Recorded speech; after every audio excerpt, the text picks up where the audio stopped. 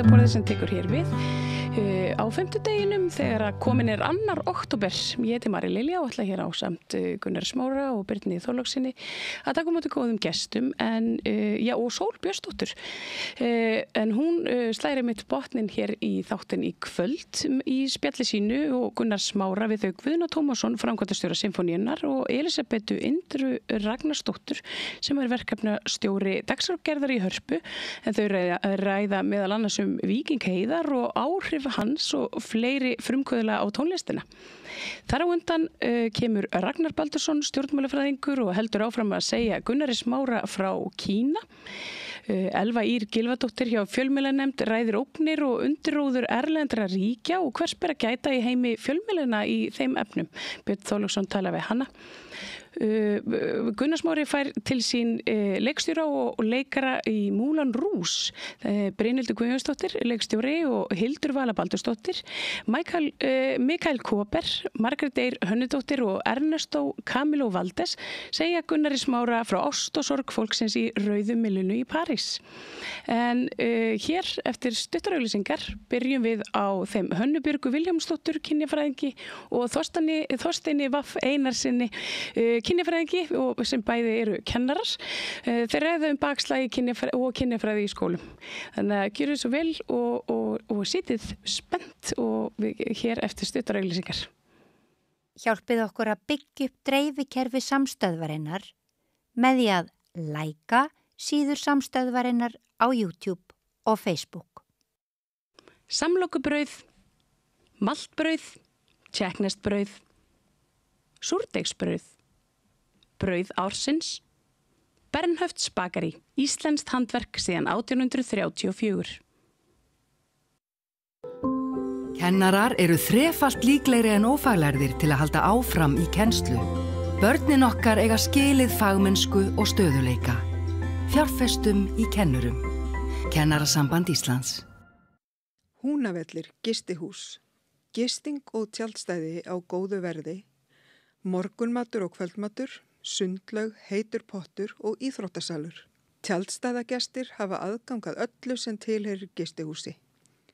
Ef þú átt ekki tjald eða svefnpoka þá höfum við það á staðnum.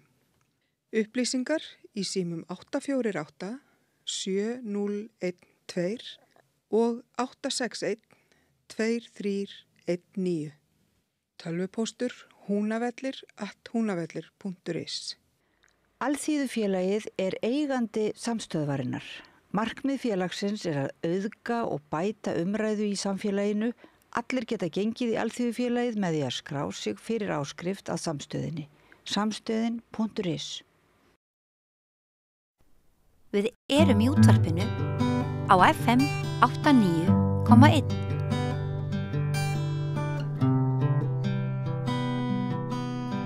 Já, komið sæl og velkomin eftir að rauðaborðinu. Ég heiti Marja Lilja og hingað komin til að ræða kynjafræðina og kynjafræðiskólum, svona sérstaklega Þorsteinn Vaff Einarsson og Hanna Björgu Vilhjálmsdóttir, kynjafræðingar og kennarar. Verið velkomin. Takk fyrir. Heyrðu, umræðan hefur nú væntanlega ekki farið fram hjá ykkur, þar sem hún fer nú svolítið svona miklu leyti fram ykkur og það sem þið gerið, kenni kynjafræði í skólum. Það var fréttir af Snorra Másinni og hann hafði komið fram á TikTok og svona föstum skotum að þessu kynjafræðiskólu sem að áður var algjörlega svona einróma samþykki fyrir að innleiða, ekki fyrir fleiri árum en bara 5. Hvers vegna þetta bakslag, Þorsteinn? Byrjum á þessu létta. Já. Hvers vegna þetta bakslag tengt kynjafræðinni? Ég hef nú ekki eitthvað stutt, skýrt svar við í hvers vegna, en þetta bara stigmögnun. Þetta áframhaldandi stigmögnun á einhvers konar, ég veit ekki hvað ég að segja, andúð á hinsegin fólki og fjölbreytileika fólks. Kynjafræði náttúrulega fæst við það að útskýra alla þessa hluti og fræðum það og út frá hugmyndum vald og missetti. Þannig að þetta svona, ef að segja, eðlileg framvinda af því bakslagi sem að hefur verið að berja á, helst transfólki síðustu árin og nú erum við bara komin einhvern veginn ennþá lengra og við ætlum að fara í að strá einhverjum efasemdum um heilindi, okkar, heilindi kennsluhátta okkar og í rauninni kynjafræðinar í heild.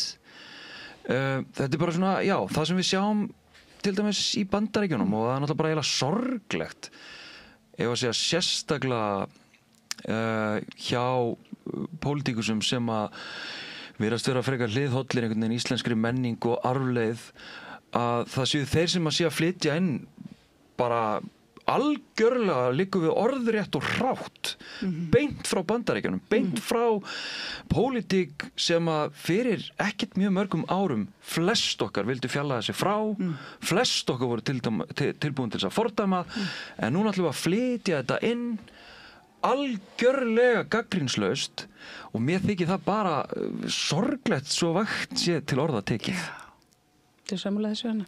Já, algjörlega og svo svo skrítið hvernig það áhrifa mikið að spila svona inn á tilfinningar fólks og óttan og hvernig fólk getur sko brugðist við með háværum hætti og þú veist þetta verður svona ákveðið smitt en svo þetta líka einhvern veginn, það eru svo margir linkar í þessu einhvern veginn, hversu mikið eigum að gefa þessu súrefni og tala þetta.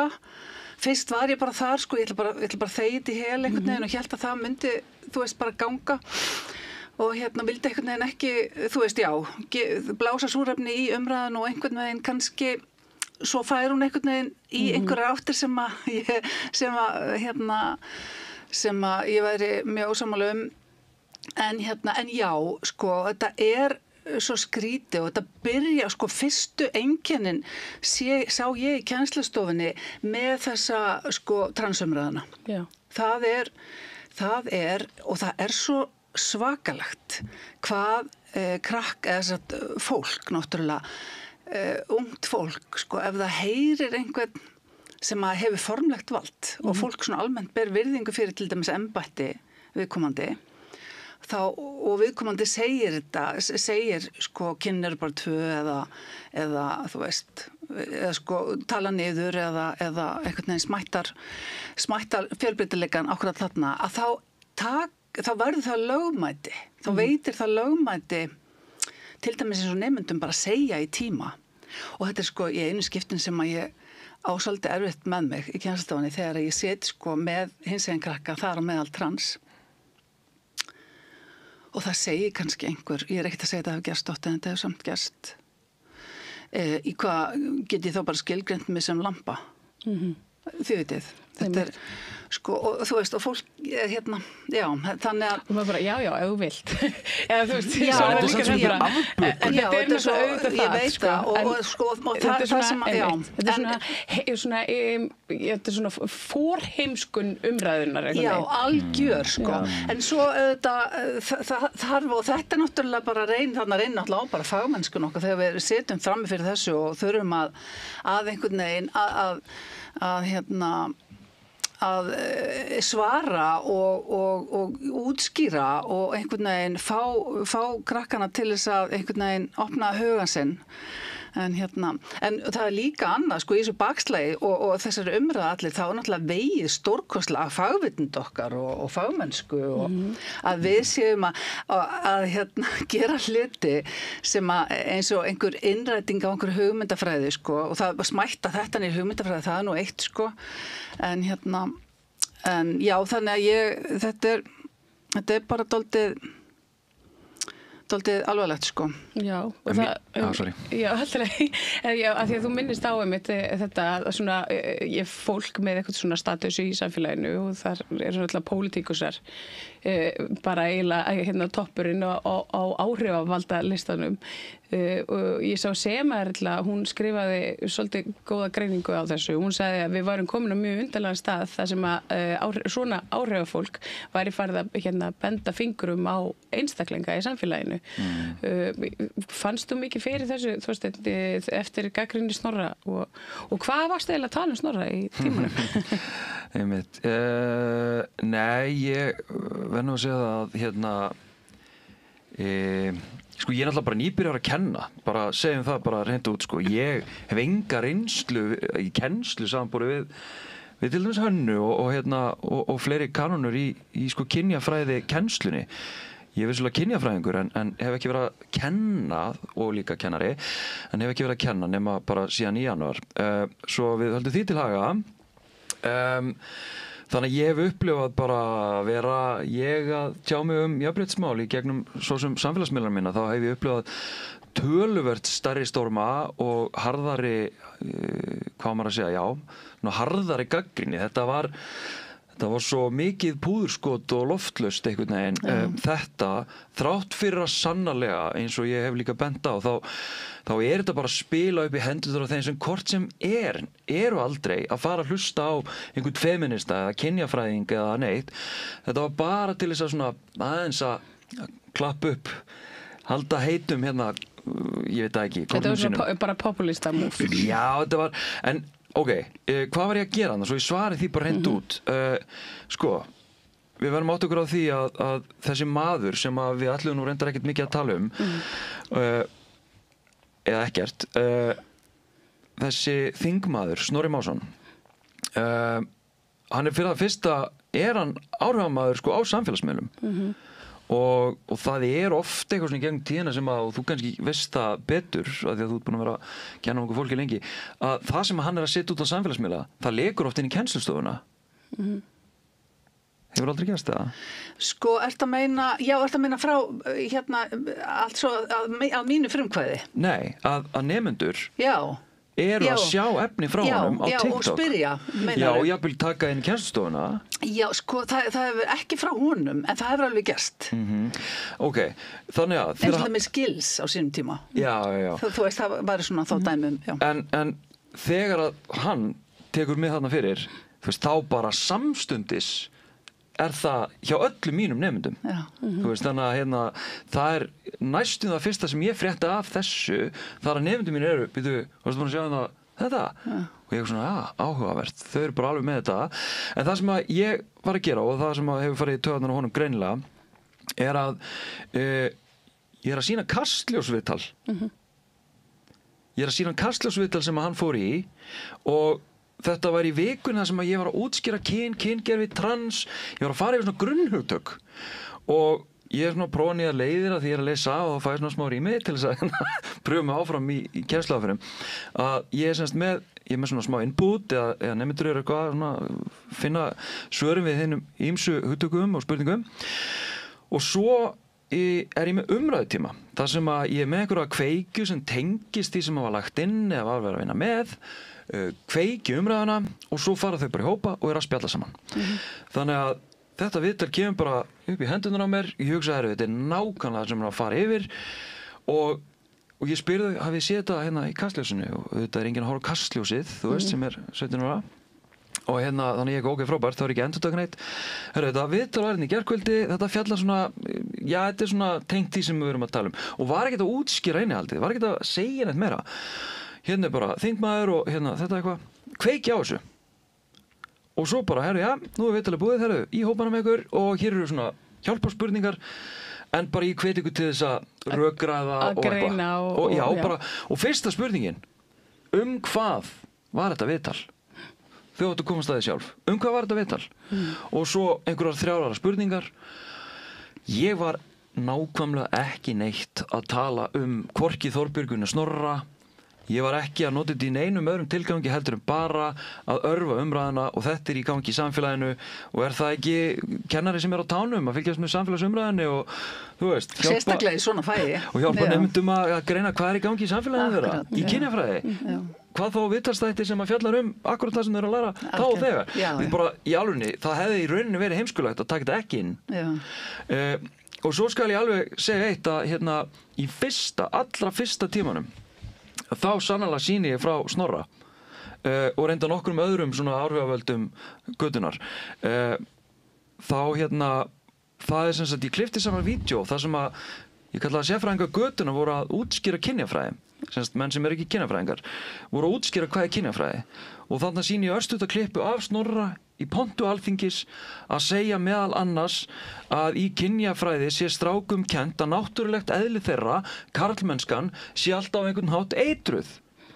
Og þetta meðal annars það sem ég sýni nemendum, opinbert efni að þessum þingmanni og nokkrum fleiri aðalum sem eru hreinlega að bulla kynjafræði. Og svo segi ég við nemendur að já, ég vona að þið viti betur en þessir einstaklingar hvað kynjafræði eftir að hafa setið þennan áfanga. Þetta svona inngangstíminn. Þetta allt og sumt sem ég hef rætt þennan þingmann en hann dregur þarna ályktun byggð á aðsendri mynd frá einhverju nemanda og ég get ekki talað það en þú veist, og svo hann bara tilbúin til að draga svona ályktanir ekki bara mig og fagmennsku mína en hann lætur það ekki duga. Nei. Hann fer alla leið og segir þetta staðfestir hugmyndir hans kynjafræði almennt. Hversu alvarlegt það? Í alvörinni, hversu alvarlegt það? Nefnilega, sko. Það kannski segir manni að hann hafi verið að leita af einhverju ástæðu til þess að bera þetta torg. Já, eins og svona þessi hugmyndafræði sem hann aðeins gerir svolítið, að týnir svona eitthvað til og það aldrei neinn dýpt í því og aldrei sko sjaldan rök og sjaldan þekking. Það bara svona gripið eitthvað héðan og þaðan og það rosalega erfitt að taka svona pólitík alvarlega af því ég segi áhuga konun stjórnmál bara almennt. En sko að segja svona í ræðustól og svo er ég búin að sjá fullt af fólki, eða svona, ok, ekki fullt, en fólk svona málsmetandi, fólk sem hefur ágæti sjálfsvirðingu, það er einhvern veginn pínu, afsakið ég sé að hlæja, mér finnst þetta bara pínu hlægilegt, að það er að tjásu kynjafræði og það veit ekkert, það veit ekki neitt hvað hún er. Þú veist, og þú veist ekki, ég held að Sólveig Anna hafi kallað þetta píkupólitík. Kynjafræði? Já, eða svona þessa umræðu einhverja feministka umræðu, já, einmitt, sko, en já, þannig að, sko, það náttúrulega svo svakalegt og mér langar kannski bara að segja ykkur, ég er að kenna 2 hópum núna og samstarfskonur mínar 2, það eru 5 hópar í gangi í kynjafræði í Borgó, þessa önnina. Og við erum búin að vera að taka þau viðtöl sem að, þú veist, bara hluti á námsmati skólans, þannig að við tökum þau viðtöl og spyrjum bara hvernig líkar þér og hvernig, þú veist, finnst þér þeir ganga og allt þetta. Og meðal þess sem við spyrjum bara hvernig líkar þér áfangin og þau eru bara, það var enginn, ég skil ekki okkur ég að vera þarna. Það var enginn sem sagði það, eða kannski 1 eða 2, þú veist, af allir í hjörðinni. Sem að þú veist og sko þannig að raunveruleikin hann er bara svo algjörlega annar heldur en nokkuð sem að upp á okkur er klagað þú veist, þannig að Já, mér þótti að því að ég er svona nýri ég veit ekki hversu mikið ég má tala nemendur mína. Þú má tala þá svona almennt, já. Að sko það er einmitt, ég líka semst með viðtöl og ég með 120 nemendur eða eitthvað og hitta það einslega til þess að ná þessu spjalli bara hvernig, það er enda tengt einu verkefni sem við erum með núna en ég nota tækifærið og einmitt spyr bara almennt og það er einmitt, þetta rýmar algjörlega við mína upplifun, það eru sannarlega nokkri sem að svona segja að þeir hefðu aldrei valið kynjafræði en þetta sé ekkert eins og þeir héldu og svo líka þótti mér sérstaklega vænt það að þeir nemendur sem að höfðu séð þetta TikTok dæmi og svo veist einhver annar svona áhrifavaldur á samfélagsmiðlum að eitthvað að drullið ekki skilst mér mér þykir svo vænt að nemendur komi að fyrrabræði, jafnvel nemendur sem ég hef ekkert endilega átt mikil samskipt við tímum eða að hafa sig fram í tímum, koma til mín og segja þetta ekki alveg rétt sem að vera að segja þig og ég svona, takk fyrir að segja það, mér þykir vænt að heyra það og gott að, þú veist, að því mér fannst ég ekki vera að gera það sem er verið að segja og hérna en það er allavega svona ljósa punkturinn í þessu, það er eins og þessir náungar sé þá allavega ekki að tala til krakkana. Já, þeir eru að ná til þeirra. Já. Það er alveg eitt, sko. Já. Það vill bara það til að akkurat mínir nemendur skilur vita eitthvað annað heldur en kannski vera að mála upp. Já. En allir hinnir gera það ekki. Já, það er akkurat málið, sko. Og hérna, já, akkurat. Og má ég kannski segja eina pínu persónulega sögu sem er svolítið tengt þessu og það er, sko, kemur svo endalist á óvart að ég er semst búin að kenna kynjafræði í Borgá frá 2007 og frá degi 1 þá er ég búin að vera á ballettskóm. Af því að ég veit alveg að ég get, sko, hvaða dag sem get ég sagt eitthvað sem að getur unnið svo gegn mér og svo gegn fæinu að það er bara katastrófa. Þannig að, þú veist, að það er engin íkja að segja að ég sé á ballettskóm og ég passa mig ofsalega vel. Og svo er ég líka bara búin að ákveða bara í öllum frumunum í líkamannum mínum hvernig kennar ég ætla að vera sérstaklega í kynjafræðinni. Nema hvað, það bara verður til einhver góðsögn inn í Borgó að ég hati karla og hati stráka og ekki bara það, heldur að ég haldi því fram að allir strákar nauðgi. Og þið getur bara ímyndað hvort ég hef einhvern tímann sko komist nálægt í að segja nokkuð svona, nema hvað að svo eru þau að koma með til mín og ekki bara í viðtölum, heldur bara hann kemur, þú veist, ég held að vera allt öðru í sig. Svo er ég náttúrulega auðvitað, ég stór og ég tala hátt og ég virka oft aggressív, svo er ég ótrúlega ljúf. en allavega þá komuðu einmitt að fyrirbræða og það er svo dásanlegt að þú ert ekkert eins og ég var búin að heyra. Og ég alveg, hvað ertu búin að heyra? Bara að þú hatir stráka og þú ert alltaf að tala um allir nauðgi og ég bara svona, út af hver segir það? Ég veit ekki, ég er bara eitthvað vinir mínir og ég er búin að vera að reyna að fatta. Þetta bara hefur þetta er svona sjálfstæð góðsögn og það er alveg sama hversu margir koma til mín og fara út aftur og heyrum aldrei segja þetta, heldur þvert á móti og allt þetta. Svo skrítið. En vissulega er auðvitað óháð þessu bakslagi, þá er það auðvitað þannig að kynjafræði er ekkert óumdeilt, skilur mig. Ég meina það er verknáms, það er stór hluti að Borgarholtsskóla eru verknámsnemendur og þetta er ennþá karlafög og þeir eru margir súrir og finnst þeir ekki eiga erindi í kynjafræðina og þú veist og þeir kannski eru bara með málefnalega rök en stjórnendur í Borgó eru bara alveg glerharðir í því. Við erum ekki bara undirbúið okkur til þess að gera við bíla, við erum líka undirbúið okkur sem manneskjur og það er bara hluti af lögbundin hlutverki skólakerfisins. En þannig að sko, það er kannski líka má alveg tala um það líka, þetta er ekkert óumdeilt fag og krakkarnir, sumum finnst þetta bara ekkert ofsalega skemmtilegt, en ég meina halló, þú veist, er einhvern sem finnst allt skemmtilegt. Þú veist, þetta er auðvitað líka bara fag, þó þetta hafi allt annað, allt önnur markmið, heldur en sko stærðfræðikennsla.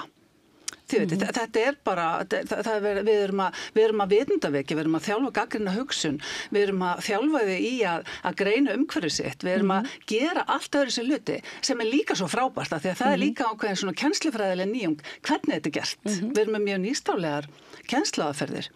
En svo náttúrulega líka ákveðin skörun við til dæmis félagsfræðina, þú veist, og ég fæ stundum svona það sem að nemendur upplifa að þau séu svona að fá upprifun eða endurtekningu á einhverju, þannig að enda er þetta líka nátengt félagsfræðinni, en það er eitt sem að mér finnst svo þreytandi og nú hef ég ekki verið lengi í þessu að það er þessi umræða sko að kynjafræði sé ekki fræðigrein og að kynjafræði sé svo pólitísk og þá skil ég umræðuna þannig sko að þetta snúist á það að kynjafræði, vandinn sé að kynjafræði sem fræðigrein, hún er ekki fræðigrein, en ef hún var í fræðigrein þá er hún svo ógeðslega pólitísk, en hvað með, þú veist, allt hitt?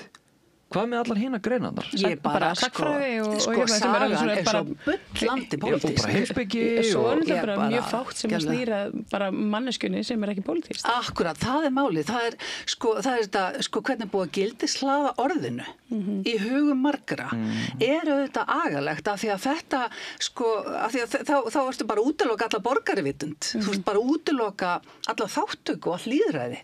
Ef þú hleður orðið stjórnmál eða pólitík neikvæðum formerkjum.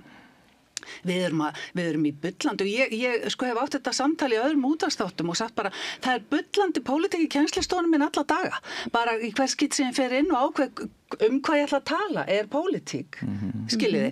En svo getum við talað flokkapólitík og svo getum við talað pólitíska hugmyndafræði og allt þetta. En það er líka svolítið áhugavert að þegar við erum að tala þetta, pólitíkin, ákveðin hægri vængur seti sig á móti kynjafræði pólitík, sem segir okkur þá að þeir eru að setja sig á móti þá, því sem að þeir eru að kenna, sem er þá bara samfélagsvitund í rauninni. Og bara algjörlega og jafnrétti bara, það eru þetta ákveðin, ég meina erum við ekki, ég held að allir á Íslandi séu sammála það að ef að jafnrétti er ákveði gildi, að þá erum við innræta jafnrétti alla daga alltaf, við viljum gera það nema þeir sem vilja halda valdatengslunum skökkum í samfélaginu, nema valdahópurinn sem að vill ekki sleppa forréttindunum sínum, skilur við hvað er að menna en annars, því að það hefur líka verið að tala innrætingu í þessu samhengi ég meina, er ekki góðvild innræting, er ekki hlýðni innræting. Er ekki nám innræting? Akkurat, þú veist, þannig að orðið innræting, það er líka búið að hlaða það einhverju neikvæðu. En hvar liggur þessi misskilningur? Ég meina, þessi sem gagnrýna kynjafræði í skólunum sérstaklega, hvað vill þetta fólk meina, hvað halda þau að það sé verið að kenna? Og versus, hvað eru þau svo að kenna? Já, ég held að því ég er reynslu með þetta. Jú, heldur betur. Þau halda gjarnan að við séum að kenna að fórnarlambavæða stelpur, samt stelpurnar eru, það er eðlis ekki stigsmunur á viðhorfum kynjana til fagsins. En að einhvern veginn, strákar, ungir karlar, eðlilega, geta þeir verið smá svona forréttindafirrtir. Þeir geta, að það er bara þannig, ef þú vilt nota einhverja mælistiku á það, hversu mikill rasismi er einhverju samfélagi, þá spyrðu ekki hvítt fólk. Veitir hvert er að fara? Þannig að, þú veist, þannig að þau bara svona, hvað ákvörðu ættum við að þurfa að pæla í þessu? Og til dæmis, þannig að ég held að það sé svona fyrst og fremst. Það sem við erum að gera, við erum að reyna að byggja staðalmyndir, við erum að reyna að fá til dæmis stráka til þess að skilja hversu heftandi það getur verið að vera svona fastur í bláa bóksinu að til dæmis bara ég bara spyr þá, er sanngjarnt að þið séu aldrei upp í því að fá ekki að gráta og þá eru þeir búin að staðfesta því að ég byrja á hugflæðinu og hvað er karlmennskan, hvaða kröfur eru gerðar til ykkar og þau bara koma með, ég skrif allt upp og svo förum við að rýna í þetta og þarna er líka misskilningurinn að því að við höfum talað skaðlega karlmennsku sem er skaðleg þeim og öðrum skilur, en þetta er tókað á samhengi og gert bara, strákar eru bara ómögulega eins og Þorsteinn var að segja þarna úr ræðinu á Alþingi en svo er þetta forvarnir fyrir kynferðisofbeldi við tölum mörk, við tölum samskipti og við tölum kynlíf og við tölum klám ég meina, mér langar að taka eitt dæmi, að þegar ég byrja á umræðan klám, að þá byrja ég, ok, krakkar, ég byrja því að segja, ég dæmi ekki fólk sem horfir á klám, punktur. Ég dæmi ykkur, ég segi þetta ofta á önninni, ég er ekki hér til að dæmi ykkur, punktur. Herðu, svo segi ég, ok, nú ætlum við að byrja að tala klám og ég skrifa klám og 2 punktur upp töfluna, segið mig hvað er í klámi og svo fylli ég töfluna af alls konar, allt frá nemendum, ég bæti engun og svo fyrir við að rýna. Ok, og svo skoðum við, hvaða áhrif getur þetta haft? Förum að skoða til dæmis hvernig konur eru niðurlagðar og beittar ofbeldi. Ok, og svo tengjum við aðra breyta inn í þetta. Ok, rannsóknir sýna að strákar eru niður í 7 ára þegar þau sjá fyrst klám. Óvart. Og svo er endurtekning, er þið með mér. Og þetta er hvað? 10 árum áður en að byrja að stunda kynlíf með öðru fólki. Að meðaltali? Já, akkurat. Já, að meðaltali, nákvæmlega. Vissulega, takk fyrir þetta.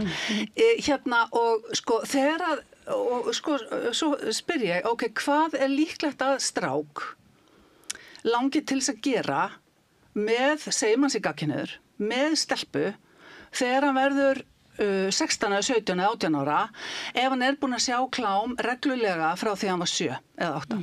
Og hefur ekki rætt það? Það enginn sem að tala klámi, þú veist, neinstaðar. Hvað líklegt að hann vilji gera? Og aftur, skoðum þetta frá henni hliðinni. Stelpur horfa ekki eins mikið á klám, eðlilega því að það hannað fyrir gagnkynhneigða karla, allt mainstream eða mest af mainstream klámni. Sko, en þær sjá þetta, að þau eru forvitnar og allamanna. Ok, hvað ætli stelpa haldi kynlíf, ef hún búin að sjá þetta frá því hún var kannski 10 ára og þá til hún 17 og hún fer og gagnkynhneigð og stundar kynlíf með strák. Ég meina, hvað líklegt að geti gerst? Og þegar við teiknum þetta bara upp svona og ég spyr spurningarna, þau kom með svörin. Skilur, þetta erum við að gera. Og svo á endanum segi ég, krakkar, markmið ekkit endilega þið hættu að horfa á klám, samt pínu. Af því að við erum búin að við erum með að dokumentera fyrir aftan mig allan tíman að hvað í því, sko. En hérna, en ég segi við þau, ok, málið að þið þurfa að taka upplýstar ákvarðanir líf ykkar. Þið þurfum bara að vita hvað þið að horfa á vegna þess að þegar þú ert að horfa á klám þá ertu að örva þig. Þú ert ekki með skynsemina, þú ert með bara, það slökkt á alls konar og það kveikt á öðru. Þú veist, þegar þú ert að taka þetta inn. Þannig að þú ert ekki gagnrýnin, hvað ég að horfa á? Út á hverju alltaf að vera að raskella konur, út á hverju verða, þú veist, þannig að hérna, þetta dæmi það sem við þurfum að gera. Og þegar við þurfum að tala kynferðisofbeldið, þá skoðum við bara tölfræði hjá Stígamótum. Og við bara skoðum bara afleiðingar kynferðisofbeldis, hérna fjöldi brotaþola og hérna við erum bara með gögn sem við erum að skoða og rýna í. Og hérna og ég bara spyr af hverju nauðga menn? En núna geti eitthvað sagt, bara í gær voru fréttir að því að það virðist vera aukning í tilkynningum kynferðisofbeldi að minnsta kosti til lögreglu og svo þannig bara 13% af stúlkum og bara úlingsaldri þær hafa orðið fyrir kynferðisofbeldi samkvæmt einhverju könnun. Þetta eftir að rannsóknargreining held ég að sé þarna bak við það ekki. Já. Og þetta ég meina þetta gerist með kynjafræðinni í skólanum. Er við þá ekki á villigötum með kynjafræðinni líka? Já, meina því að það aukning í kynferðisbrotum. Já, ég meina ef hún vinnur ekki á móti. Já, ég heldur þetta sé ekki sko hluta af sé náttúrulega aukin umræða, aukin vitund, þannig að það kannski skýrir einhver leyti fjölgunina. En svo náttúrulega já, og líka bara meðvitund sko, af því að ég veit ekki hvað ég hef oft lent í því að, þú veist, og sérstaklega fyrir einhverjum árum, það gerist reyndar sjaldnar núna, að sko stelpur bara hrundu niður í kennslustofunni og þegar þær föttuðu að þær hefðu verið beittar ofbeldi. Vegna þess að sko þangað til fram að MeToo pínu að þá kannski bara þú horfðist ekki augu við að þetta var bara eitthvað sem að gerist ekki og ef það gerist eitthvað þá var bara þér að kenna, ertu með mér? Þannig að þú veist, afneitunin á alla kanta. Þannig að það sé í rauninni upplýsingin sem að sé, já, allavega einhver hluta því að það er tilkynni fleiri. Sko ég held að ég hef svo sem ekkert fyrir mig annað en bara tilfinningu. Það hefur oft verið talað það sé, og ég man eftir því þegar ég var með druslugönguna hérna fyrir milljón ára síðan og þá kom alltaf svona sveifla sko í kringum, sko, þetta var svona 3 mánaða tímabil sko sem var í kringum druslugönguna og alla umræðina þar í kring, þá var þetta svona aukning í tilkynningum og það var hægt að greina þetta í svona kúrfum sko. og við þetta tókum því fagnandi að fleiri sæju fyndu kraftinn sko. Svo náttúrulega líka auðvitað klámvæðingin sko, þar sem að því að við tölum lögmæti áðan, hvernig fólk fær lögmæti fyrir því að segja hluti og gera hluti, að þá auðvitað þeim meiri sem klámvæðingin í samfélaginu, því meiri hlutgerfing sem að stelpur verða fyrir. Ég meðviti tvíhyggjuna, því hlutgerðar sem stelpur verða fyrir, eða því meira sem það eru hlutgerðar, bara stelpur almennt og í auglýsingum og allstaðar, og þá erum við í raun að kenna strákunum okkar hvernig þeir eru að horfa á stelpur. Þannig að sko kynferðislega tilkallið verður rosalegt og þú veist, og þetta eru þetta bara góðir strákar sem eru að gera vonda hluti. Þannig að þú veist, ég býst við að það sé hluti skýringar líka. En síðan alltaf einmitt, bara svo dragi þetta, hvað ég segi, ekki saman, en svona það kynjafræðin og allir ángar hennar og það að horfa einhvern veginn á, ef að segja, samfélag og lífið út frá augum kynjafræðinar og út frá kynjum valdatengslum og allt þetta náttúrulega brjálæðislega flókið og þú veist, ég fertur hvítur fornindakall, ég ennþá að læra bara dýptina í þessu og ég með dýptina í forréttindunum og hvað áhrif það hefur og svo framvegis. Þannig að kynjafræði framhaldsskóla fyrir 17 ára krakka sem ennþá eru með óþroskaðan framheila og hafa takmarkaða lífsreynslu og hvað þá eitthvað svona spektrum á lífið, þá erum við náttúrulega bara að fara í grunninn. Við erum bara að fara í grunnhugtökin og við erum alltaf að tengja þeirra reynsluheim. Við erum ekki að kynna neitt fyrir þeim lífið eða klám eða kynferðisofbeldi sem þau nú þegar kannast ekkert við. Nei, þú veist, nákvæmlega. Þannig að við erum frekar að setja það í samhengi. Akkurat. Og ég fæ svo oft líka að já, ég kannast alveg við þetta en ég vissi kannski ekki þessi hugtök. Ég vissi kannski ekki að þetta væri þetta. Eða bara, já, herru, þegar þú segir það. Akkurat. Þá, þú veist, það kynjafræðin og það sérstaklega kynjafræðin allan eins og ég kenna hana í framhaldsskólum að fá þau til að tengja saman punktana í sinni eigin tilveru og vera meðvituð meðvitaðri sína eigin tilveru og að það eru alls konar félagslegir þættir og hlutir sem hafa áhrif á okkur sem við jafnvel höfum ekki hugmyndum og það eru örugglega fullt af hlutum sem hafa áhrif á mig í dag sem ég hef ekki hugmynd Akkurat.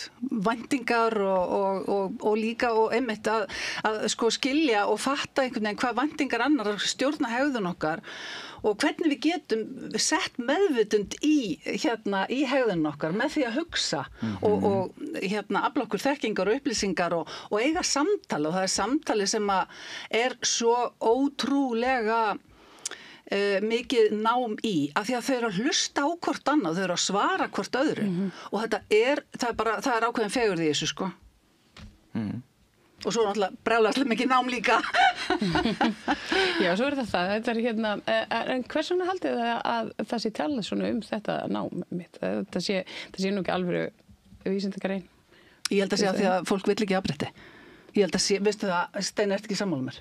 Sko, ég hef velt þessu mjög fast fyrir mér af því að ég trúi því góða í fólki og ég trúi því að jafnvel fólk sem hefur algjörlega pólitískar skoðanir á lífið, ég trúi því samt að einhvers staðar séu þau samfærir að þau vilji vel en út frá minni þekkingu þá er alveg augljóst að tala niður kynjafræði það er ekki að gera neinu nema einhverjum mjög afmörkuðum hópi gagn.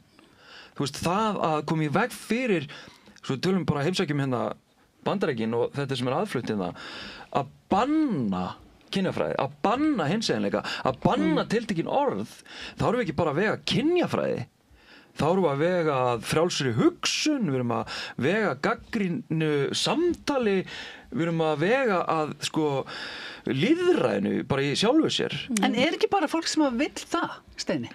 Er ekki bara fólk meðvitað og ómeðvitað heldur að segja að gera gagn og vill vera gott en er á þessari skoðun? Þú veist, að það í rauninni vilji bara óttist sín forréttindi sem að þau náttúrulega upplifa ekki sem forréttindi heldur tilkall. Já, mannréttindi þeirra. Akkurat, mannréttindi þeirra, nákvæmlega og leið og við förum að rugga þessum valdatengslum og það er bara þannig að þegar við tökum forréttindi frá einhverjum hóp eða einstaklingi þá upplifir viðkomandi hópur eða einstaklingur kúgun. Af því að hann hefur bara tilkall til forréttindana og ég held að þanga til að þessi hópur fattar að þetta kemur í baki á þeim að við munum búa við meiri ófrið, þeim mun meiri ójöfnur, þeim mun meiri ófriður og það sem allir tapa. Þanga til að fólk kemst þangað bara í vitrænum skilningi, þá held ég að það verði andstæðingar. Þanga til fólk kemst þangað og við erum að reyna að komast þangað, við erum að reyna að fá, að því við viljum öll frið. En þú veist, og það er bara svo margt sem þarf að gerast áður en að verði friður. Til dæmis að konur komist að friða borðinu. þið veitir, að sem að, og auðvitað kynjafræði í framhaldsskólum er valdefling fyrir öll kyn. Þú veist. Að því þú talar öll kyn, þá sá ég veit ekki hvort ég sáu hérna Pál Óskar í Gísla Marteini síðust helgi. Já, svona almennt séð á mínu Facebooki allavega voru flestir mjög hrifnir, en einhverju voru það ekki og vilja meina það að nú sé búið að hérna flækja umræðina sko líffræðilegt kyn versus og kyngerfi og hérna, nú ég með 2 kynjafræðinga hérna sem geta kannski bara útskýrt nákvæmlega hvað verið að tala eiginlega. Eru allir búin að missa þráðinn? Sko, ég bara hvet fólk til þess að fara inn á Vísindavefinn Þetta svo auðvelt, sko. Og bara skoða svar þar. Ég held að spurningin sem að leiði ykkur réttan veg eru kynin bara 2 eða eitthvað svona. Og þar held hann þetta Arnar Pálsson, hann er líffræðingur, prófessor í líffræði og hann bara svarar þessu mjög ítarlega og fer yfir allar þessar líffræðilegu flækjur í tilveru mannsins og dýra og held ég plöntna líka og hann bara útskýrir þetta. Ég er ekki líffræðingur, þannig að ég er kynjafræðingur, ég er ekkert mjög góður þarna, en sko í rauninni eru oft að eyða tíma, ég segi ekki verja tíma, ég segi eyða tíma í að tala um eitthvað sem skiptir engu máli. Það er að segja skiptir fólk engu helvítis máli í alvörinni. Hvaða máli skiptir þetta? Sko fyrir að fyrsta þá var það staðreynd að líffræðilegur fjölbreytileiki hjá dýrum, plöntum og mannfólki er ofboðslega mikill og ég ætla að leyfa mér að segja að það er bara einhver afleiðing af nýlendu stefnunni sem við erum að glíma við hérna að maður og kona eigi að vera ástfangin og tiltekin tegund af einhverju tilvist okkar sé á einhvern ákveðin hátt. Veröldin eigi að vera bænari bara. Algjörlega. Þetta er afleiðing af einhverju sem við ákvaðum hvíta fólkið, sko. Ok, ég ætla ekki að fara svo langt með þetta, en Judith Butler til dæmis talar að því að oft er það þannig að kynjafræðingar er að tala um hvernig þetta er menningabundið, kallmennsku og kvenleiki og það að vera kona, Búvar talar að við fæðumst ekki konur, heldur verðum konur, svona heimsækir þetta félagsmótaða, menningarmótaða, en auðvitað er þetta samspil og Butler er dálítið þar að tala um bara allt sem við innbyrðum, það hefur áhrif á líffræðina okkar. Þannig að þetta er alltaf samspil líffræðinar við menningu, við hið félagslega, þannig að þetta er ekkert annarkvort eða, en hins vegar í umræðinni, sérstaklega svo kallari anti-gender movement dreifingu sem er svona andstætt transfólki og í rauninni bara hinseginleika yfir höfuð, að þá er verið svolítið að hamra á þessari einföldu grunnskóla líffræði og í rauninni þessari nýlendu hugmyndafræði að karlar séu svona og konur séu svona og það sé eins og það sé einhver fasti. Á meðan ég meina við getum skoðað svo margar fræðigreinar og séð, já, þetta er ekki alveg svona einfalt og það er kannski bara bóttanlega, þetta er ekki alveg svona einfalt og ef ekki bara lega fólki sem að finnur sig ekki innan tvíhyggjunnar, til dæmis sem er kynsegin, af því að margt transfólk finnur sig innan kynja tvíhyggjunnar, bara ekki alveg í því hlutverki sem að því var úthlutað og þar erum við að tala um kynvitund og kyntjáningu og kynengenni, þetta er samspil sem er miklu flóknara, Arnar talar hans um þetta að í alveg nú er ég sískynja, ég er ekki trans, ég er hvítur, ég er gagnkynhneigður, ég er bara inn í norminu, það truflar mig ekki neitt, já ég er með tippi, ég er líka með tippi, það er þarna, en í alveg það truflar mig ekki neitt, hvernig annað fólk kýs að lifa sínu lífi, hvað var það kynhneigð, kyntjáningu, kynvitund, í alveg það hefur nákvæmlega engin áhrif á lífið og hefur aldrei gert það. Ég hef hins vegar alveg haft alls konar skoðanir á því, en ég veit að ég dróð þær bara út úr raskatinn á mér. Ég hafði ekkert fyrir mér nema bara eitthvað svona sem ég var að lepja upp úr umhverfinu mínu, Þannig alveg stundum mættu við bara staldra við og chilla, Þetta skiptir en svo er þessi tilhneiging til þess að skilgreina aðra er náttúrulega af gömul af því að áður en að, þú veist, hinsinnleikin koma, þá vorum við að skipta okkur að því til dæmis kynhegðun kvenna, á meðan að kynhegðun karla fekk að vera ótalin allt svo gagnkynhneigð kynhegðun karla, en þá var gagnkynhneigð kynhegðun kvenna sko fordæmd og við höfum rosalega lítið talað um þetta svona sem samfélag, hvernig drusluskömmun hefur sko eyðilagt líf kvenna og sko, veistu að ég hef átt samtöl við mæður sem eiga bara litla stelpur, eða þú veist, kannski 15 ára stelpur sem að einhverjum fannst einhver staðar að hefðu farið í sleik við einum og marga og það bara, þú veist, það eru bara teknar af félagslegu lífi. Þið vitið. Þetta þú veist, þannig að sko, þetta tilkall til skilgreiningavaldsins svo sterkt og þetta partur af forréttindunum. Það skal enginn fá að ákveða fyrir sig nema að passi inn í minn hugmyndaheim. Það skal bara enginn fá að fara út fyrir það annars. Alveg eins og konur hafa, þú veist, bara fengið að finna fyrir þessu skilgreiningavalda tilkalli karla, að þá þetta núna farið bara komið víðar. Að því að valdahópurinn rosalega sko þröngsýnn, hann svo hræddur. Valdahópurinn svo hræddur, hann hræddastur við að missa völdin og hann gerir hvað sem Ég bara búin að sjá það. Hann gengur eins langt og hann gengur svo langt að við trúum því ekki sjálf. Hvað hann gengur langt til þess að halda völdunum sínum. Það að því þú talar valdahópa, þá rak ég augun í bara fyrr í dag. Frétt á Vísi frá 2019, það sem að voru, þetta var svona skrifað upp úr einhverjum svona pallborði sem að var fyrir kosningar, þar síðustu kosningar. Og þarna var spurt út í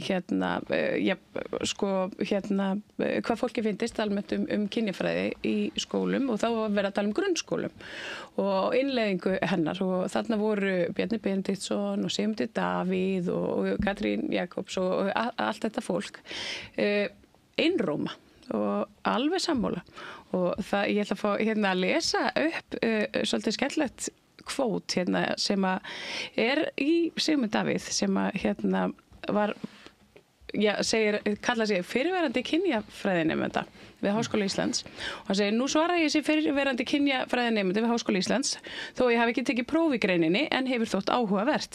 En þetta allt spurningum innihaldi og þetta snýst að kenna börnum og unglingum mikilvægi jafnréttis, þá já að sjálfsögðu, sagði Sigmundur Davíð. Og það stóra markmiðið með kynjafræðinni. En hvaðan kemur þá þessi miklu miskilningur innan miðflokksins að þetta sé eitthvað allt annað? Einbeittur brotavilji. Já. Það ekkert hægt að segja þetta öðruvísi. Það bara hann ætla bara að stunda pólitík og það pólitíki sem skiptir máli og meðlun gera það ekki. En þú veist, þetta náttúrulega líka bara tíðarandinn. Ég meina, ég sagði fyrir nokkrum árum síðan að nú væri ég dottin úr tísku og bara svona almennt svona, hvað maður að segja, ég var að segja aktivismi og bara svona barátta fyrir einhvern veginn bættu samfélagi. Það bara, fólk eru þreytt á þessu. Nú viljum við bara aðeins fá að slappa af og það í tísku. Það í tísku, ok, ég að passa mig það því að ég að tala kynjafræði og ég einhver kennari hvað í tísku núna? Það eitthvað allt annað en þetta. Hvað í tísku? Já, ég veit ekki. Ég að reyna að sleppa að nota orðið, sko. Já, ég veit ekki alveg hvort ég sé endilega alveg sammála það enda nei. Það öðruvísi aktivismi. Það svona, það náttúrulega ákveðin hlýðni, orðin útbreytari. Hlýðni við valdið. Og til dæmis finnst mér þú veist að því að núna erum við bara komin með hugtakið, pick me girls, það veldu mig, sem þá hugtak yfir það hvernig konur hafa beitt sig undir vilja karla. Ég veit að ég að einfalda þetta pínu, en hugmyndaheim valdakerfi karla. Þegar konur hafa stigið fram og vilja bæta stöðu kvenna og þá svona bak við tjöldinu þá eru konur hlyntar, en svo þegar það á hólminn komið að þá einhvern veginn missa þær þá verður þessi vilji til þess að vera valdar, að verða viðurkenndar og verið dáðar af körlunum, hún verður bara yfirstarkari. Það var óttinn við einhvern veginn að missa einhverja aðdáun, held þetta sé sko.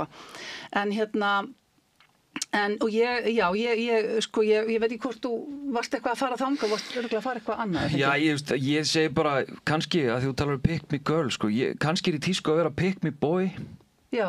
Þú veist, að einhvern veginn þetta að vera ógeðslega hugrakkur, að segja, kynin eru bara 2, svona fulleringar, að hafa bara mína skoðun, einhvern veginn svona, þannig að, já, í svona milt orðalega að ég upplifi að karlremba sé í tísku og þetta í rauninni þessi einfaldi skilningur einhvern veginn á lífið í tísku, það virðist verið í tísku að hengja sig á valdakerfið, hengja sig á, þú veist, þessar svona dæmigerðu feðraveldis hugmyndur kallmennsku, dæmigerðu svona heimsmyndum að það séu útlendingar sem að í rauninni sé að eyðileggja samfélagið okkar, að það sé einhver ógn af útlendingum, þú veist, þetta virðist dálítið verið tísku og allt á þessum forsendum sko, en ég er bara að hugsa um landið mitt, ég er bara að hugsa um þjóðina mína,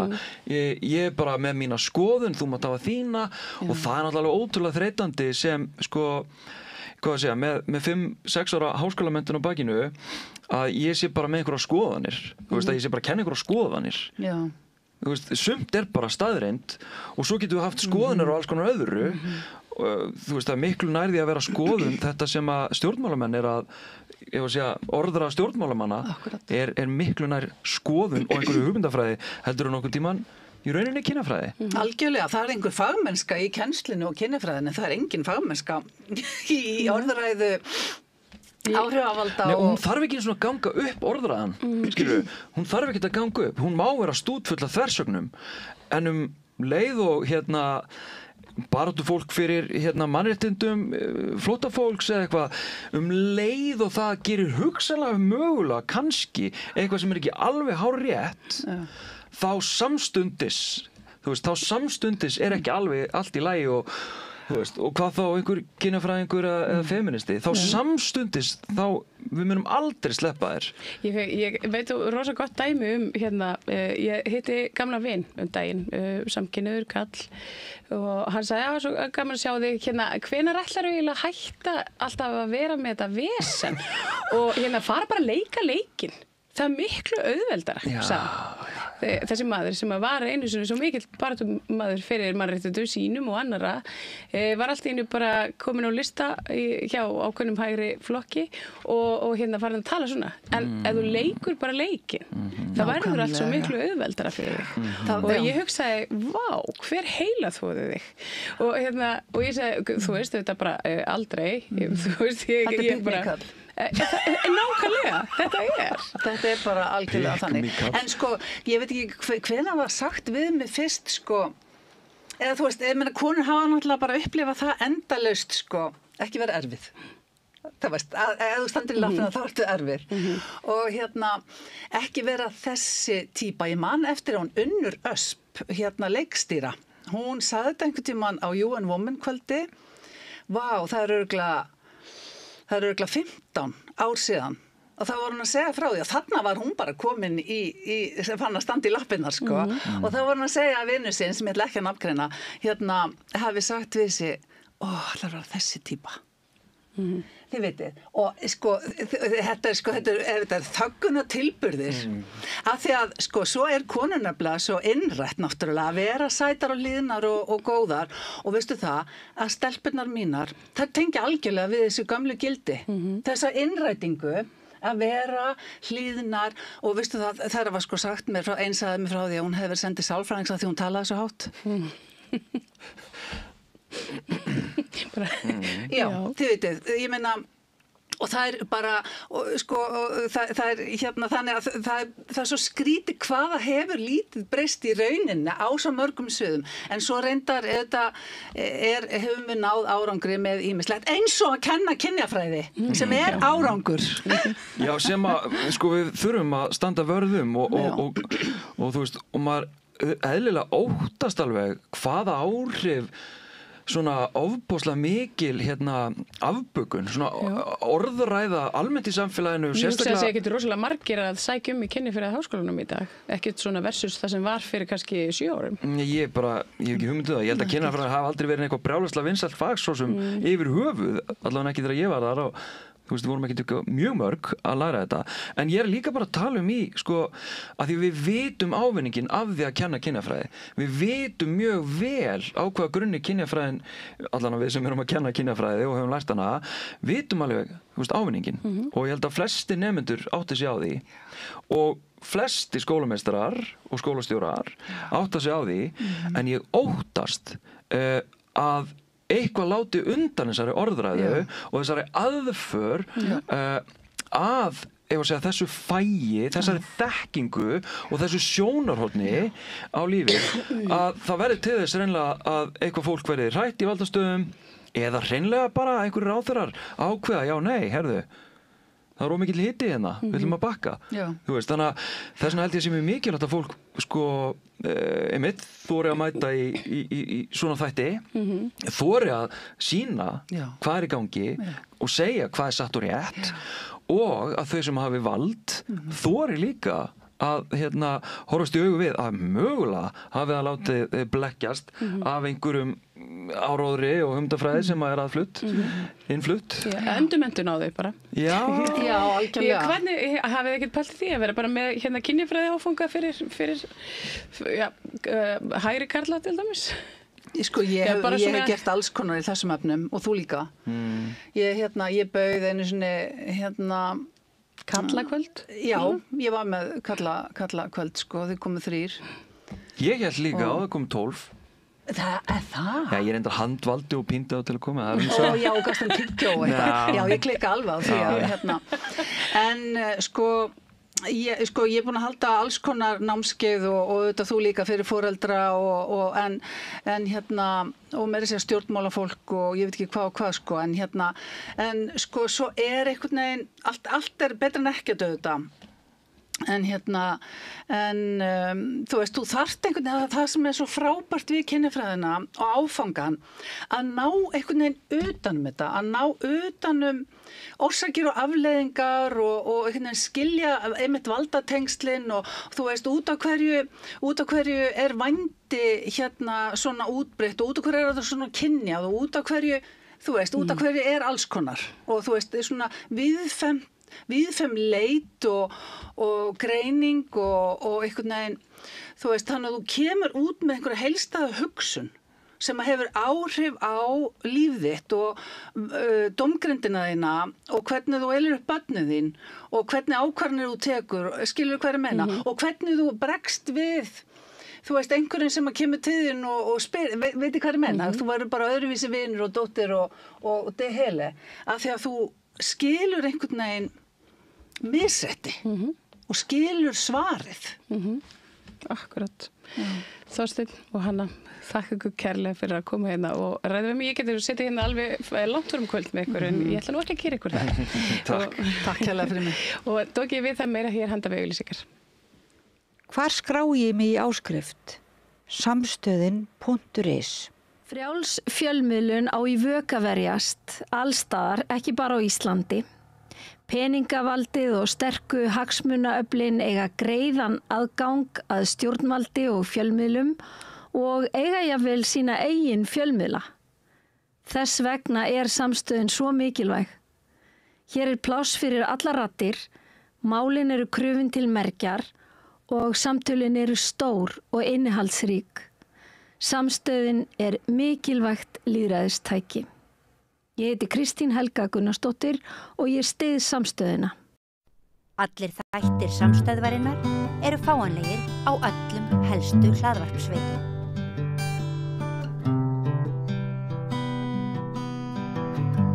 Þá er komið að fjöldunum leikhús, það er leikurinn sá hérna við rauðaborðið að ég sendir leikhús að horfa á eitthvað, svo fæ ég aðstandendur sýningarnar til þess að koma hingað og spjalla við mig og ég fór á Moulin Rouge, Rauða Millan í Borgarleikhúsinu á föstudaginn og hingað er komið bara góður hópur af aðstandendum en samt bara lítið brot, þetta er náttúrulega risastór sýning. Hérna er Ernesto Camilo Valdes, sem dansari, Margrét Eir Hönnudóttir sem leikkona og Hildur Vala Baldursdóttir og Mikael Kóper. Þau tvö, Hildur og Mikael, fara með aðalhlutverkin og Brynhildur Guðjónsdóttir kölluð Bibba sem Bibba búin að koma sér í bobba. sem leikstjórinn. Það fer vel á því að bjóða okkar rauðu myllunni hérna við rauðaborðið. Takk fyrir. Já, ég fór með dóttur minni á þetta og við byggum upp í hverfinu sko. Við löpum fram á rauðu myllunni alla daga líka. En við sáum nú ekki gamla hverfið okkar hérna. Jó, það reyndar hérna Montmartre hérna uppi. Og ég gæti verið svona í aðdraganda sýningarinnar og í hlénu verið að segja henni sögu hérna Montmartre. Og af hverju var svona vilt líf þarna, þetta var út af borgarmörkin, þarna mátti selja brennivín og áfengi og þarna var ekki verið að skipta sér að því þótt að konur var að selja sig, öfut við innan borgarmarkana. Eins og segir í einum söngteksta sem Bragi Valdimar þýðir svo snildilega, við skiptum okkur ekki neitt að þér. Nei, þetta var og við verðum seint kóngar. Þetta var Kristjani að síns tíma ef að einhver svona síðhippi að hlusta á okkur. Vonandi, ég held að síðhipparnir sitja allir við tækið. Herðu, en Brynhildur, má ég byrja þér því að þú líklega varstu leikustjóri þegar var ákveðið að taka þetta upp. Já, þetta allt mér að kenna. En það var alltaf ágætt að byrja þannig. Á hverju þetta sett upp? Vegna þess að sem leikússtjóri þá maður alltaf á höttunum bara eftir bestu bitunum fyrir leikhúsið. Borgarleikhúsið er alþýðuleikhús. Við ætlum að bjóða upp á mikla og góða alþýðuskemmtun og sérstæða leikhúsins okkar svo að við tökum á móti miklum fjölda fólks og með við höfðatölu þá þetta náttúrulega rosalega margir sem að leggja leið sína í okkar hús. Og hafið verið með hvern hittar hann á fætur öðrum? Já, takk fyrir það. Bubba og Latta og... Bubbi, Latti og fleiri, Elli náttúrulega, fleiri sýningar sem hafa hitt í mark og söngur og dans heillar og þetta svona þessi Parísar kjarni sem litli demantur sem inn í þessari sögu fannst mér gríðarlega heillandi. Ég féll fyrir myndinni 2001 þannig að þegar ljóst var að þetta var orðið á söngleik á Broadway 2018 frekar en 16, ég kannski eitthvað að rugla núna. Þá bara þurftu allar vélar að fara í gang og ég tek við leikhúsinu 2020 og þá sem sagt aðal dramatúrgin okkar Magnús Þór, hann í samskiptum við alla svona réttindaskrifstofur og þá bara hömrum við þetta fast að fá. Ég bara trúði bjargfast á þetta og að ég elska svona. Af því að þú heillaðist í leikhúsinu, hvað ár var þetta sýnt? Ég sá þetta í leikhúsinu líka. Nei, í bíói fyrir ekki. Í bíó, 2001. 2001? Í bíó, já, 2001 kemur þessi mynd Baz Luhrmann út. Þið stjórnuna, þið eigi ekki þessa minningu að það sé þetta í bíó? Nei, þannig ég 2 ára sko. Þannig ég sá þetta ekki í bíó. Ég 38 ára þarna. Það er 38 ára þarna? Nei, ég hef verið 9 ára. Þannig ég sá hann ekki í bíó, en ég man alveg eftir að hafa séð hana bara þegar ég var... Þetta er þessi nostalgíska tilfinning sem Brynhildur gengur með. Ekki kannski bíóferðin, en ég man alveg eftir að hafa séð hana þegar ég var yngri. Sama hér, já. En þetta það er annar leikrit sem byggt á bíómynd í Borgarleikhúsinu. Brokeback Mountain. Já, akkurat. Hvað í gangi? Er þetta ekki svolítið öfug leið? Kannski. Þetta er sem fólk vil sjá. Þetta er það sem fólk bara flikkist á. Sko, upphaflega, vissulega þetta byggt á þessari bíómynd, en John Logan semur þetta sviðishandrit og hann þú veist, þetta er bara flottu gaur og ég kynnti mér hann aðeins og hann skrifaði Rautt, leiksýninguna Rotko sem að hún, Kristín Jóhannesdóttir leikstýrði í Borgarleikhúsinu fyrir einhverjum árum. Sem við ættum náttúrulega fjallum við þetta rauða borð. Þú veist, ég meina, hér komið þema. Allt sem rautt. Það var náttúrulega allt önnur sýningi, sá hana. Rosalega flott, ég man eftir að hafa setið þar og... Stofudrama. Mjög vel skrifað. Herbyggisdrama og svo Kristín svo mikill snillingur, hún setti svo mikið af bara klassískri tónlist þarna inn, þannig að maður satt, horfði á leikritið, en undirmeðvitundin var að hugsa eitthvað allt annað, bara dagdreymdi inn í stóran heim. Í öllu falli, hann skrifar þetta sviðishandrit og það er það sem er bara grunnurinn að þessum sýningum rauðu mylluna. En margir sem að koma og sjá ykkar uppfærslu hafa séð myndina og sáu þið myndina, er það undirbúningur? Nei, ég hef reyndar ekki hort á myndina núna bara síðan að því að við settum þetta upp í Vestló og þá lék ég það voru svona svolítið fleiri bóhemar þá í hérna eins og í Vestló Já, það koma fleiri frægur bóhemar Þannig ég lék hérna klæðskera bóheman Númer 3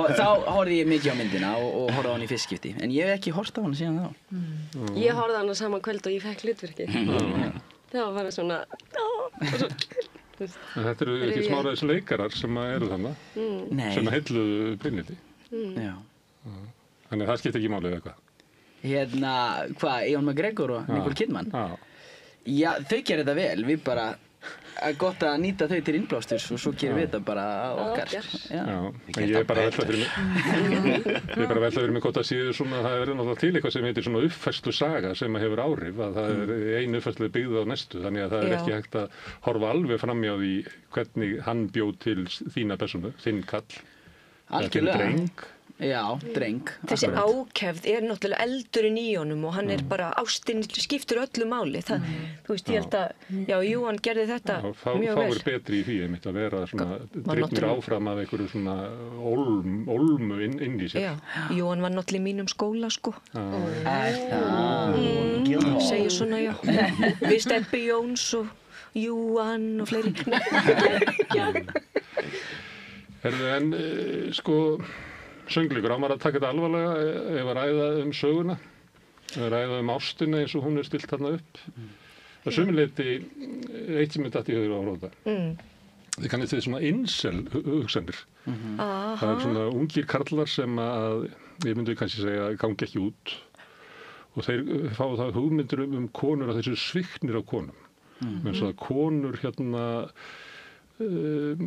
svíkja þá vegna þess að þær elta bara peninga og betur settra kalla þannig að þeir eru eftir og þetta eru strákar sem að sita við tölvunnar og þetta er talið vera bara hóku við öryggið þessi drengir sem að sita þarna og með þetta í höfður var horfa þetta Vá, gott komið langt Þín er í þessu vali að hún getur valið sko ástina hennar eins og ungan manns eða öryggið og peningana og ég má maður kjafta ekki allir að sjá þetta en hún velur eiginlega bæði eða reynir það eða hvort og verður að gera það vegna hún það bara fórna sér fyrir fjölskylduna þá hún bara verður að fórna sér fyrir alla og þetta er náttúrulega klassískt í klassískum verkum konan deyr það er bara þannig, hún verður að fórna sér fyrir alla ég held að sé ekki launungamál hvernig sagan endar sko það verður ekki sem kemur bara við getum sagt það sem svo hún getur ekki valið þess vegna deyr hún bara kannski já, kannski er það þannig, ég meina skoðum bara heiminn, en skoðum líka bara hérna söguna aftur í aldir að bara af hverju deyr alltaf kona bara fyrstu hlutverkin mín í leiku sem var bara, ég hugsaði einhvern veginn minnst deyr alltaf Mimi í Rent, þetta er sama hlutverkið bara stúlka með tæringu nema bara þar var hún eiturlyfja neytandi hún deyr, þetta er bara þetta er alltaf sama sann, La Bohème verður á sviðinu hérna á litla sviðinu og meðan þau eru að leika Moulin Rouge þetta er sama saga en er það þannig, kæru konur að hérna, konur hafa raunverulega ekki efni á ástinni Ég hef efni á minni Þið settu þetta upp, ég er að spyrja en nú er uppsetningin ekki nútímavæð þannig að hún er sett í þá tíma þannig að það var kannski aðeins meir í húfi þá Já, þú setur upp eitthvað gamalt verðan þess að það á erindi við nútíma það er alltaf eitthvað sem við tengjum og ástin vonandi lifir ennþá sterku lífi en þú veist hvernig fólk bara átti í sig og á var kannski öðruvísi á þeim tíma heldur en það er núna þegar við getum bara valið hvað sem við viljum og það verður allt í lagi en kannski í þá tíma þá var það ekkert allt í lagi sko. Það geta ekki allir í öllum löndum valið Guð veit að hérna maður hugsar þú veist bara við getum alveg farið rosa djúpt og við getum verið með bara stöðu konunar í fremst og Guð veit að hérna Afganistan og Súdan er í vanda en hérna þetta klassísk saga og við sem erum að búa til leikhús núna, óhjákvæmilega erum við alltaf með einhvern spegil á nútíman, af því það eru við sem erum að reyna að toga eitthvað fram í sögunni og það ekkert mál að gera leikrit gjörsamlega marflatt og bara einhverja þunna línu fremst, en við erum að reyna að búa til marglaga sýningu þar sem allir sjá sitt. Þú spottar einhvern insel þarna, einhver annar spottar eitthvað allt annað. En það allavega, við gerðum okkar besta, en óhjákvæmilega svona stórsjá byggt upp í kringum gríðarlega mikinn söng sem við erum hérna með stjörnur sem að valda leik, söng og dansi og Margrét alltaf bara sérfræðingur í söngleikjum, leikkona og mentuð úr bara söngleikjafræðum líka og Camilla veit hvað að dundra eitt gott dansnúmer í gang og í kringum þær svona vörður þurfum við að sauma þessa sögu. Vel aðeins með söguna, sko, því að hann hefði náttúrulega getað orðið insel, hann verður það ekki? Nei, einmitt. Hann hefur tilfinningarlega þroska að vinna úr þessu. Akkurat. Og þetta alveg svolítið áhugavert sem þú ert að segja með inselin, sko. Að því að þegar ég var í skólanum þá voru svona að kynna okkur þessa insel-gaura, sko. En ég held að það sem að stjórni þeim og þeirra hugsunum sé meira einhver svona biturleiki í garð konunar að hún skulda honum eitthvað.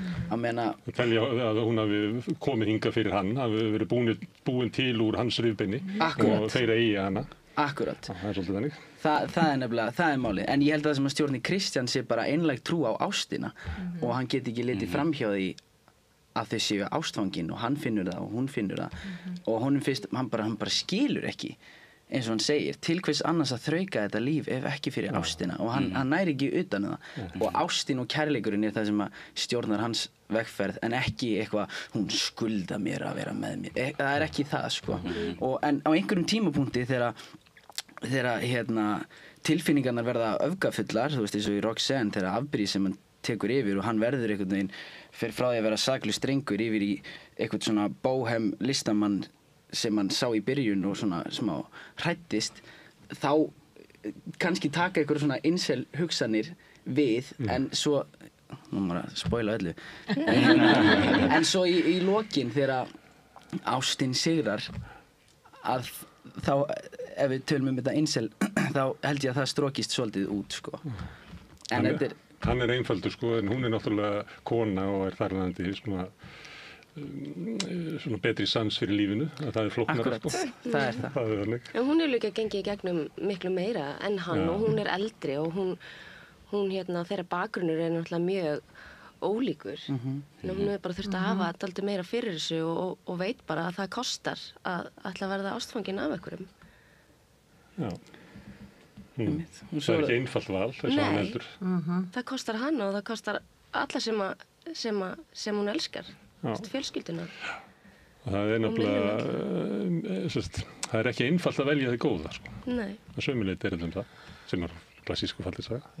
Og hvað hið góða þarna? Þú veist, það að bjarga fjölskyldinu eða það elta tilfinningarnar? Og margir sem segja að það sé svona eitthvað starf að láta hjartar á það för og eitthvað starf á því svæði. Akkurat. Það svona flesti komast að þeirri niðurstu á dánarbeiðinu. Það er búin að sóa lífið sem í einhverju vilsu. Einmitt. Herðu, en söngleikir, ég skal Reykjavík svo hrættur að ég var að draga þetta yfir eitthvað drama, sko. Við elskum drama. Söngleikir, þeir eru það svolítið mikið af söngleikjum. Núna, og kannski svona undanfæri, 15 árið eða? Hér heima? Þetta kemur svolítið söngleiki koma og fara og svona svipað vestrarnir, eða ekki? Eða er það bara eitthvað fyrirbrigði í menningunni sem alltaf bara einn hylla? Hvað segir Margrét? Já, ég myndi segja, ég tók þátt í uppsetningu á Hárinu 1994, þar sem að mér fannst svona sprengjast upp þetta söngleikjaform, bara til landsins. Það voru náttúrulega búið að setja upp söngleiki áður en það var svona virkilega svona sprenging þá, sko. Allt einu föttuðu allir hvað þetta er skemmtilegt. Já, og bara, þú veist, hvað það heillar að horfa á svona sýningu sem er fullt af orku og tónlist og dans og bara mikil tjáning í gangi og svona eftir það fannst mér þetta verða svona reglulegt fyrirbæri. Á hverju ári voru settur upp söngleiki bæði í báðum leikhúsunum og fyrir norðan líka og En það svona, mín upplifun sem söngleikakona er að þetta ennþá form sem að svona á eftir að setjast. Þetta er hér eða? Já, af því að það er ekki nærði allir söngleiki sem að ganga upp, sem að hafa selst vel eða svoleið, sko. Þannig að... Þeir eru dýrir í innkaupu. Algjörlega, og stundum eru bara... Þeir eru búin að sóa mörgum milljónum áður en að frumsýnt. Sóa kannski ekki orð sem ég myndi nota. En þú veist, þetta eru oft 30 manns í söngleik eða svo eru líka bara 6 í einhverju söngleik, sko. Þannig að þetta svona er alls konar stærðargráðum. Má ég spyrja leikhússtjórann fyrirverandi, frumsýningu, tjaldið er frá, hvað er búið að eyða mikið að penningum, eða fjárfesta mikið, ég veit hvað viljið þið nota í það? Já, bara verja, leggja undir. Margir peningar. 10 milljóna. 10 milljóna. Já. Og nú bara, ég er svo mikil áframannarki að ég man ekki neitt og nú er ég bara alveg búin að gleyma það. Jú, margir peningar. En það er áhættan sem við verðum að taka ef við trúum bara bjargfast á það að þetta sé það sem fólki vil sjá. Það er svona auka spenna í kringum uppfærsluna að láta þetta virka. Það væri alveg glatað ef þetta væri ömulig sýning. Þau segja það bara nákvæmlega eins og þeir. Það er svona, kemur svona auka í þetta heldur en að vera bara 2 leikarar niður á litla sviði. Það getur verið alveg stórkostið sprengja í 6 leikurum, sko. Sem að gefa allt í með tilfinningarnar úti og söngur og allt saman. Álægið á því að þetta skiptir leikhúsið svo miklu máli, þetta gangi upp. En svo er líka einhver 2 manna sýning sem er kannski nýtt íslenskt leikrit og bara það kostar formúu og það er bara hnefafull af fólki sem hefur áhuga að koma að sjá það. Það er líka bara mjög dýrt og það eru sýningarnar sem endi í mínus. Við gerum söngleikinn til að fjármagna þær. Einu sem voru búin til revíur til þess. Revíur eru stórkostlegar. Ég er með frábæra hugmynda reví, ég ætla ekki að segja. Frábæra hugmynda. Það er ekki að setja það upp aftur. Nei, ég meina hugmynd, sko. En það er einmitt að við erum að tala svona verð meða á svona söngleik af því að hvað kostar að fara á söngleik í dag? 14.000 krónur? Það kostar 14.900 á þessa sýningu. Allstaðar í heiminum kostar einn miði á söngleik ekki undir 25.000, sko. Og þarna er þvílíkur mannauður á sviði að sko leggja allt sitt fram með allt sitt bakland bara á sviðinu og bara við elskum öllum að vera þarna og það er gaman, það er frábær hópur, sterkur, mikið talenti á sviðinu og bara 14.000 krónur finnst mér bara gjöfin ekki gjald. Já, það er bara ekki mikið. Nei, eru í stóra samvikið. Fjárfesta í mannauð. Svo líka bara að hafa 13 dansar á sviðinu, það er bara geðveikt, sko. Það er bara kraftur, sko. Líka bara svo mikið dans í þessu söngleikur að hafa 13 dansar að það er geðveikt og gefur ógeðslega mikið í sýningu, sko. En þú verður gaman fyrir því að ég sé sýninga þess að þú ert bara einin dansari? Já, það er satt, sko. Það er satt. En svo gaman að vera núna með 13 dansar á sviðinu. Svo geðveikt, sko. Orku sem er í kringum okkar, það er ótrúlegt, sko. Gaman að upplifa það. 14 og 9 og svo mætir maður á sviðið og maður sér leikmyndina sem er búið að vera að smíða í marga mánuði og maður setur á sig gervin sem er búið að sníða að þér. Þetta er engu líkt. Búningarnir, þetta hlýtur bara að kosta mjög mikið af því að þetta er allt svo flott. Líka bara ógeðslega gaman að upplifa þetta. Sérstaklega fyrir hana, því þetta snýst hana. Ógeðslega gaman fyrir okkur að vera með þessi stjörnur. Svakalegur endrans að koma. En þetta er líka bara til þess að þú veist, öll þessi leikhúsupplifun sem að fólk talar það er þessuna sem að mér finnst líka gaman að fara á bæði tónleika og í leikhús að það er bara þegar maður lappar strax inn að það sé eitthvað upplifun, hvort það sé lykt eða í gegnum augun eða heyrnina eða eitthvað, sko. Að það er bara, gefur mann innblástur til þess að bara fara í gegnum veturinn. Og upplifa í hópi, sko. Það er annað að upplifa. Á bara meira þess að við bíómynd. Það er alltaf að horfa á bíómynd í bíói heldur en heima. Algjörlega. Og sér helst þegar það er svona sæmilega fullt bíó, þannig að það er bara að sitta 7 kallar í bíó þá er það eins og að horfa heima. Já. En þegar maður finnur hvernig salurinn upplifir ekki. Og allir taka sama andvarp og allt saman. Kannski einn af fáum stöðunum sem að fólk er ekki í símanum. Og bara svona Einu sinni var það þannig að fólk var ekki með glas, en það núna ekki, nú fer fólk með glas. Já, það bara non-negotiable. Það breytist einhvern tíma fyrir. Herðu, en þitt hlutverk, Camillo, ert þú að leiða dansinn þarna einhvern veginn eða? Sko, ég ekki dansahöfundur, en minn hlutverk núna þegar dansahöfundur fer og klára verkinni, þá ég svona, hvernig segir maður, svona, ekki dansæfingastjóri. Þannig raun og veru, ég sé að halda uppbyttum og ég sé það kemur eitthvað við einhverju dansarar, einhverju mesli eða veikindi, þá þarf ég að koma inn og kannski breyti smá dansinn, þannig ég að halda upp á kæði, dansinn verður alltaf sama. Þegar þið að dansa svona í hóp, ekki einhver sem að leiðir svona? Við kunnum allir dansinn ógeðslega vel, sko, þannig við erum... Engin svona fyrsta fyrla? Nei, ekki svoleiðis, við erum öll eins og bara kraftur okkar bara... En það eru dansarar þarna? Já. Svo fólk sem ekki dansarar? Jú, en svo leikarar. Já. En svo eru ógeðslega margir leikarar sem eru eins og Íris Tanja til dæmis, hún er með svakalega hlutverk og hún líka var mentuð dansari. Áður en hún fór að vera leikona. Þannig tjáningu sem hún að sitja þegar hún að dansa, það sérstaka fyrir hún kann dansi, hún hefur reynsluna í að vera í dansinu. Dansararnir eru ég veit ekki hvað það með ég segi það, þeir eru bara misgóðu dansarar og það bara þannig að þegar kemur eitthvað erfiðar þá eru dansararnir framar á sviðinu og leikararnir svona aftar og það þannig. Já, en samt, ég held að við höfum verið að vinna sem hópur ógeðslega þétt. Ég finn ekki að það sé að skulum fela okkur dansara fram af því leikara kunni ekki að dansa. Það ekki þannig. Það með Hildur hún alveg að syngja og dansa fyrir fram að hún alveg fremst og hún að dansa eins vel og dansar að gera, sko. Svakalegt. Í alvöru. Það keðvitt, sko, að fylgja með þér. Að sjá þig að dansa, sko. Þannig, já. En þegar maður að setja þetta upp, þá þarf maður að finna fólk sem getur sungið brjálæðslega vel, dansa brjálæðslega vel, leiki brjálæðslega vel. En þetta svo mikil forréttindastaða í alvörun að bara fá að velja hópinn sinn. Við stiltum öllu saman upp í kringum aðalhlutverkin.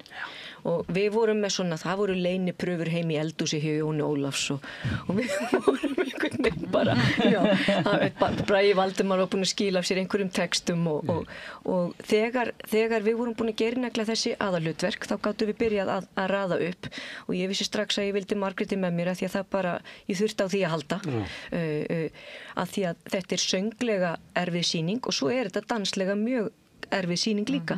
Þannig að við búum líka vel í leikhúsinu, það einhver svona nafngreint hlutverk sem að leikarar húsins gátu tekið að sér, en við auglýstum pröfur og Kirsty MacDonald danshöfundur kom til landsins og við tókum á móti 220 manns sem var algjörlega magnað og þar var Jón Ólafsson líka og þau þurftu að syngja og það voru þetta ekki fjögur ránd eða eitthvað svoleiðis.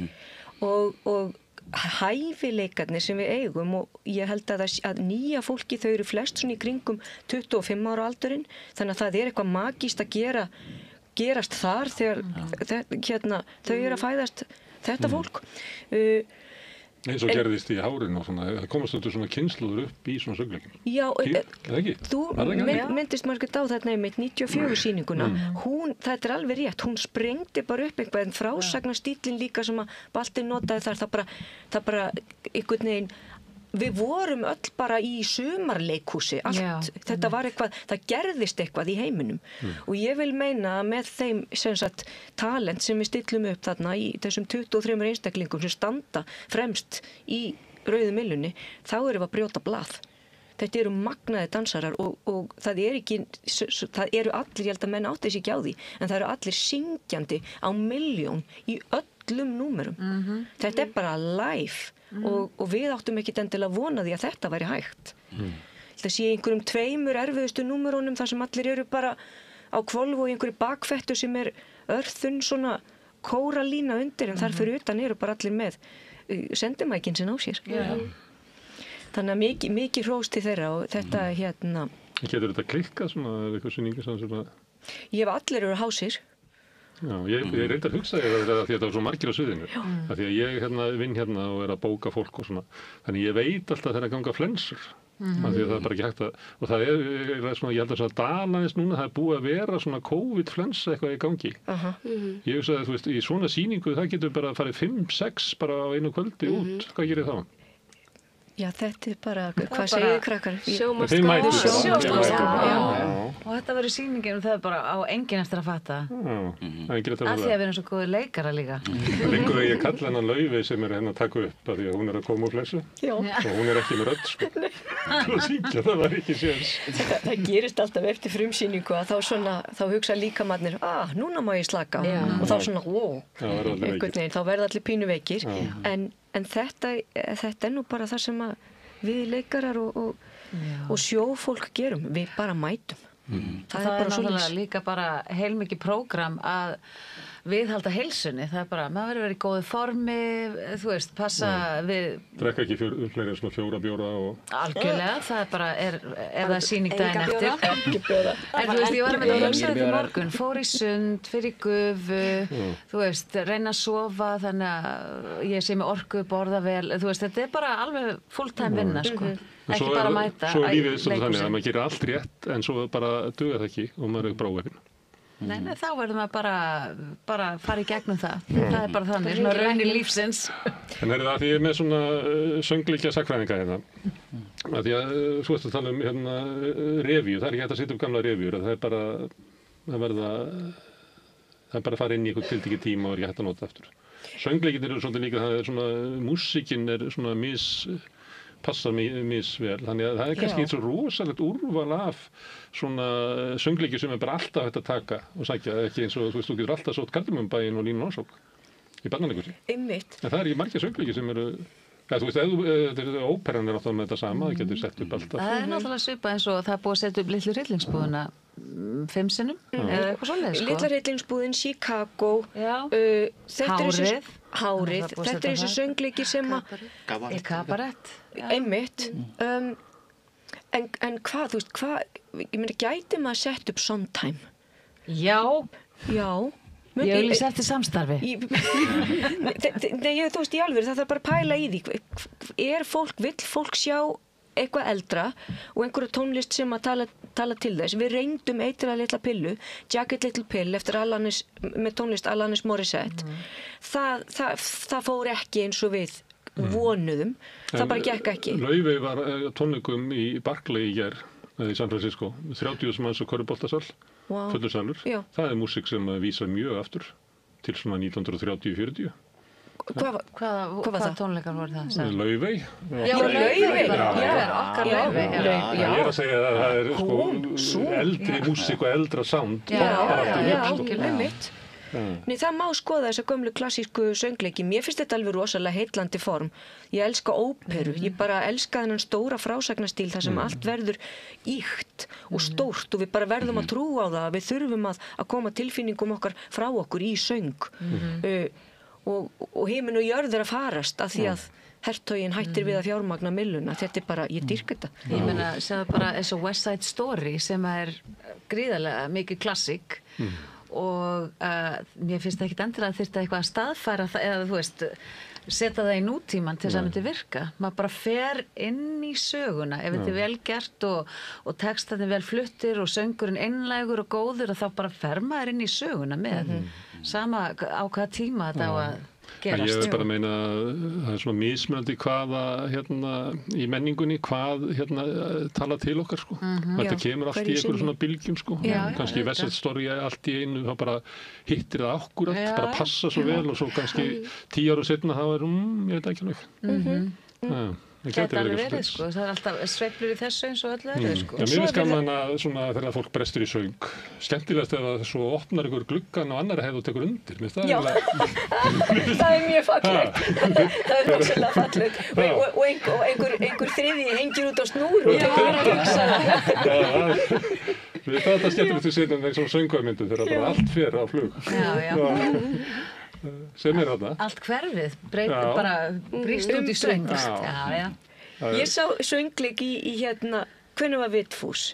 Hittir fyrir sumar. Síðast, já, hittir fyrir sumar. Já, hittir fyrir, ég reyna að fylgjast með öllu sem er að gerast og sá Mikka einmitt í söngleiknum Vitfús Blue og Vélmennin eftir Egil Andrásson. Það var sýnt hjá Aftur á móti í Háskólabíó í hittifyrrasumar. Þá vissi ég bara alveg hvað ég átti að gera.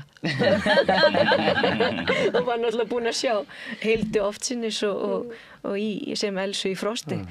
Og þá var þetta bara svolítið. En eitt með söngleiki að yfir þetta sko músík sem samið fyrir þá og bara misgóð og sumir bara alveg frábærir alveg út í gegn og frábærir, en þetta svolítið svindl. Þetta algjört svindl. Þetta nútíma formið af söngleik, myndi ég segja. Má þetta eiginlega?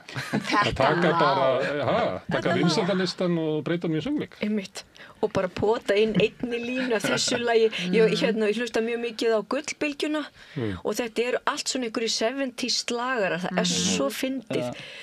Hún heilt hús á mörgum hæðum. Ég bara, hvað ætli þetta sé? Svo heyrði ég bara þetta lag eftir Lionel Richie í sumar. She's a brick house, she's mighty, built like an Amazon. Og bara, ok. En þeir hafa haft gaman þarna, þessir sem að fenga að putta hann í þessu fyrst. Og lögfræðingur sem sótti réttin, hann hafði líka rosa gaman. Já. Það var alveg heil sumar. Bara kærlega fyrir, ég held sem fleiri en 2 sumar getur ímynd þar. Elton John heima? Sæll, heyrðu. En þetta svona eitt formið af söngleik sem hefur svona komið upp.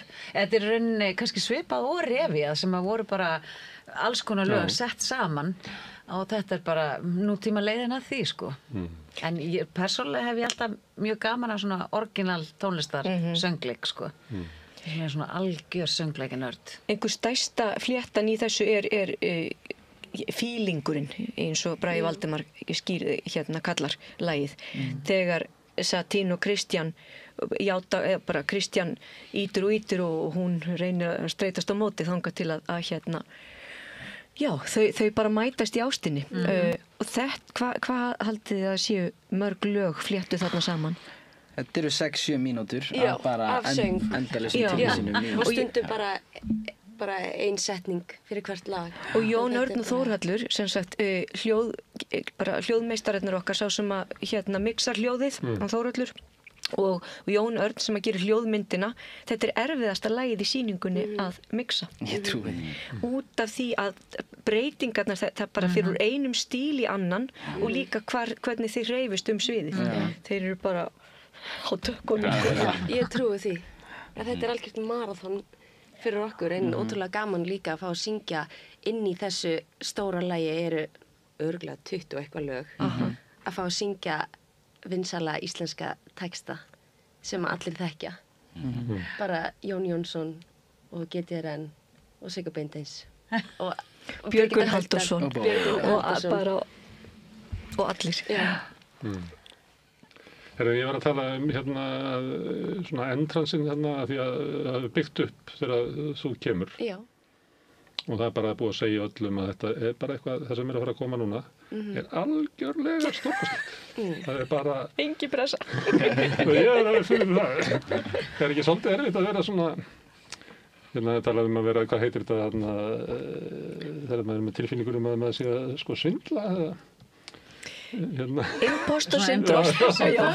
Er ekki hægt á því að þetta svolítið mikið bravúr áður ég kem, litla ég.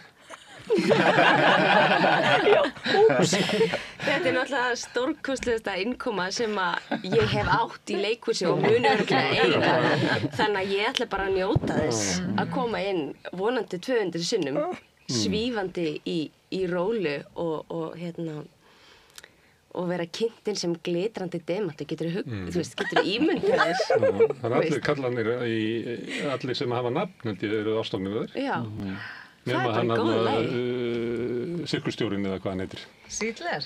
Já, okkar samband meira svona, það svona meira feðgina samband og vinnusamband heldur en ástarsamband. Það er náttúrulega, ástarsamband en ekki eins og ná við hina, sko.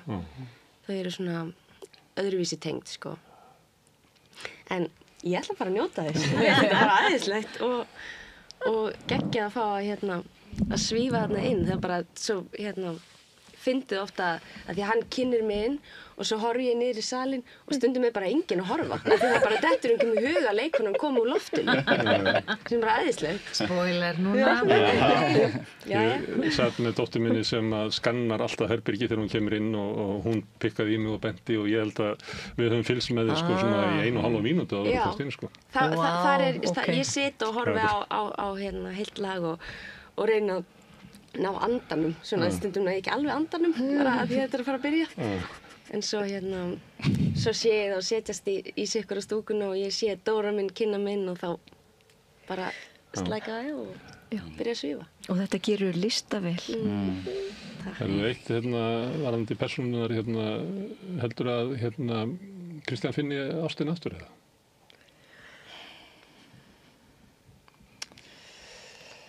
Já, þetta er góð spurning. Ég held að hann muni alltaf bera næstu ást sína við þessa sko. Og það er demant. Við demantinn, getur ímyndað þér. Það er ekki erfitt að leika að vera ástfangin að þessum glitrandi demant þegar kemur hann niður. Kemur allt í ljósi, Moulin Rouge. Nei, ég held að The sequel. Ég held að það séu nokkur ár í það en ég held að muni aldrei verða jafn ástfangin og þarna og af því þetta er ást á sterum. Þetta er stóra ástin. Já, og það er svo magna að koma inn eftir hlé og segja eftir þetta fyrsta kvöld allt fyrir hlé gerist á einu kvöldi frá því að hann mætir með töskuna sína og hann kynnist henni ástfangin, nei, þetta á plat allt er vonlaust, ég ætla að berjast fyrir henni þetta gekk upp þetta er allt á einu kvöldi þannig að bara lífið er flugeldasýning sko þetta eina kvöld og já, til að svara spurningunni auðvitað mun hann finna ástina aftur en aldrei eins held ég sko. En það er ekkert gaman að finna sömu ástina aftur sko. Nei, þetta er enda geggjaða punktur. Þetta er geggjaða punktur. Tökum það með okkur, ég er nú bara að hugsa um hennan sequel. Moulin Rouge 2, spaðarnir af. Það eitt í sambandi söngleiki að þeir eru náttúrulega sömu leyti þróast á svona bara tilteknum svæðum. Þetta er eiginlega bara Broadway og sömu leyti West End. West End, já. Og það er þetta þróað í svona takt við áður þótt að sé ekkert lengur þannig að þetta er náttúrulega bara fyrst og fremst kannski túristar sem eru á Broadway sem eru á. Ég man eftir að hvað heitir hún aftur sem er lesbía-gyðingur og mikill svona rífur kjaft og mikill svona New Yorker. Hún var eitthvað að segja að AIDS hefði eyðilagt söngleikinn. Það hreinsaði út áhorfendunar sem höfðu þroskað þetta listform með þeim sem voru upp á sviði. Hún er náttúrulega, þetta er kaldhænasta manneskja í heimi sko, en þetta er samt þannig að hann náði að segja Paula Vogel, ég veit þetta ekki hún. Þetta er svo athyglisvert því maður hafði aldrei velti fyrir sér að svona fyrirbrigði sem maður hélt að væri svona universal þarf að eiga sér eitthvað svona staðbundnar rætur. En þetta er svona aðdragandi að því að spyrja svo hvernig Íslendingar eru sem áhorfendur af söngleikjum. Já, einmitt. Er eitthvað sem að er öðruvísi hér sko. Við Íslendingar eitthvað annars konar söngleiki, eitthvað sem hefur gengið annars það rennir því svo fellur hér en öfugt. Já, það er, eins og ég sagði líka áðan að það bara, mér finnst þetta ennþá þess svona kúltúr sem er svolítið bara í þróun hjá okkur. Við eigum náttúrulega kannski ekki mikið af íslenskum söngleikjum, við eigum þá alveg, en við eigum ekki mikið af þeim sko. Í fyrra með Já, ég segi að þetta kemur alveg upp öðru hverju en mér finnst þetta allt vera svona kúltúr sem er í þróun hjá okkur og bara okkar fortíð, mín á Brynhildar til dæmis í söngleiknum Rent hann var heldur ekki einhver svaka hittari sko, þetta var bandarísku söngleikur sem að allt er sungið í gegn, þetta er náttúrulega byggt á La Bohème þar. Það er ekki líka í Loftkastalanum? Þetta var í Loftkastalanum, já, og þarna var þetta svona svolítið challenging fyrir áhorfandann, það er allt sungið, það er ekkert tala neitt á milli sko, og þetta er alveg þung saga sko. Og það er bara 3 klukkutímar af eingöngu söng sko. Á þeim tíma var það stór skammtur fyrir Ísland. Já, held það sko. Þetta var geggjað geggjað sumar einhvern veginn, ég hef sagt það áður en það bara Esjan hefur aldrei verið svona falleg og himinin aldrei svona blár og fólk aldrei svona sætt og geggjaði kringum hann í mínum heimi var það þannig við bara ættum Reykjavík og áttum hana akkurat og vorum bara mjög óþekka en þetta var mjög skemmtilegu tími en nei, þetta var ekki þú veist, eitthvað 100 sýninga fenómenon en að gera svona með leikstjóri eins og Balta sem var líka gerði hárið þetta var algjörlega merkjað og ég held að við Íslendingar, við erum svolítið svona bara alætur á það sem í leikhúsinu og leikhúsunnandi leikhúsunnandi burtséð frá því hvort það leikrit eða söngleikur og ég held að við séum alltaf á höttunum eftir leikritinu þó að það sé inn í söngleik þetta kannski þetta og jafnvel eins og með Mamma Mia því að Mamma Mia fekk svakalega mikið hrós kom einhverju svona erlendir rétthafar og sagði þetta alveg frábær sýning og fólki fannst þetta vera nær en einhver sýning sem það hafði séð á Broadway og kannski eru við þú veist, við viljum heyra söguna inn í fjörinu Söguþjóðin og þess að segja, við vorum að tala áðan líka með revíurnar, þær eru búin að vera þú veist, viðlóðandi leikhús í mörg ár sko. Það er lítið núna. Það er svona minna núna, en þá heitir þetta kannski leikrit með söngvum núna. Það er kannski svipað revið. Það er eiginlega svona verið að vitna í bara samtíman. Það var líka oft meira skemmtun, það var þú veist, byggja upp hlátur og svona með afþreying sko. En að þið eru að fara svona í söguna ekki líka komin bara kynslu leikara sem að ræðu betur við þetta með allri virðingu fyrir ykkar kynslu með að sem að sko dansa og syngja og gera þetta alls saman Ég myndi segja það Ég myndi segja það algjörlega hiklaust og bara vera að fylgjast með þessum krökkum sem eru útskrifast núna og bara framhaldsskólanir eru bara framleiða Líka það er bara svo margt í boði það er hægt að þú veist, frá unga aldri núna hægt að sækja sér nám þegar þú ert bara frá þú ert 10 ára eða 12 ára bara söngleikja nám eða leiklistarnám sem var ekkert hægt þegar allavega ég var svona ung nú er bara borgarleikhús skóli og það eru sjálfsagt starfandi leiklistaskólar sem að þannig að þessi krakkar hérna sem var að koma upp sem voru kannski í prjófunum, ég veit ekki hvað þau eru 20 eða 25, þau eru bara rosalegir dansarar, svakalegir söngvarar og leikarar. Með mikla reynslu líka. En þið voruð bæði í Vestló og það er náttúrulega líka skóli út af fyrir sig að taka þátt í þeim stóru sýningum sem Vestló setur upp. Minna þetta er Það er menningarfyrirbrigði, svona svipað og kórin í MH og svona, sem við höfum að taka ofana fyrir hérna hvað Vestló er duglegt að framleiða þetta. Já, mér finnst það. Jú. Og svo eru í auknum mæli fólk að fara erlendis og sækja sér söngleikja nám eins og bæði Pétur Ernir Svavason sem er í sýningunni Leik og Babydoll og Fanny Lísa Hefesi, þau eru bæði útskrifuð úr sérstöku söngleikja námi. Og það sést langaleiðir. Það er rosa margir á sviðinu og þetta er mikil framkvæmt að setja þetta upp. Stundum sér maður á sýningum hérna að það eru svona bara byrjar aðeins að síga svona og þá hugsa maður bara leiksturinn var alveg búin á því hérna, náði ekki að keyra hérna hópinn hann í gegn, það er ekki að segja þessu. Hvernig er hérna Brynhildur sem svona boss? Hvernig er Brynhildur sem boss á stýr? Hún er svo æðisleg. Æðislegt sko. Það er svo mikil orka og það er svo mikil ástríða og það er svo mikil gleði að það er ekki hægt að smitast ekki. Ættu að ráða hana hérna því að Káir eru í vandræðum? Já, takk. Sumir eru bara fæddir góðir stjórar, að sama í hvað fæi það er sko. Og Brynhildur, líka ef þú býður þig fram til forseta, þá varstu minn forseti. Já, en nei, hún er stórkostleg. Það er frekar leiðilegt því hún hefur engan sko leikhóp. Hún situr bara einn á skrifstofunni. En er ekki samfélagi leikhópur? Svo koma skátarnir Ég segi, er samfélagi ekki bara eitt stór leikhópur? En hún stóð sér alveg frábærlega vel. Er þetta ekki fyrsta stykki sem varst að leikstýra, svona stórt? Er þetta fyrsti söngleikurinn? Fyrsti söngleikurinn, jú. Þannig að það var ekki að finna. Nei. Hún kunni verkið alveg frá toppi til táar, alveg frá A til Ö. Bara alla texta, bæði talaða og sönglega, þannig að þú veist, það var mikið öryggi að vita það líka. Hún er búin að alveg stúdera þetta alveg í þaula. Og vissi nákvæmlega hvað var að gerast, hvað hún vildi og svo náttúrulega bara er hún stórkostleg leikkona og unun að fá henni upp á svið og sjá henni að leika alla karakterana eins og hún myndi leika þá. Ógeðslega gaman að fylgja með henni, sko. Og líka, ég var með Brynhildi fyrir 10 árum síðan í Mamma Mia. Þá fikk ég að leika á móti henni. Og fyrsta skipti í leikhúsinu, þetta var rosalega stór fyrir mig að tala íslensku fyrir mig á móti Brynhildi og svona. En svo ég búin að vera í Þjóðleikhúsinu svona að vinna í langan tíma, sko, við vorum að klára Frost og ég var ógeðslega þreyttur. Ég frétti að það væri inntökupróf audition fyrir Moulin Rouge og svo ég var ekki alveg viss og ég var þreyttur eitthvað svona. En svo ég fréttaði að Hildur Vala, hún ætla að fara að leika stóra hlutverki. Ég þurfti að hvísla því að þér til þess að fá þau til að fara í pröfur. Já, og þá ákveði ég bara, já, ok, ég ætla að mæta inntökupróf, sko. En svo fréttaði ég segna að Brynhildur var ekki bara borgarleikhússtjóri, hún ætla að fara að leikstýra. Þá hugsaði ég, ok, þá ætla ég að mæta, sko. Þá verði ég að vera með, sko. Þegar ég man að það var ógeðslega gaman að vinna með þér í Mamma Mia og svo ég vildi upplifa þetta aftur, sko, í þessu formi. Sömulegis, takk elskuðum mínir.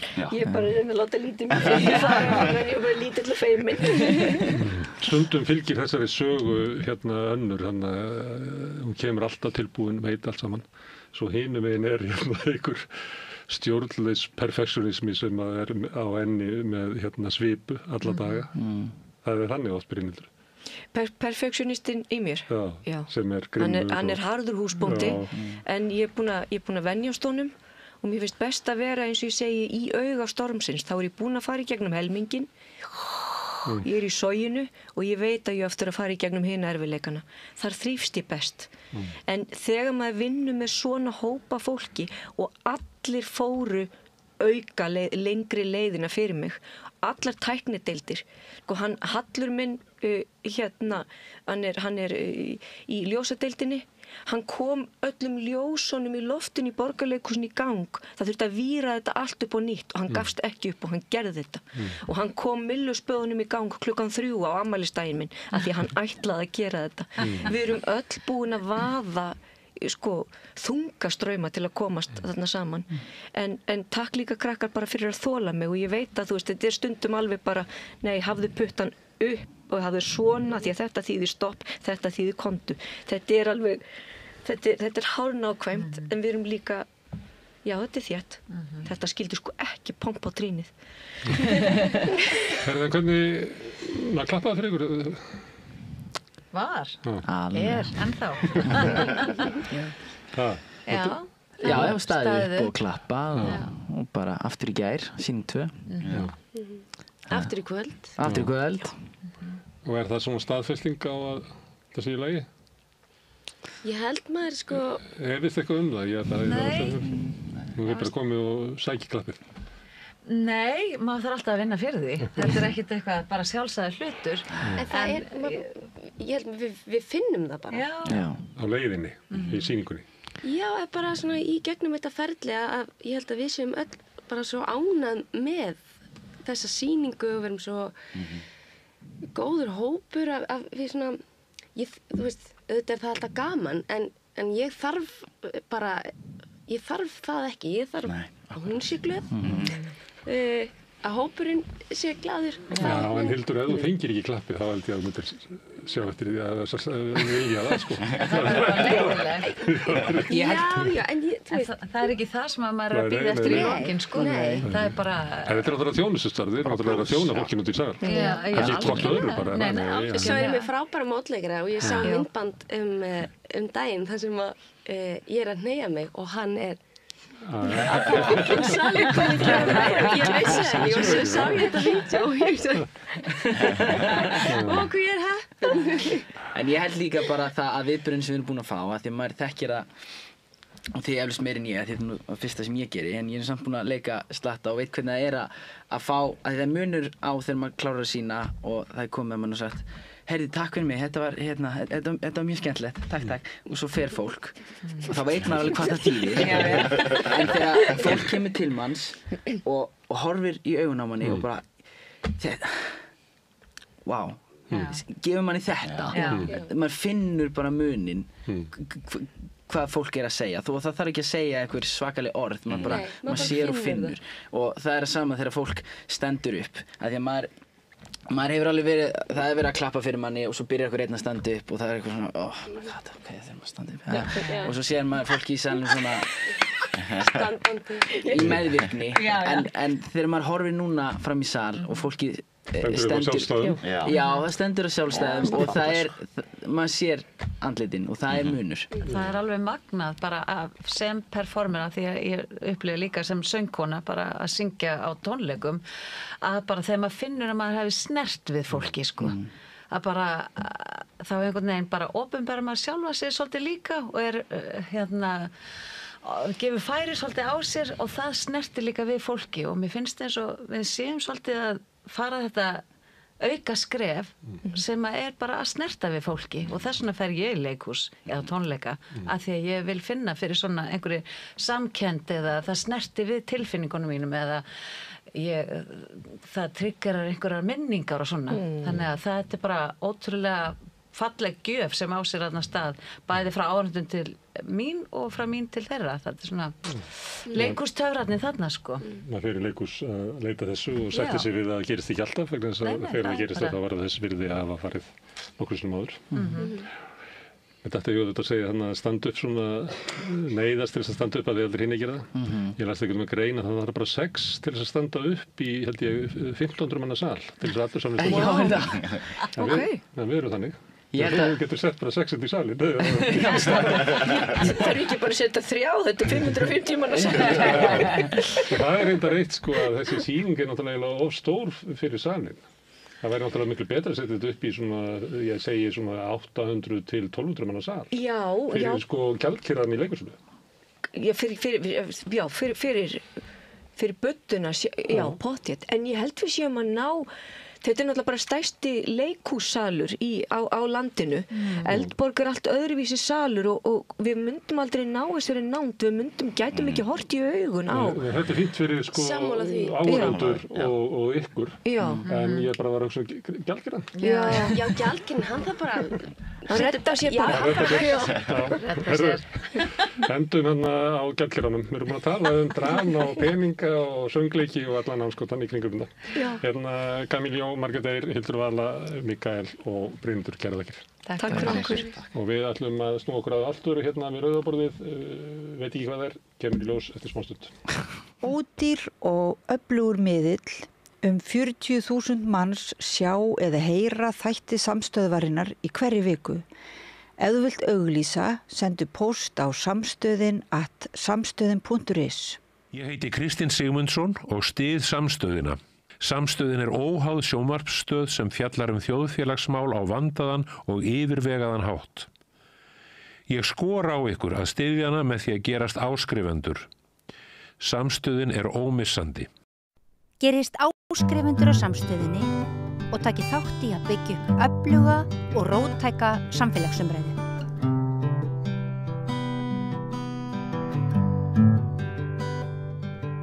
Já, við ætlum næst að fjalla fund eða málþing eða ráðstefnu eða hvað maður á að kalla það eftir helgi.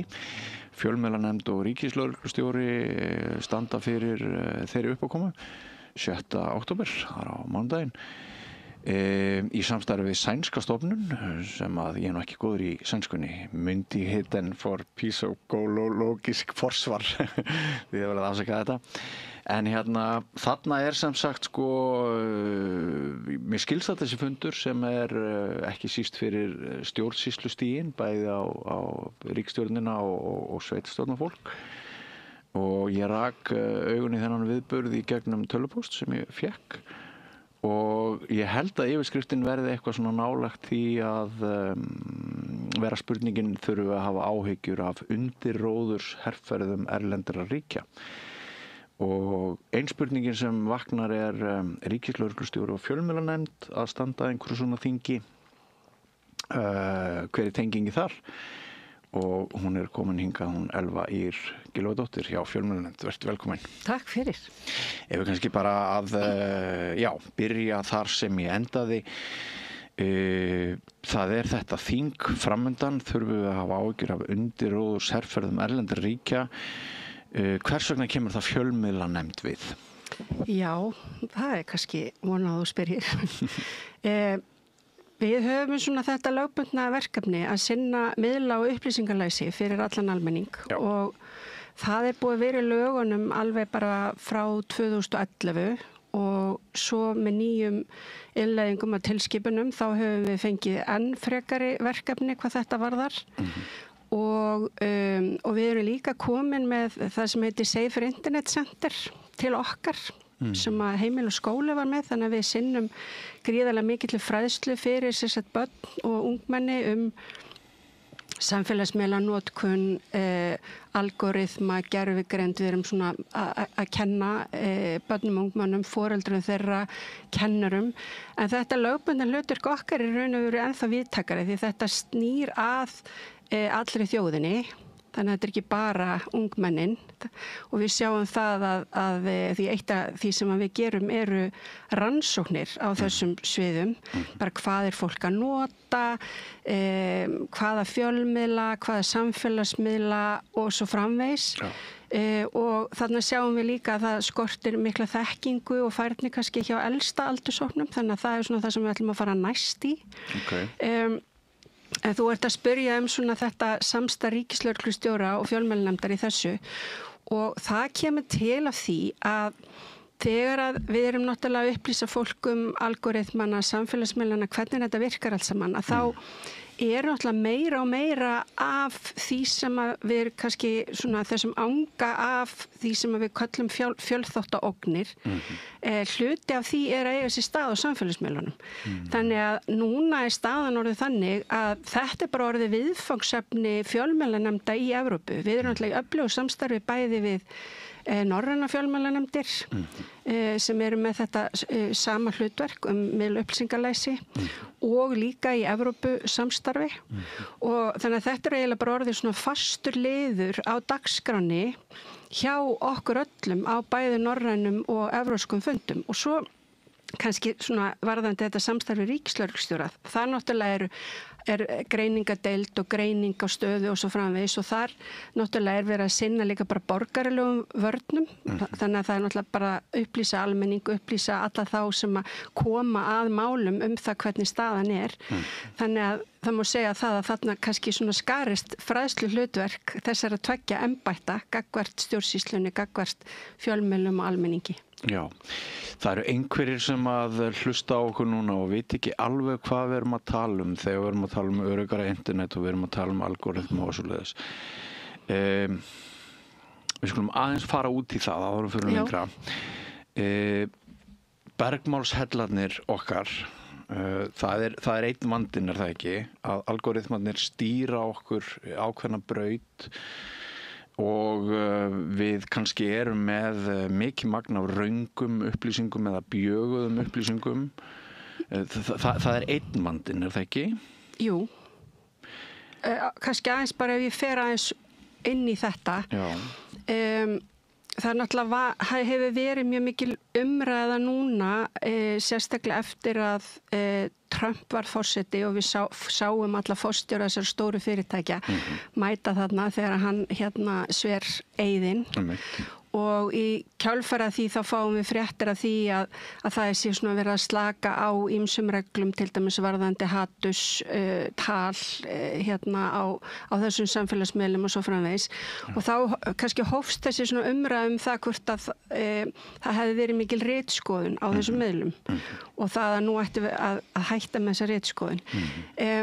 Það sem mjög mikilvægt að hafa í huga þegar við erum að tala þessa samfélagsmiðla það að það eru náttúrulega algoritmar þessara miðla sem að stýra því hvað við sjáum og það sem að kannski hefur verið svona umfjöllunarefni í mörg ár og það það að viðskiptamódel þessara stóru miðla það náttúrulega að halda okkur þarna á miðlunum eins lengi eins og hægt og þeirra rannsóknir og það sem að þeir eru náttúrulega búin að læra gegnum árin það að það sem heldur okkur lengst inn á þessum miðlum efni sem að vekur sterkar tilfinningar hjá okkur og þá sérstaklega neikvæðar tilfinningar eins og reiði og ótti. Já, óttin alveg í lykilhlutverki. Já, þannig að það sem að gerist þá það að í hvert skipti sem að við erum að leita af einhverju á leitarvél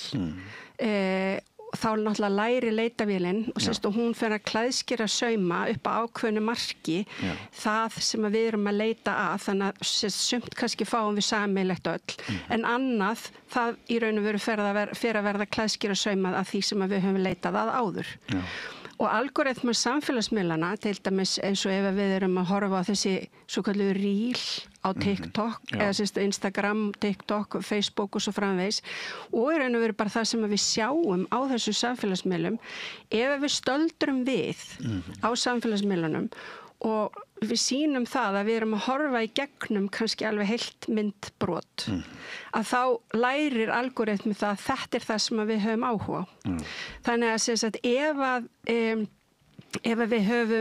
ef algoritmi veit ekkert okkur þá förum við kannski að sjá bara svona einhver tískumyndbönd eða dýramyndbönd eða eitthvað slíkt og algoritmi fer strax að sýna okkur eitthvað myndbönd til þess að átt að sjá því þetta karllega kona á hvaða aldrei viðkomandi og eftir því sem við svona stöldrum lengra við að þá kynnist hann okkur betur og algoritmarnir eru það nákvæmir að þessi stóru samfélagsmiðlar eru búin að flokka okkur notendurnar og við erum náttúrulega milljarðar hér í flokka og þeir eru sumir hverjir með alltaf 52.000 mismunandi flokka sem við erum öll í. Þannig að þetta eru orðnir gríðarlega miklar persónuupplýsingar sem verið að safna. Þeir eru náttúrulega með, þegar við opnum símann að þá náttúrulega sjá þeir andlitið á okkur. Það tekið eftir því hvernig við erum að slá að lyklaborðið á símanum eða spjaldtölvunni og það gefur ákveðna vísbendingur það í hvað skapi við erum. Erum við að vakna í góðu skapi eða ekki? Hvað er þetta að segja? Ég meina, allt þetta er skráð. Það sem að við ákveðum að skrifa en hættum við að skrifa, það er líka skráð. Þannig að allar þessar upplýsingar, þetta er náttúrulega gríðarlegt magna upplýsingum. Erum við að deila einhverjum, erum við kannski að spyrja einhverja sjúkdóma, erum við að spyrja andlega líðan inn í leitavélunum eða eitthvað slíkt. Og allt þetta, er safnað saman og þannig er náttúrulega búin til einhver prófíll okkur.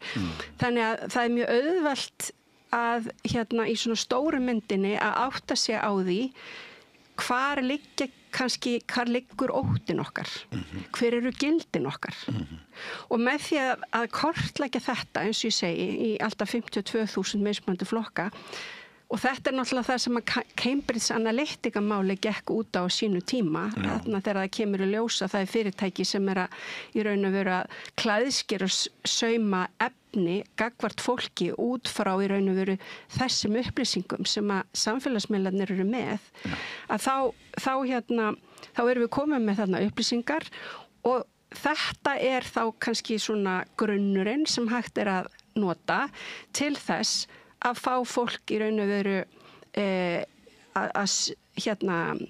þá veit maður líka hvar, eins og ég segi, sterku tilfinningarna liggja og það hvaða efni er þá líklegt til þess að láta fólk eða fá fólk til þess að vera sem mest á miðlunum. Geta einræðisherrar fengið aðgang að þessum gögnum? Það hefur náttúrulega bara verið talað það og ég meina það er náttúrulega kannski stóra álitamáli í dag. Ég meina við þekkjum svona það sem að gerðist í kommunismanum eins og DDR á sínum tíma með Stasi og svo framvegis það sem að voru bara endalausir hillumetrar í stórum byggingum af upplýsingum fólk. Þetta er náttúrulega upplýsingarnar sem að liggja núna bara notendur þessara samfélagsmiðla og við verðum náttúrulega að gera okkur grein fyrir því að þegar við erum að gefa samfélagsmiðlunum allar þessar upplýsingar okkur að þá verður til þessi gagnabanki og þetta náttúrulega snerist persónuverndar löggjöfin í Evrópusambandinu á sínu tíma. Ég meina það er bara hversu miklar persónuupplýsingar er verið að geyma okkur. Þannig að það má segja það að það sem þannig að persónuvernd til dæmis er að vinna að ákveðnum hluta þessu og síðan þá birtingamyndin, það það hvernig upplýsingarnir eru matreitar til þess að hafa áhrif á okkur. Það það sem við hjá fjölmiðlanefnd erum að upplýsa Þannig að þetta svona sittkur hliðin og sama peningi. Já, en ef við förum frá austrinu til vesturs og þá dettur mér í hug að Ólafur Þ. Harðarson sagði hérna í vikunni að umræða staðreyndir hefði vikið í Bandaríkjunum fyrir umræðum gildi. Já. Values. Þú varst einmitt að nefna þessi gildi áðan. Þetta flækir náttúrulega öll mál ef staðreyndir skipta ekki lengur neinu máli og allt fyrir að miðast að okkar gildum. En ef við höldum okkur aðeins þá lengur við Bandaríkin, Trump hættulegur maður, það eru allir sammála það að hérna ógnin hún bæði í austri og vestri. Líklegt að hann hafi ótakmarkað aðgengi að samsöfnuðum upplýsingum innanlands sem utan? Sko, þessi kannski staða náttúrulega, hvað ég segja, það verður að gera greinamun á því hvað Rússar að gera og hvað Bandaríkjamenn að gera. Já, hver munurinn? Munurinn sá að í Bandaríkjunum náttúrulega eru allir þessi stóru samfélagsmiðlar. Þar eru ákvarðanir teknar það hvaða rammi gildur þessa samfélagsmiðla.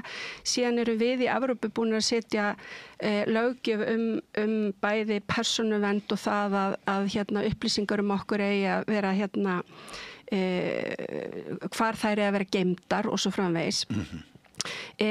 Og líka hérna kerfisbundna hatursorðræðu sem ekki heimilt hér samkvæmt nýju reglugerð Evrópusambandsins Digital Service sagt og vernd barna og svo framvegis. Því að inn í þetta kemur náttúrulega líka það að börn og ungmenni við sjáum það að þau eru kannski að rata inn í einhver mjög svona, hvað ég segja, hættuleg svæði það sem svona bara verið að hvetja til sjálfskaða hegðunar og svo framvegis og svo framvegis. Þannig að þú veist, það líka svona þessir dökku hliðar internetsins bara varðandi líðan, það hvernig börn geta kannski bara sjálfsmynd þeirra og svo framvegis.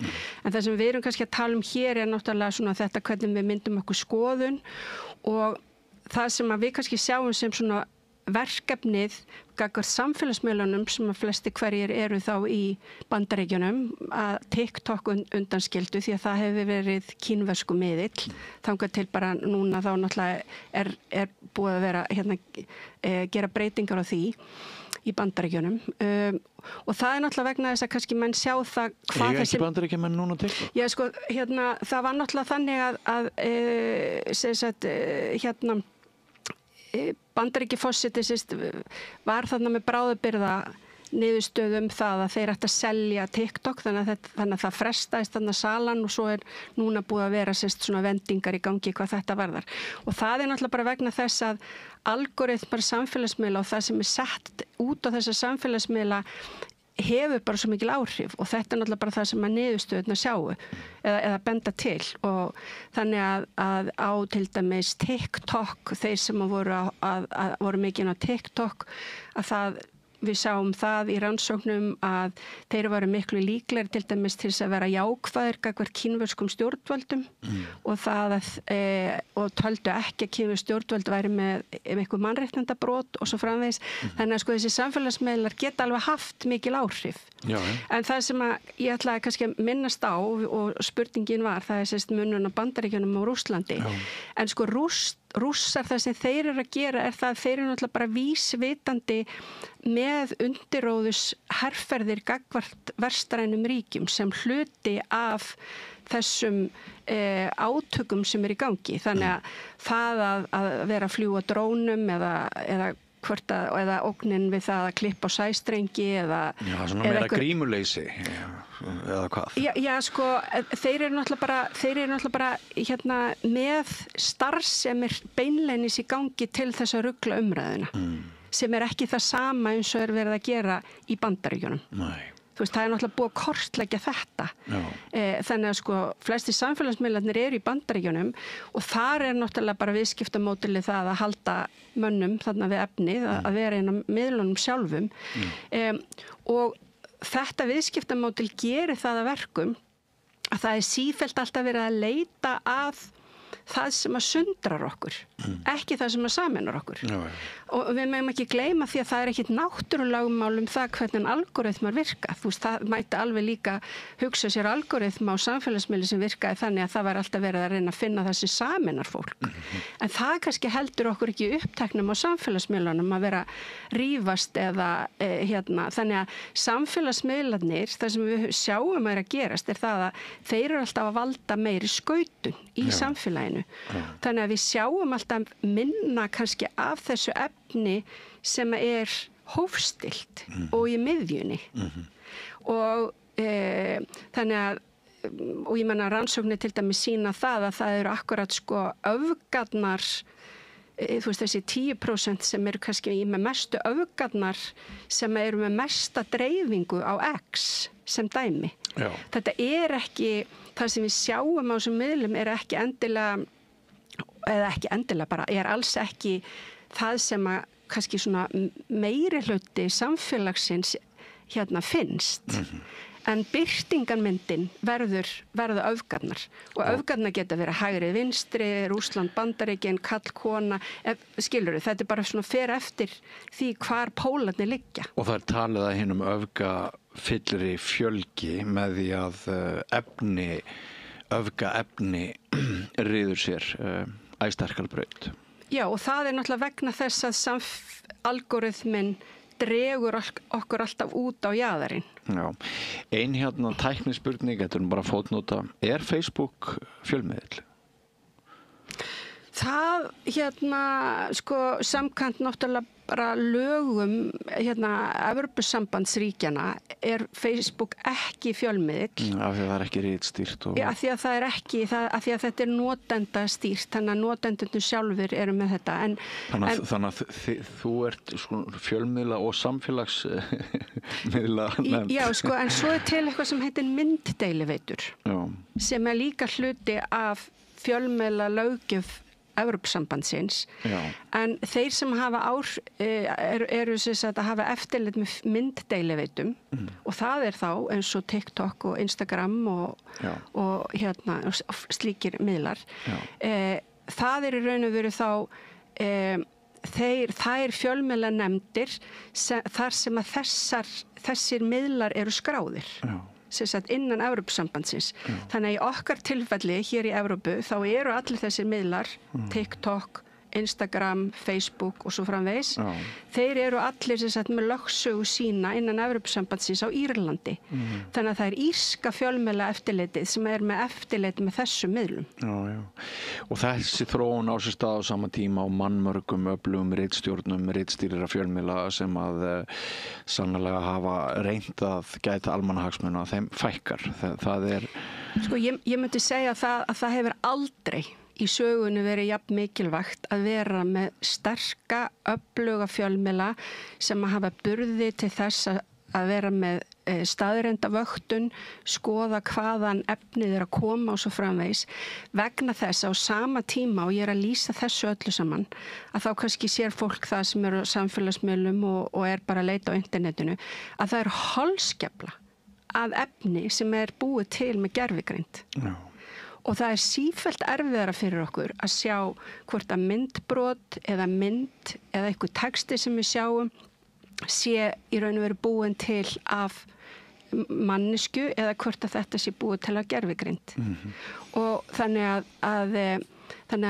og við vitum það líka að í þessari holskeflu, og núna eru rannsóknir sem benda til þess að nú þegar á þessum tímapunkti séum 50% af öllum text á internetinu búin til að gervigreind. Já, var það?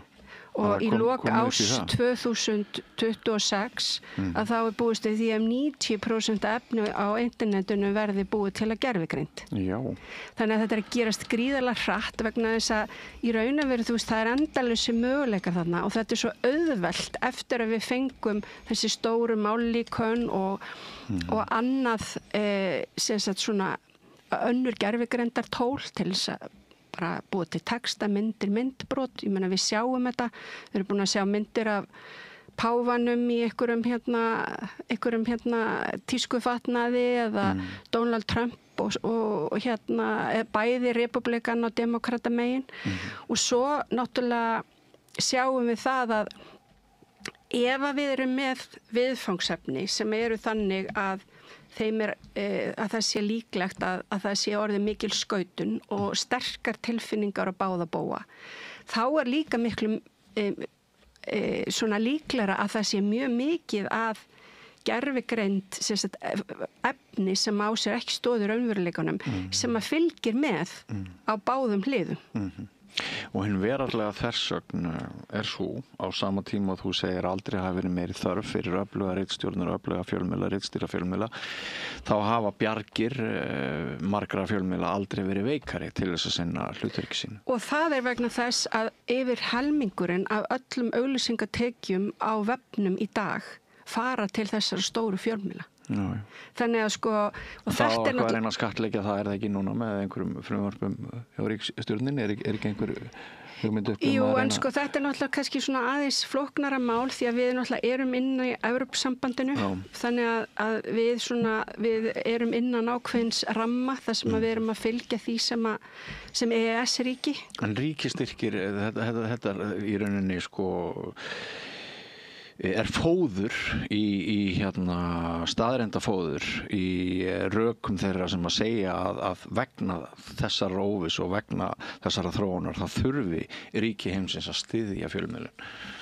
Exakt. Já, ég menna á Norðurlöndunum er búið að gefa í verulega. Ég menna það allt saman náttúrulega fjölmiðlar sem eru á einkamarkaði sem eru að fá þetta.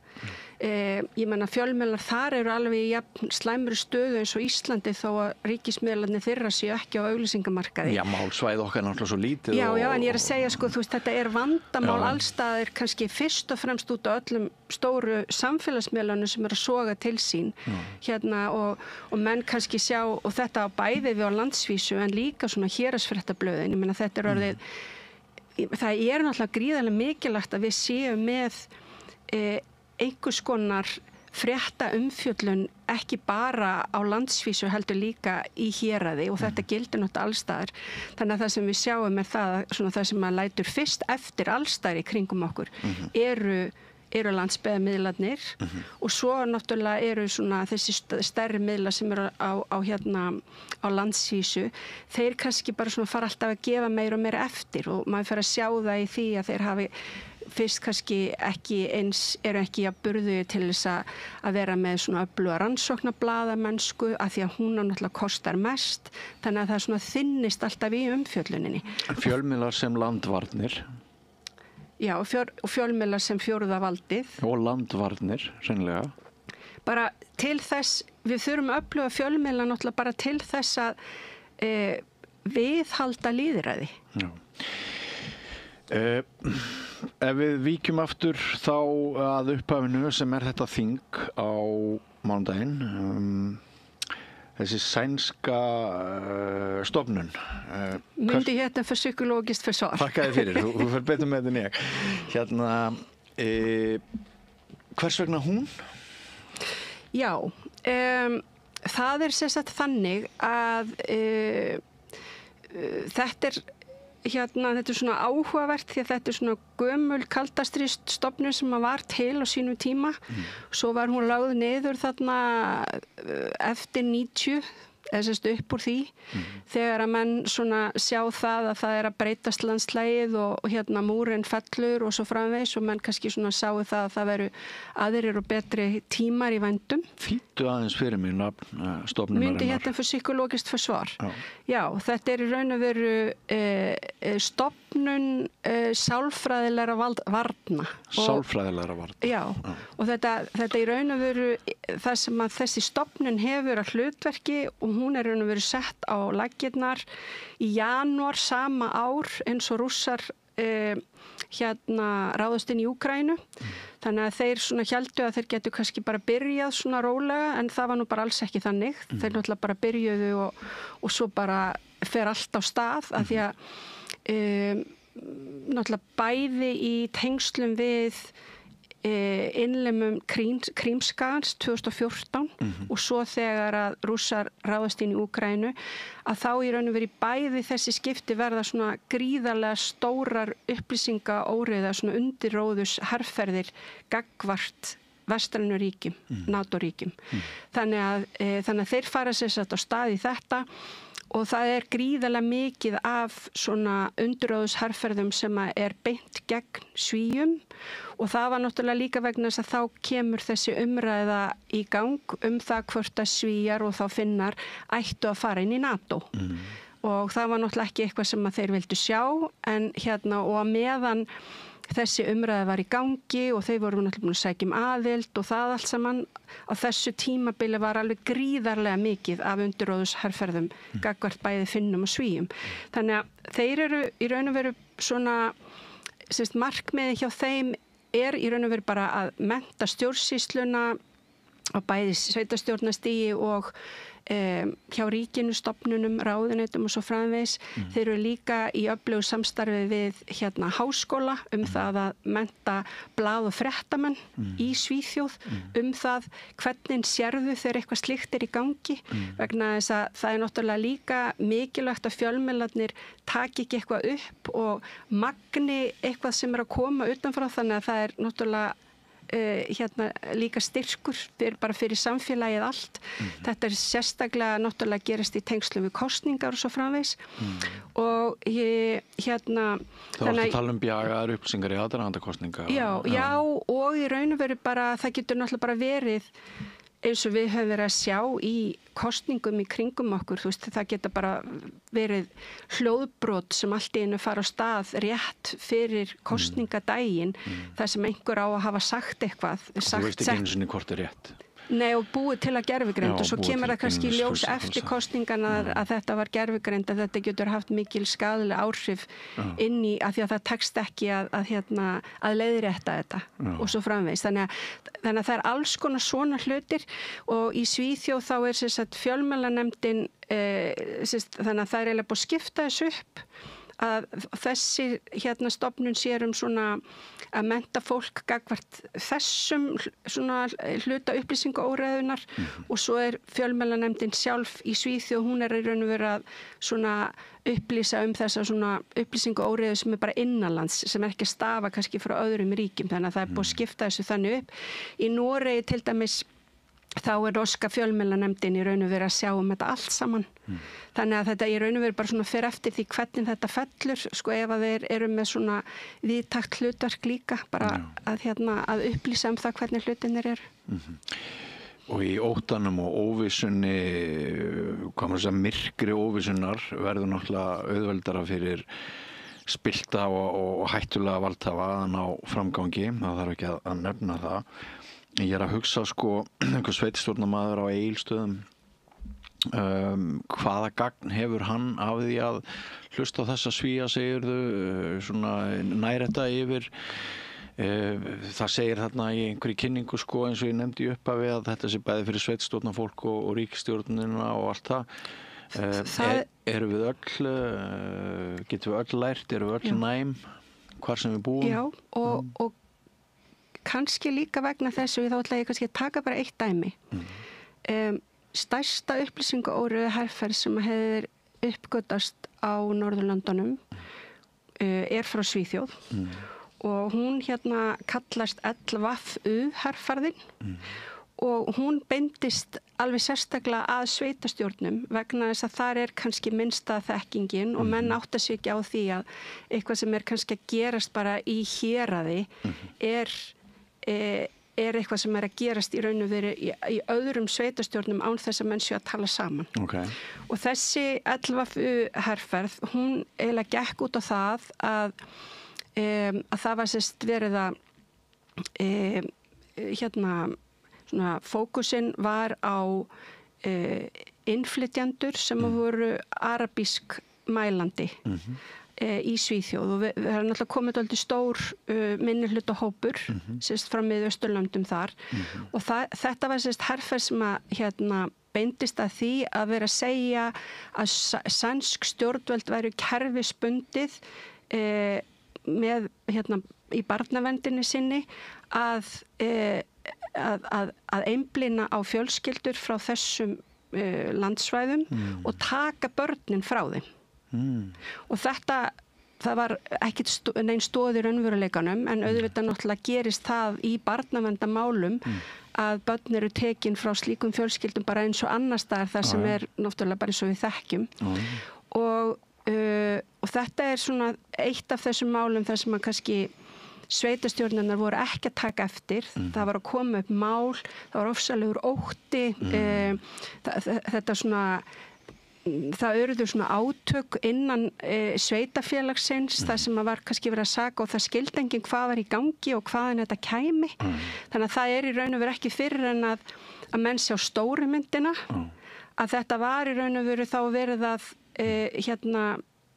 ná í þetta fólk í gegnum svona með samfélagsmiðlum og svo framvegis og menn sá ekki stóra samhengið. En þetta var mjög alvarleg herferð sem hafði mjög mikil áhrif og í kjölfæri af þessu að þá var náttúrulega alveg ljóst að það þyrfti náttúrulega upplýsa ekki bara ríki og stofnanir, heldur líka smærri sveitafélög vegna þess að síðan náttúrulega hefur komið í ljósa að það mjög algengt í löndunum í kringum okkur að það sé reynt að herja á sveitafélögum þar sem að kannski þekkingin minnst. Já, einmitt. Sko, mér finnst ég þurfa líka að spyrja það að mér finnst dynja á okkur núna upplýsingar sem geta aukið ótta og öryggi. Þessi fjölþáttaógn sem nú tískuorð bara þessa dagana. Það talað að rafmagnsleysi geti verið einhvers konar mínihryðjuverk ofin vetraríkja og þar fram til götunum. En fólk kannski veit það ekki. Fólk veit ekki hvort þessi dróni kemur frá diabólískum aðilum eða hvort það einhver tilviljun eða eitthvað. Ég efast ekki erindi þessarar ráðstefnu ykkar eða þessar fundar og allt sem þú segir mjög áhugavert og þetta svo sannarlega eitthvað sem við þurfum að ræða miklu meir en við erum að gera. En gæti verið svo vendipunktur að með því að við ræðum þetta svona að miklum ákafa að þá ítum við líka undir það að enginn treysti nokkrum hlut og allir verði hræddir, missi hausinn eins og hænur og svona þurfum við að finna einhvern svona jafnvægispunkt. Nú ég kannski að ef þú væri þingmaður þá væri kannski eðlilegra að ég spyrði þessara spurningar en ég ætla samt að leyfinni að fara til þín og aðtöga hvernig þú bregst við henni. Ég held að skautunin sem að við erum að sjá í samfélögum og þarna kannski sérstaklega hræðasporin í Bandaríkjunum og ég held að ekkert Evrópuríki vilji komast á þann stað sem að Bandaríkin eru núna þar sem að við erum kannski bara komið með 2 póla sem að eiga bara mjög erfitt með að tala saman eða sjá einhverja sameiginlega fleti. Þannig að þá erum við komin með samfélagsgerð þar sem að hluti samfélagsins telur að honum steðji ógn að hinum hluta samfélagsins og þetta gagnkvæmt. Og gervigreind þegar hún komin í þessum ofbóðslega þetta orðið svona stór hluti af því sem við sjáum og almenningur komin á þann stað að hann kannski veit ekki hvort hann geti treyst myndum sem hann sér, myndbrotum sem hann sér eitthvað sem á að hafa gerst út í heimi eða lesi texta eitthvað sem hann telur kannski að sé hluti af einhverjum trúverðum fréttamiðli eða eitthvað slíkt. Að þá óttinn nú þegar komin. Það að fræða og upplýsa almenning það að það akkurat þetta sem í gangi og þetta hluti af stórri áskorun sem að við búum við á 21. öldinni með þessa stóru samfélagsmiðla og allt það sem að bæði þeir, algoritmarnir þeirra gera í polariseringunni og allt sem við erum að sjá að búið til að gervigreind og við hættum að geta trúað. Það skapar óöryggi og óöryggi náttúrulega grundvöllur alls ótta. Þannig að ég held að þetta sé bara það að við eigum þetta samtal, að fólk átti sig á því hvernig þetta að gerast, hverjir eru hagsmunundir í húfi og svo framvegis og þannig vil ég líka bara minna á það að við búum á Norðurlöndunum sem að það eitt mesta traust í heiminum, í okkar heimshluta og það að missa traust, það mjög erfitt að byggja upp traust þegar við erum búin að missa það og þar sem að ríkir mikið traust, bæði fólks manna á milli og líka til stofnana samfélagsins sem eiga náttúrulega að vera að þjóna almenningi, það bara gríðarlega mikilvægt að við reynum að viðhalda þessu og þetta sem við erum að sjá, þessar áskoranir sem ég að nefna, þær náttúrulega grafa undan trausti og það líka hægt að meta þetta bara til fjár. Ég held að Ísland sitji sumpart enn við önnur borð en nágrannaríkin eða samanburðaríkin vegna þess að við erum fá og við erum útúr. En það önnur saga, við skulum ekki fara út í þá sálma frekar, en hvaða lausnir verða borðnar á borð á þessum fundi á mánudaginn? Ég verður eiginlega að fá að tala þetta sem þú varst að segja núna, þannig að þetta blekkingin. Já, þér finnst það? Nei, það ekki þannig. Það bara við héldum að Ísland með okkar litla málsvæði að það myndi skýla okkur. En það eru kannski 1-2 ár síðan að það hætti að vera raunin.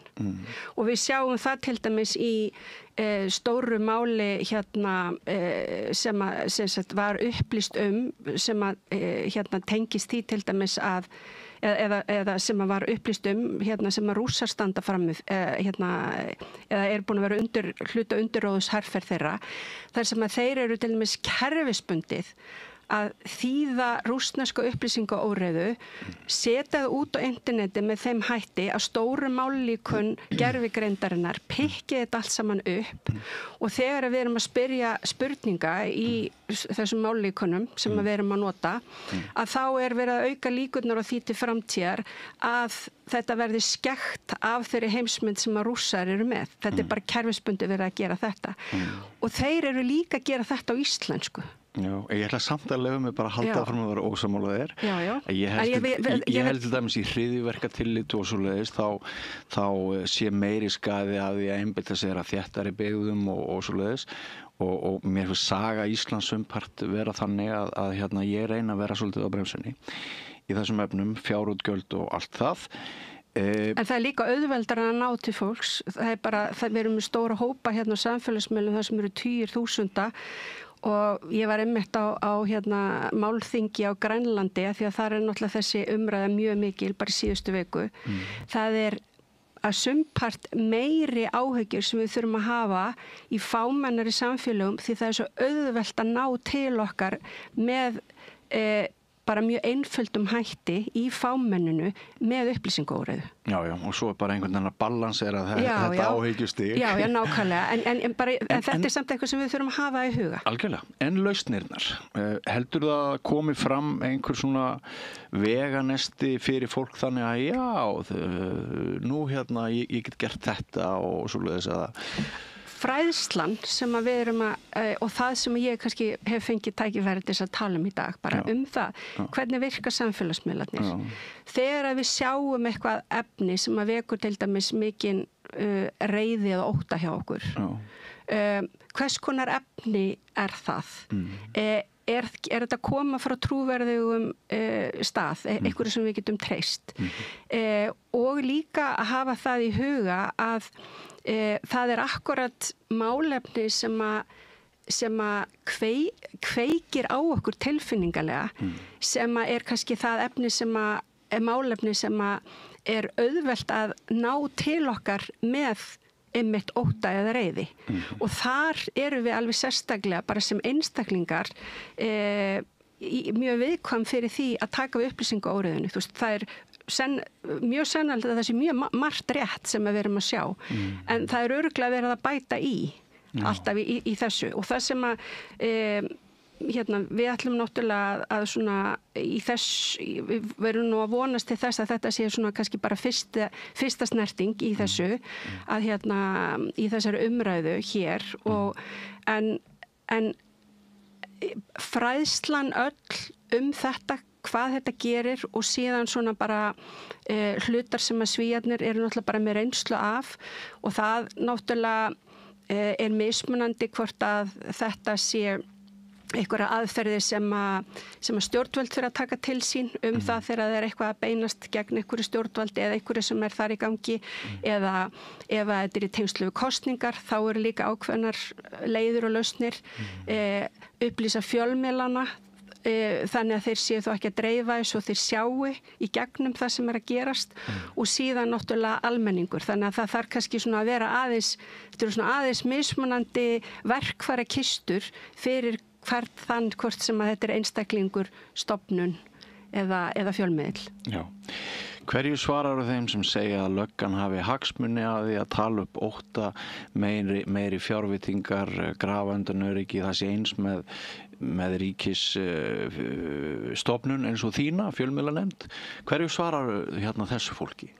Já, nú náttúrulega ertu komin í pólitíkina sem að ég kannski ekki í, en ég myndi segja það að það alveg ljóst að við búum bara við allt aðrar áskoranir heldur en við höfum gert og við þurfum resúrsa til þess að fræða fólk þetta allt saman og líka í raun og veru allskyns bara áskoranir sem að bara koma til innan stofnana vegna þess að þetta nákvæmlega það sem í gangi og það að við séum með þessi tæki og tól sem að líka bara geta svona ýft upp ótta og reiði hjá okkur og svo framvegis, það líka náttúrulega bara skapar bara sjálfstætt ákveðnar áskoranir, varðandi traust og varðandi lýðræði og það bara hvernig við högum okkar samfélagi. Þannig að ég myndi líka segja að þetta ekki bara fjölmiðlanefnd eða ríkislögreglustjóri, þetta í raun og veru svona átaksverkefni sem að við þurfum öll að ráðast í. Þetta tengist öllum í raun og veru stofnunum og svona bara heildarmynd samfélagsins og það bara að við treystum hvort öðru, að við treystum þeim sem eru að fara með verkefni eða valdi fyrir okkur og svo framvegis. Og við höfum nú bæði marga fjöruna sopið, við erum ekki fætt í gær, fordæmalausir tímar. Já, þetta eru fordæmalausir tímar og kannski svo ég ætla nú ekki að vera með svona eitthvað bölsýnisspá en í rannsóknunum okkar þá sjáum við það að nú þegar alveg stór hluti almenning sem komin í það sem við kallum fréttaforðun. Þannig að fólk bara orðið þreytt á þessu öllu saman og það alveg skiljanlegt. Það kannski mikil átök í gangi og svo framvegis. En það mjög slæmt samt sem áður að hún sé núna bara í raun og veru þegar við erum bara rétt í uppsveiflunni og holskeflunni af öllum rangupplýsingunum sem við erum að fá til dæmis í gervigrindinni. Þannig að það til mikils að vinna að við höldum okkur upplýstum, að við fylgjumst með fréttum og það að við styrkjum þessa fjölmiðla sem eru svo óskaplega mikilvægir í sérhverju lýðræðissamfélagi. Kærþakkir, við höfum það að loka orðin. Elva Ýr hjá Fjölmiðlanefnd. Takk fyrir komuna og gangi ykkur vel með þingið á mánudaginn. Hvar fyrir það fram? Já, það er hérna Grand Hotel hérna klukkan 1 en það þarf að skrá sig hjá okkur af því að það eru takmarkað sætaframboð. Inn á hvaða heimasíðu? Já, það þyrfti þá bara að hafa samband við okkur hjá Fjölmiðlanefnd. Ljómandi, kærþakkir fyrir komuna. Takk. Og við höldum áfram hér við rauðaborðið eftir andartak, ekki frá langt. Öflugur og ódýr auglýsingamiðill 40.000 manns sjá eða heyra þætti samstöðvarinnar í hverri viku. Ef þú vilt auglýsa, sendu póst á samstöðin@samstöðin.is. Við lifum á tímum þegar þörfin fyrir opna og gagnrýna umræðu brýnni en nokkru sinni fyrr. Ég heiti Ólína Kjerúl Þorvarðardóttir og ég styð og vel samstöðina, sjálfstæðan og óháðan fjölmiðil. Ertu á leið heim úr vinnu? Stilltu á FM 89,1.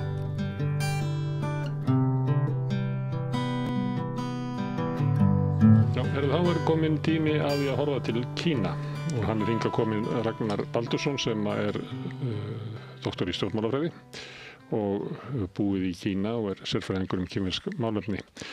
Við höfum hérna undanfarið rætt Kína og haft svona ólíkan útgangspunkt og samtalið þróast út í það að þú varst að segja mér að svona menning Kína, þessi forna menning, þetta hérna eina stórveldi fornaldar sem enn til, að það skiptir máli kannski miklu meira heldur en svona hugmyndastrauma seinni tíma í það hvernig Kína stjórnað, hvaða væntingar almenningur hefur til stjórnvalda og hvernig Kína metur stöðu sína í heiminum. Og þess vegna fórum við í 2 þáttum aðeins yfir taoismann, hvað áhrifin hann hefði á Kína og sömuleiðis varstu líka að segja mér bara sögu Kína í gegnum það. En núna ætlum við að taka annan svona upphafspunkt sem Konfúsíus. Já. Og það getur engin skil í Kína ef hann skilur ekki Konfúsíus. Já, og þetta dálítið erfitt mál. Þetta svolítið eins og hænan og eggin, sko. Þannig að Konfúsíus, fræði Konfúsíusar eru það svona flókin fyrir vestræna hugsun að flesti bara gefast upp og þetta svona þurrt. Þetta svona, þetta svo að segja að þú að lesa biblíuna til þess að skilja vestræna menningu sem nú sjálfsagt líka rétt. Sumir hafa gefist upp á Nýja testamentinu þegar það byrjar ættatalan? Já, og eða þegar það verið að tala meifæðinguna eða eitthvað svoleiðis. Nei, það sem eiginlega sérkennilegast við Kína af öllum þessum samfélögum sem við höfum kynst í sögunni að þar var tekin ákvörðun að það var ríkisheimspeki fyrir 2000 árum og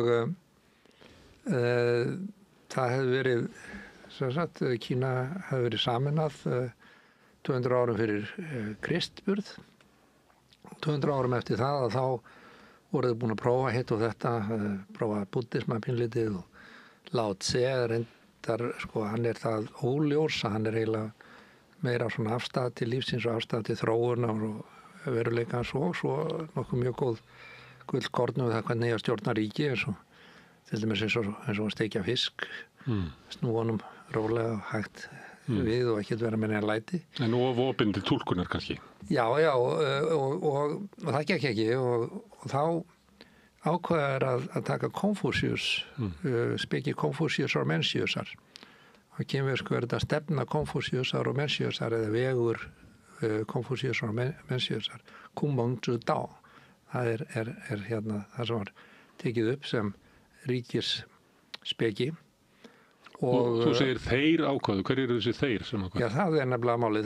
Það var sá sem var keisari, Hávudi, en hann var náttúrulega keisari og hafði mörg að snúast og var í því að friða ættbálkana og þjóðir þarna fyrir norðan Kína og hérna koma á friði og sameina ríkið og stækka það og hérna byggja kínverska múrin, tengja hann og efla varnir ríkisins þannig að enginn dyrðist að ráðast á það. Og hann hafði náttúrulega ekki mikið tíma til þess að vera að velta fyrir sér einhverjum heimspeki hérna, hugleiðingum einhverja löngu dauðra heimspekinga. Konfúsíus var hafði látist þá fyrir 400 árum áður, sko, þannig að þetta var ekki eins og einhver nútíma heimspeki sem var gerða speki Kínverjaveldis. Þetta rétt upp úr Kristburð. Og Konfúsíus var á lífi 400 árum áður. En leiði ekki tíminn hægar þarna í gamla daga, þannig að það var kannski ekki svo mikil breyting á samfélaginu á þessu 400 árum eða hvað? Já og nei, eins og allt í Kína. Það líður miklu hrað hérna núna í dag þegar við erum konum með hérna gervigreind til þess að hjálpa okkur að flýta okkur, sko. Þá náttúrulega líður tíminn alveg rosalega eftir upphaf innvæðingarinnar og nútíma sko, þá hérna hefur hraðinn aukist þannig að við sjáum valdinnar hverfa framhjá okkur á hraða bara á nokkur ára fresti sko, það sem gerist áður. En speki Konfúsíusar og Menciusar, hún var í fullu gildi og á hluti af sko, menningunni og embættismennir sem voru til þess að reka ríkið, hvar sem það þá þarfti embættismenn. Og þeir eru umlega sem reka ríkið, nema náttúrulega í Bandaríkjunum nútímans þar sem búið að henda þeim út og það eru hérna amatörar og faglærðir sem hafa tekið að sér að stjórna Bandaríkjunum og getur fylgst með því næstu 2-3 ári hvernig það gengur. En spekið er sett mentamennir og embættismennir í Kína, þeir voru lærðir í taoisma en þó meira í konfúsískum fræðum. Og það er ekki bara Konfúsíus og Kínverjar kalla það ekki konfúsísma, þeir tala fræðimenn eða fræðimennastefnu. Og ákvörðun þetta var sem tillaga frá embættismönnum sem höfðu lesið sér til fornfræði kínverska og voru hérna lögðu til að taka speki Konfúsíusar og Menciusar sem stjórnspeki og ríkisheimspeki kínverska ríkisins. Og við tölum Kristina sem 2000 ára gamla speki, en í rauninni þá var ekki fyrir 1000 árum eða svo að það var opinber heimspeki í Rómaríki. Og réttrúmum og það leiti sem raunverulega Vestrómska ríki byrjar að hrynja, þá var þetta tilraun til að rétta það upp. Þannig að okkar hefð fyrir kristninni er ekki nema rétt 1000 ára gömul og sem er okkur hér á Íslandi, þá vorum við með ríkistrúna sem er kristinn. En í upphæfið þá voru menn ekki læsir flestir á þetta, þá voru prestar sem túlkuðu þetta. Þannig var það líka í Kína, almenningu var kannski ekki læsir, voru það fræðimennir sem túlkuðu það. Og þeir stjórnuðu ríkinu. Það er eins og við hefum látið prestana stjórna ríkjuna á Vesturlöndum. Og það var gert meira, það var líka taoisma var tekin upp sem líka ríkisheimspeki, en hún var meira áherslan var á að reka á sér landbúnaðinn og hérna mannleg samskipti, og svo eru þarna yin og yang bókbreytingana sem fjallar breytingar ástíðana og setur þessa hringrás sem þú hefur í hverja ástíð, en svo ertu með fleiri ástíðir saman, að þá eru breytingar á loftslagi og svo framvegis að þeirri meðvitund kemur. Og þetta er sett inn í ríkisheimspekina, í ríkishugsununa. Og það er ákveðið að þetta sé heimsmyndin okkar og þetta er svona hugmyndakerfið sem við munum byggja á samfélag okkar, svona svipað og þegar menn ákveða að taka upp kristni eða trúarbrögð, en þetta er ekki trúarbrögð.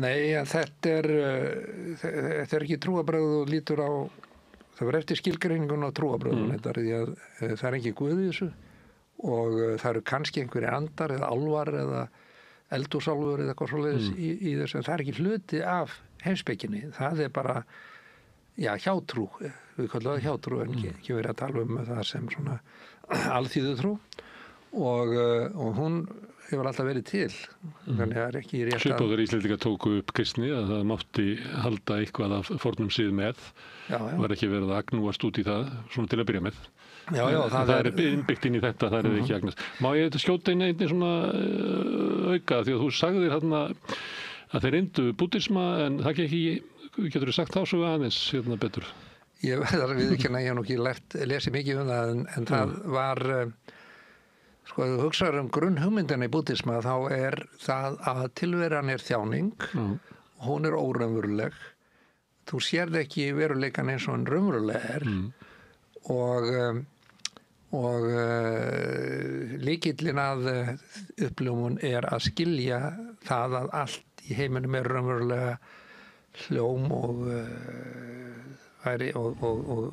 tilgangslaust og að skilja tilgangsleysi tilverunar eiginlega og tómið í tóminu allt sé ekkert og getur eitt ímyndaður eða þú reynir að biðja íslenskar forsætisráðherra að stjórna ríkinu samkvæmt þeirri hugmyndafræði það gekk ekki, það segir fólki kannski að hegða sig vel og svoleiðis en þú getur ekki tekið ákvarðanir ef þú ert samfærður það skiptir ekki máli hver ákvarðunin er þetta sé allt saman tóndella hvort þið er það er ekki Martin Luther, hann sagði einu sinni að í kristinni að veri tvískipt að vera annars vegar sko lögmálið sem er í Gamla testamentinu og svo fagnaðarerindið sem er í Nýja testamentinu og það er okkur nauðsynlegt til þess að geta að lifa sem manneskjur með taka fagnaðarerindinu en við ráðum það náttúrulega ekki sem lögreglustjóra sagðan þar notum við lögmálið það er það sem við erum að upplifa núna í Palestínu en ég ætlum ekki að fara út í það en það er eitt af eina af ástæðanum að gengur með konfúsísma er að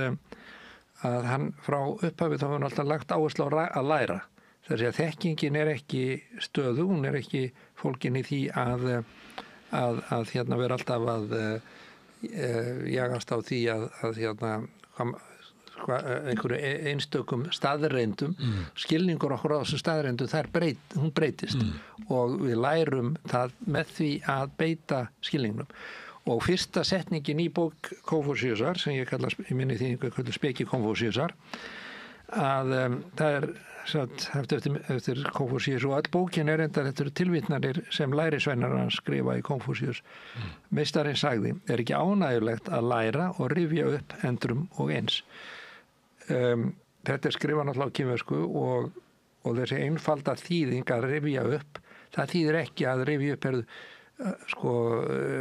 orðurétt hvað ást að læra það er að meðtaka eitthvað að læra, að skilja eitthvað og síðan að rifjað upp þegar það á við og í framkvæmd með að beita því og endurskoða skilning okkar. Það er það sem þýðir að beita því endur eins. Þannig að það felst í þetta er þekkingafræðilegt hugtak og þetta er fyrsta setningin og þetta er grunnhugmynd í kínverskri stjórnmálafræði eða stjórnmálahugsun að þú lærir á reynslunni og þú beitir því sem þú hefur lært til þess að þróa það áfram og síðan er það tilvísi hvernig stjórnvaldið í að hegða sér það kemur næsta kafla eftir það fyrsta setningin í næsta kafla, öðrum kafla þá segir Konfúsíus stjórn í krafti dygða má líka við pólstjórnuna sem situr staðföst í sæti sínu umkringd stjarnafjöld. Það er ekki læti í stjórnarherranum. Hann stjórnar í krafti dygða í því að gera hlutina hegða sér með réttum hætti og með þar lendi leiðsögn fyrir aðra. Já, og það er ákveðin tenging þannig að við táismann, sko, því að táisminn tala ekki dygðir að þá er hann að tala það að þú ert ekki að reyna að fá hlutina til þess að gera eitthvað sem er óeðlilegt eða fá vatni til að streyma upp í móti. Og getum lítið á, mér finnst þetta, þessar setningar eru fullu gildi í dag og mætti hafa til leiðsagna við stjórn ríkja á Vesturlöndum. En er þetta í fullu gildi meðal inn í kínverskri stjórnsýslu? Það er nefnilega fullu gildi þar.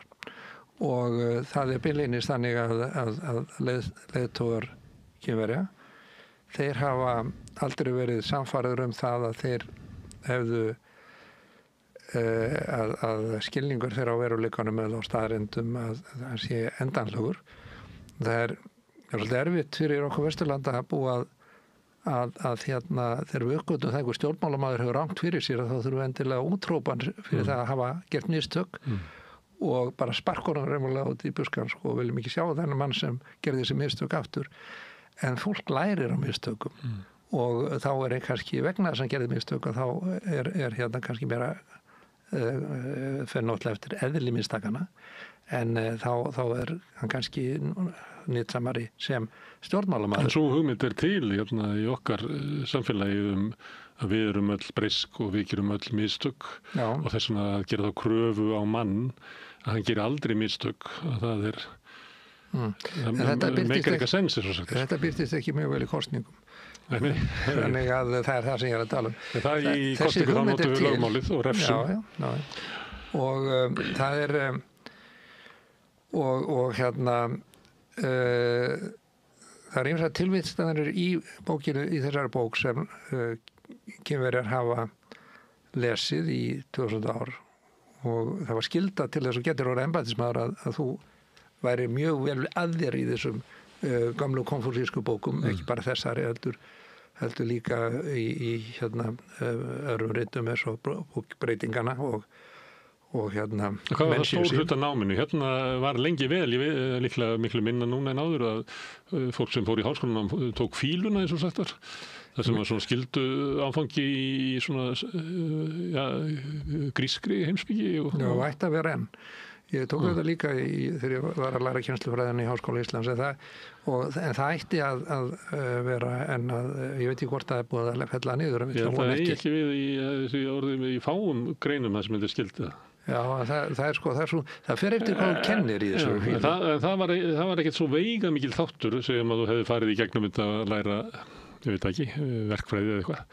Það var ekkert svo veigamikil þáttur í náminu, en þetta veigamikil þáttur í þeim sem er að mennta sig til hérna einhverjum stjórnsýslufræðum og öðru slíku? Já, það sem menn að læra siðgæði og siðferði og það ekki sögum bækur í dag. Þetta eru bækur sem, þetta eru kannski ritgerðir að ræður Xi Jinping sem eru sem embættismenn verða að læra, en það eru embættispróf og það hafi verið embættispróf í Kína í 2000 ár.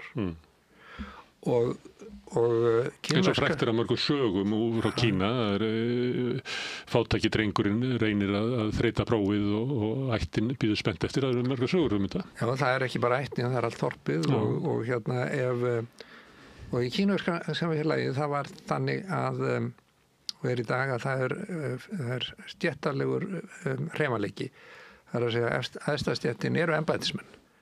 Það eru fræðimenn, þeir sem eru lærðir til að stjórna og þeir treyst fyrir að stjórna og það sem hafa lært eru dygðir. Ég tákni fyrir að læra 7 er að kenna, tjá, að það er á vinstri hluta þess að það eru dygðir og hægri hlutanum að þá eru menntir, hérna málaralist og annað og ég hef nefnt þetta áður í þessum þáttum og þetta er það sem þeir eru að læra, þannig að þeir sem eru búin að læra og eitt lífin í það að tileinka sér góða dygðir og góða siði hafa rækta með sér dygðir eins og traust og hegðun og vera skilningsríkir og vita hvað er réttmætt og það getur verið breytilegt þetta er mismunandi kringumstæðum, hver er það hluta máli og svo framvegis og hafa nægilega visku til þess að leiðbeina öðrum. Þetta eru grundiðnar í kínverskri heimspeki og kínverskri bara í Kína í dag, þetta eru þessar dygðir að þeir eru þeir sem fara með stjórnina og Þannig þetta er svona klerkaveldi fræðimanna. Já, klerkaveldi ekki klerkar, þetta er fræðimannaveldi. Já, setur fræðimannaveldi. Já, og það er sem sagt það sem það er kannski einn mikilvægasti liðurinn í styrk Kínverja er að þeir eru meritokrasi. Þeir eru þeir sem hafa sannað sig sem góði stjórnendur, þeir fá að stjórna. Það er ekki þeir sem segja ég kann að stjórna. Þeir kann á ekki langt í lífinu. Konfúsíus var einu sem spurður það hvort að leiðin til að stjórna væri ekki að taka þá sem hafa gert sér sika glæpir og glæpi voru vondir menn, drepa þá og upphefja þá sem dygðugir og hafa hegðað sér vel og eru friðsamir. Og hann svarar að það sé nú ekki góð aðferð. Frekar að hérna hegða sér vel, stjórnandinn hegða sér vel, stjórnandinn dygðugur og þá það eins og þegar vindurinn blæs yfir kornakur að öxin þau sveigjast með, að þá mun almenningur vera dygðugur. Þetta er svolítið einfaldisleg hugmynd. Þetta er svolítið Bastian Bæjarfógiti. Já, þetta er akkurat þannig hugmynd. En þetta er grunnhugmynd sem það er að segja ef það er mikið glæpi og ef það er óöld og það eru rán og þá vantar leiðsögn. Já, þá vantar leiðsögn og þá er ríkið að brotna niður. Þá er hérna bæði dygðug fordæmi ríkisins og yfirleitt er bara kerfið að brotna upp.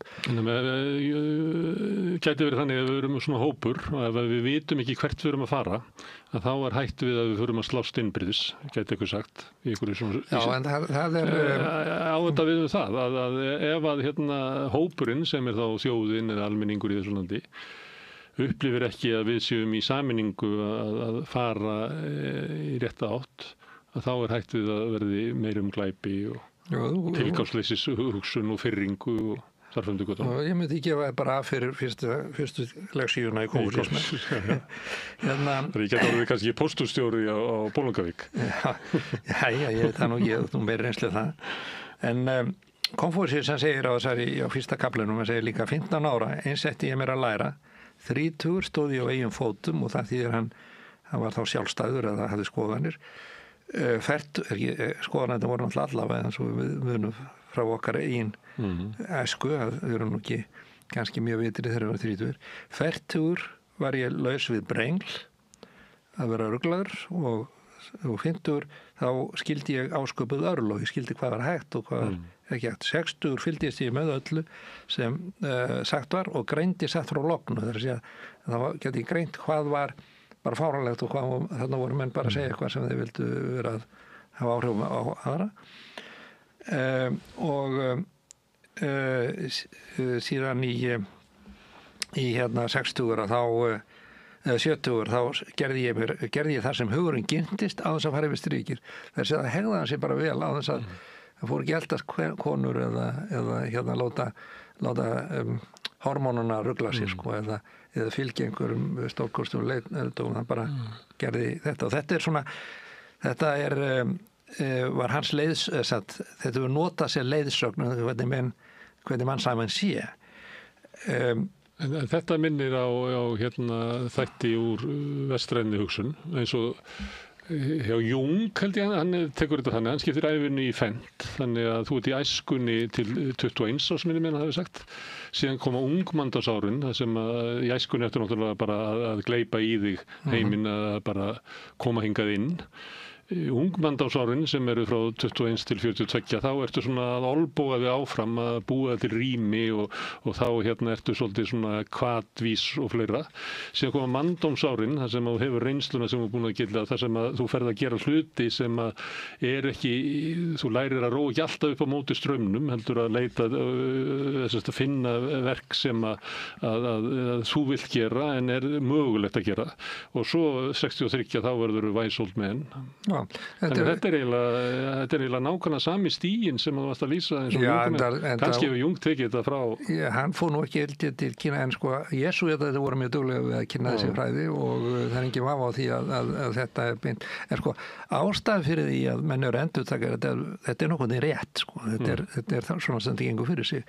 En galdurinn við þetta í rauninni að sé að byrja 15 ára að læra hann raunverulega byrja við að læra strax og við fæðumst. Við lærum á foreldrum okkur og að hegðum okkur.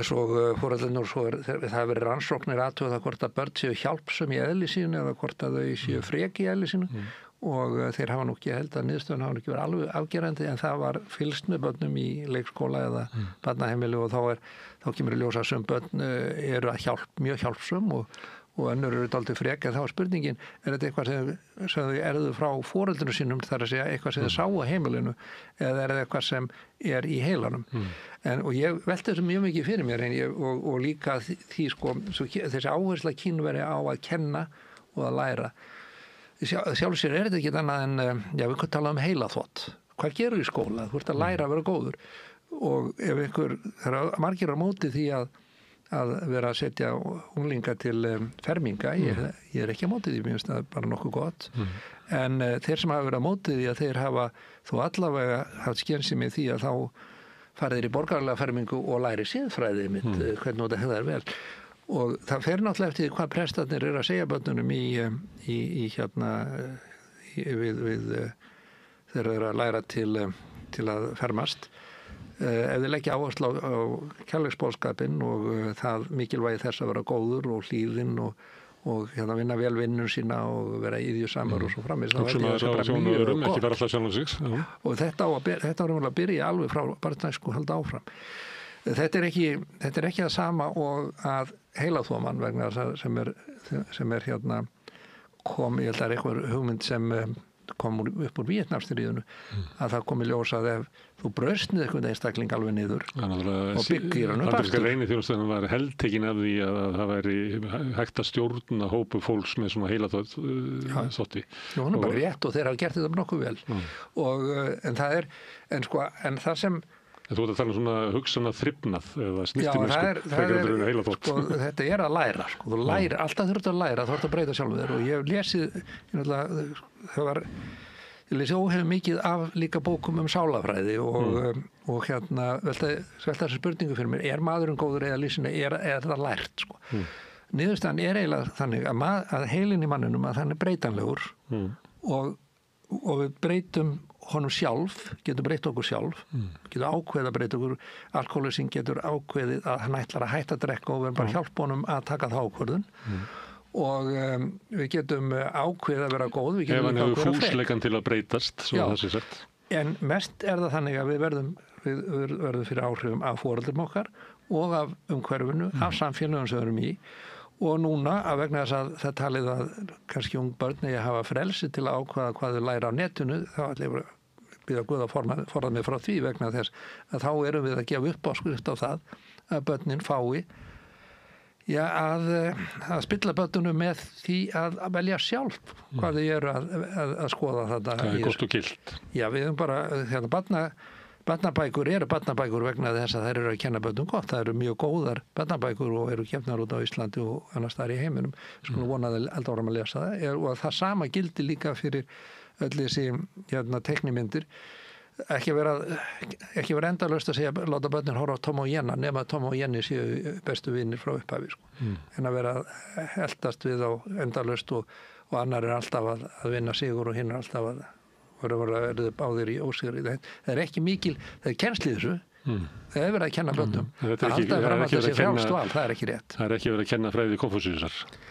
Nei og það er svolítið erfitt að gera það en það er hægt að kenna börnum og unglingum að hegða sig vel og það er auðvitað það sem skólakerfin er ætlað að gera eftir að börnin eftir að báðu foreldrar fóru að vinna úti og sjá börnin gerða lítið og þá kenna þær heyra það ef börnin hegða sér illa þá er kennanum að kenna. Má ég spyrja eina því að svolítið að tala nútíman á Vesturlöndum. Þegar að þú horfir á Vesturlönd frá Kína það sem er mikið lagt upp úr því að það séu þeir sem að stýra samfélaginu að þeir byggi á góðum gildum og góðri svona þekkingu á manninum, ekki endilega mannlegu eðli, svona menningunni að finnst þér eins og að nú er náttúrulega kristni hefur ekki sama stöðu og hafið áður hérna í samfélaginu og sömuleitt erum við trúlaust samfélag ég meina það eru svona MBA fólk svona sem að taka ákvarðanir fyrir okkur og svona og það er ekki mikil svona það er ekki viskukensla, það er bara svona stjórnenda kennsla svolítið grimm finnst þér eins og að svona okkur vanti svona kjöl svipað og kynverjarnir hafi í í samfélaginu. Þetta ágætis súmeringa á því sem ég hefur að segja. Þetta hvernig getum við til sko þannig að heilin og það allar niðurstöðan nútíma rannsókna á heilanum og mannlega heilanum það að breyta heilanum og við gerum það sjálf. Það er gert í skólanum, það er gert í umhverfinu, það er gert í fjölmiðlum, það er gert í því sem við lesum og ef það eru bara stuttar upprópanir á félagsmiðlum að þá eru raunverulega einfalda hugsununa. Við erum ekki að hugsa nægilega djúpt og nægilega skýrt. Það er hægt að kenna fólki það og við eigum auðvitað að halda áfram að gera það. Og þetta er mjög meðvitað í Kína og það er líka á Þannig tíma við menningunni. Já, og á Norðurlöndunum er það líka, sér það hjá kennurum í kennarastéttinni að þeir auðvitað hafa lært þessi fræði og þeir reyna það sem geta. Það er erfitt þegar samfélagið snýst kannski gegn þeim og frétta umhverfið er svo við sjáum af því sem er að gerast í Palestínu eða Úkraínu eða hvað sem er í heiminum og hver er sterkastur hann fara að ráða og svo framvegis, það er ekki beinlínis þetta. En þá er spurningin þetta, hvernig getum við hvernig er hægt að ala fólk upp og það byrjar í fjölskyldunni, það grunnhugtakið í kínverskri mennsku er fjölskyldan. Þetta er líka bara yfirleitt til hluta manninu, maður lifir í fjölskyldum. Hann lifir í stærri samfélög eins og þorpum og á Íslandi þá var því miður það strjálbýlt að menn bjökuð þvert og í mjög litlum samfélögum og þessar fjölskyldur voru yfirleitt frekar litlar og þurfti að berjast í bökkun til þess að geta að lifa það af. En spurningin er þessi, hvernig getum við byggt upp samfélag sem hægt er að stýra?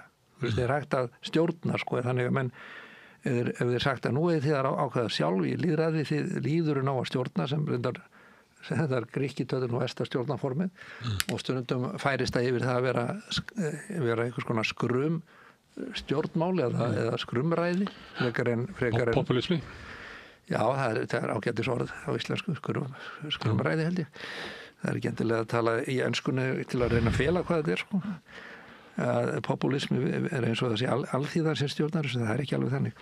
En það er einn af lærusunum Konfúsíusar sem vitnaði í þessari bók líka í speki Konfúsíusar. Hann segir, sá sem rækir skyldur sína við foreldra og ber virðingu fyrir eldri bræðrum, óhlýðnast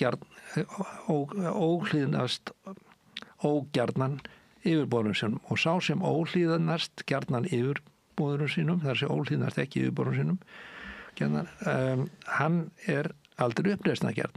Þannig að ef börnin eru hlýðin og skilja foreldrana og bera vorkinu foreldrarinn fyrir að þurfa að leggja svona mikið á sig til að geta borga fyrir menntun þeirra, koma þeim í góða háskóla og svo framvegis og þá sko verða þeir góðir þegnar að standa þessu vel í stóru samfélagi, í stóru fjölskyldunni. Þegar í stóru fjölskyldunni og samkvæmt konfúsískri hefðinni, þá er stóra fjölskyldan henni stjórnað af ríkisleiðtoganum sem er raunlega föður ímynd fyrir alla þjóðina. Og til þess að fólk geti verið góðir þegnar, að þá verða að hafa verið góð börn þegar þau voru hérna lítil.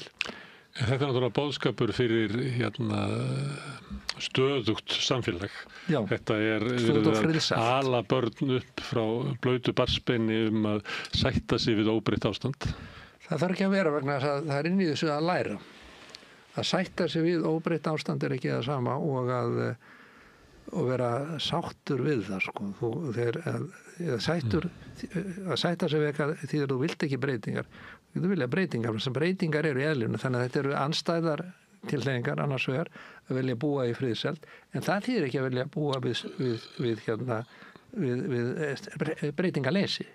Þessar breytingar án uppreisnar eða persónulegar uppreisnar. Já, breytingar án þess að snúa öllu við, en það er hugtakið byltingu sem við notum hérna á Vesturlöndum og það er umvel ekki sama hugtakið og kínverjarnir nota. Orðið sem þið nota, göming, og hefur þýtt sem að missa umboð himinsins náttúrulega dálítið fráleitt sko. En því að það engin himin í þessu göming, í þessu kínverska hugtaki, það þýðir að stjórnvöld get ekki lengur stjórnað. Þau hafa ekki lengur, það ekki lengur örlög þess að stjórna. Það umverulega beina því. Vegna þess að mist traust almennings. Já, það lykillinn. Þannig að traustið er grunnur að stjórnun í Kína að almenningur treysti stjórnvöldum og stjórnvöld geti treyst almenningi og treysti almenningi. Það grundvallar. Hvernig það að koma frelsisbaráttu svartra, frelsisbaráttu kvenna og 20. öld í okkar heimsluta í gegnum þetta, sem að maður á bara að vera hlýðin foreldrum sínum og vera til þess að maður verði hlýðin þegar maður kemur út í samfélagið?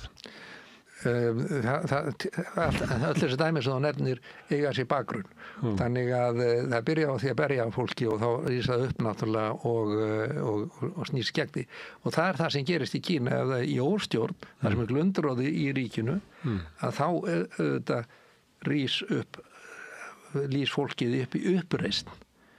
Og markmið uppreisnarinnar er að koma á róðareglu í samfélaginu, ekki að halda áfram að róta í því til að það verður algjörlega rótlust. Það er að leita aftur til rótana og endurreisa góð og gildi síðgæðis og skilnings og trösts og góðrar hegðunar og góðrar síða, að þetta er markmiðið með því þegar stjórnvöld hafa fallið. Markmiðið er ekki að halda áfram að ráðast á öðrum eða koma glundur. Viðhalda glundróða á heimsmælikvarða, það er algjörlega fráleitt. Þannig að þú viðheldur glundróða á heimsmælikvarða, að það mun náttúrulega koma í baki á þér vegna þess að þá myndast glundróði hjá þér sjálfum. Þannig að til þess að halda gott heimili að þá verður auðvitað að hafa góð samskipti við nágrannana og góð samskipti innan samfélagsins alls.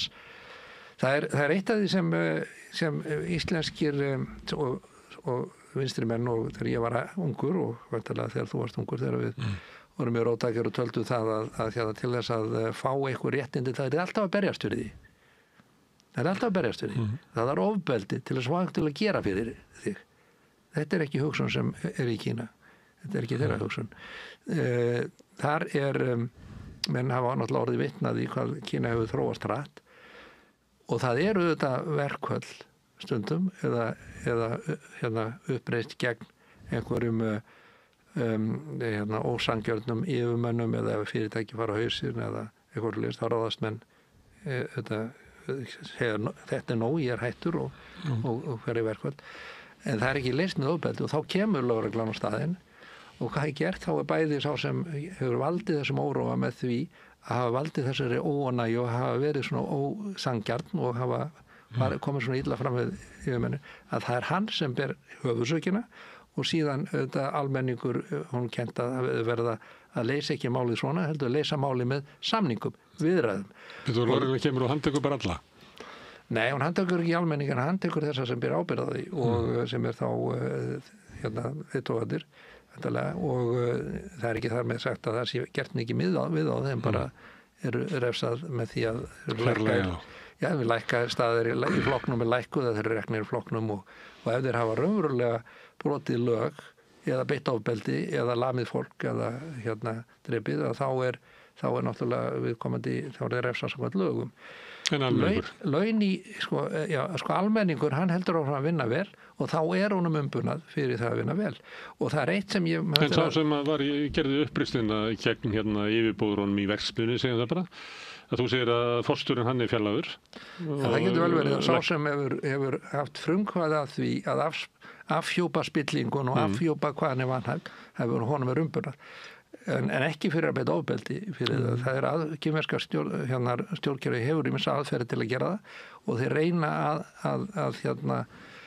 að gera það sem mest eftir friðsamlegum leiðum. Það er ég hitti einu sinni Ásmund Stefánsson sem var heima hjá syni hans í Lundunum sem þá voru að vinna samningaviðræðum um íslenska kvóta og sanngjarna skiptingu kvóta á Norður-Atlantshafinu.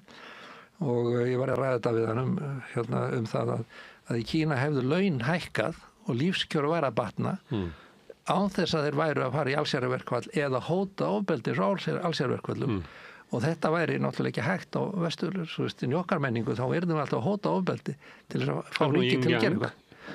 Já, en í Kína þá er það þannig að það er bara ef launin, ef eftir því sem framleiðslan eykst, eftir því sem efnahagurinn heldur að þróast, þá eru laun hækkuð. Ef það er ekki þá fer allt í stopp og þá er náttúrulega myndasklundróðin sem einmitt er markmið að fella. Hann átti mjög erfitt með að skilja þetta sem ég skil alveg óskulega vel. Þegar þetta fórsetið að sí? Já, þannig að náttúrulega margir okkar hlustundum muna það ekki en kannski eru þeir kannski fleira eldri kynslóðan held ég. En svo sagði við mig að þegar hann reyndar værið að þannig að á Ítalíu og sem það er söður Evrópu þá væri hlutur kirkjunar mjög mikil í sko einmitt í kjaraviðræðum og slíku og þá væri einmitt kjaraviðræður oft leystar með eða sagt vandamál í eins og kjaraviðræður og kjör og aðbúnaður og slíkt að það væri leyst sko með fyrir milligöngu kirkjunar. Hún hefði milligöngu fyrir það en ekki með ofbeldi sem ég finnst náttúrulega alveg til mikilvæg fyrirmyndar Þetta var erindi Leo Páfa síðasta sem að þessi eiginlega vísar svolítið til með að taka upp nafnið hans sem að var einhver svona sátt í samfélaginu án þess að þurfa að vera með þessi átök af því að hann var ekki sósíalisti Leo en hann var með mikla svona sjónamið að samfélagi yrði að lyfta upp hinnum fátæku og verkalýðum og yrði að gæta því að það fengi sinn hlut þannig að þetta er þekkt í kaþólskunni. Já, þá er spurningin hvort að hún er þá ekki sósíalísk þess að þú hefur verið að ræða fast Þú er Leo gamli páfinn en þið er þverneitað því sko að því að þetta var eiginlega innlegg á móti óróa í samfélaginu sem að honum fannst skapast að verkalýðsbaráttu. Það er sko vegna þess að vestrænn sósíalismi er einmitt hefur þessa kenningu Þetta er kínversku sósíalismi sem að Leo var með. Já, það er miklu nær því. Þannig að leysa vandamálin með sátt og samlyndi. Eitt varðandi þetta með fjölskylduna og maður hefur hlýðið barn til þess að maður sé hlýðinn út í samfélaginu. Á Vesturlöndu þá eins og við vorum farið yfir á það hafa orðið svo gríðarlega breytingar að það hafa margar aldir liðið á liðnum árum eins og einhvers orðaða. Og þá gerist svona spenna að sá sem er að alast upp, hann upplifir það að fjölskyldan sem að sömuleyti er fulltrúi liðins tíma sé fjötrar fyrir mig og við þekkjum marga góðsugur í svona seinni tíma, kannski svona eftirstríðsára sögum. Það sem að fólk brýst út úr fjölskyldu líka þegar fólk er að flytja úr þorpi í borg þá er þess að svona hugmyndur að þú þurfur að slíta þig lausan út úr einhverjum höftum til þess að geta blómstrað sem einstaklingur kannski bara, ég veit ekki út og það ekki Billy Elliot sem er svona dæmi það sem að drengur brýst út úr sko námabæ og með aldrei virðingu fyrir sko svona væntum þykju föðursins til hans að þá er svona hugmyndir svo að hann verði eiginlega að losa sig út úr fjölskyldunni og höftunum og gera það sem að hann vill gera til þess að geta blómstrað í borginni þannig að ég veit ekki hvort að fólk vilji heyra þessa speki koma. Nei, ég var ekki að segja þetta ef ég held að fólk vildi heyra þetta. Ég er bara að segja að það er svona okkur vandi sko. Þetta er vandi, það er algjörlega, það er alveg klárt og æsti leiðtogi Kínverja á fyrstu árum kínverska alþýðulýðveldisins Mao Zedong að hann náttúrulega tók undir þetta sko að unga fólkið þetta rísa upp í uppreist gegn menningabyltingin sko verðt óþekkur og lendu gamla fólkið og hendu því út og farðu með eskunni og eskan á framtíðinu og svona og það endaði í glundróða og endaði það náttúrulega líka í því að fólk sem vegna þess að það eru fólk hefur þessar tvær hliðar alltaf að það öfundast við einhvern og þá kom það upp að yfirborðinu að þá var hann gagnrýndur fyrir að vera gagnbyltingarsinni og ýmislegt svona í bara samfélagi fór á límingunum og En markmiðið var að brjóta einmitt niður konfúsísman sem byggður á þessari virðingu fyrir foreldrum og fjölskyldu og það virkaði ekki.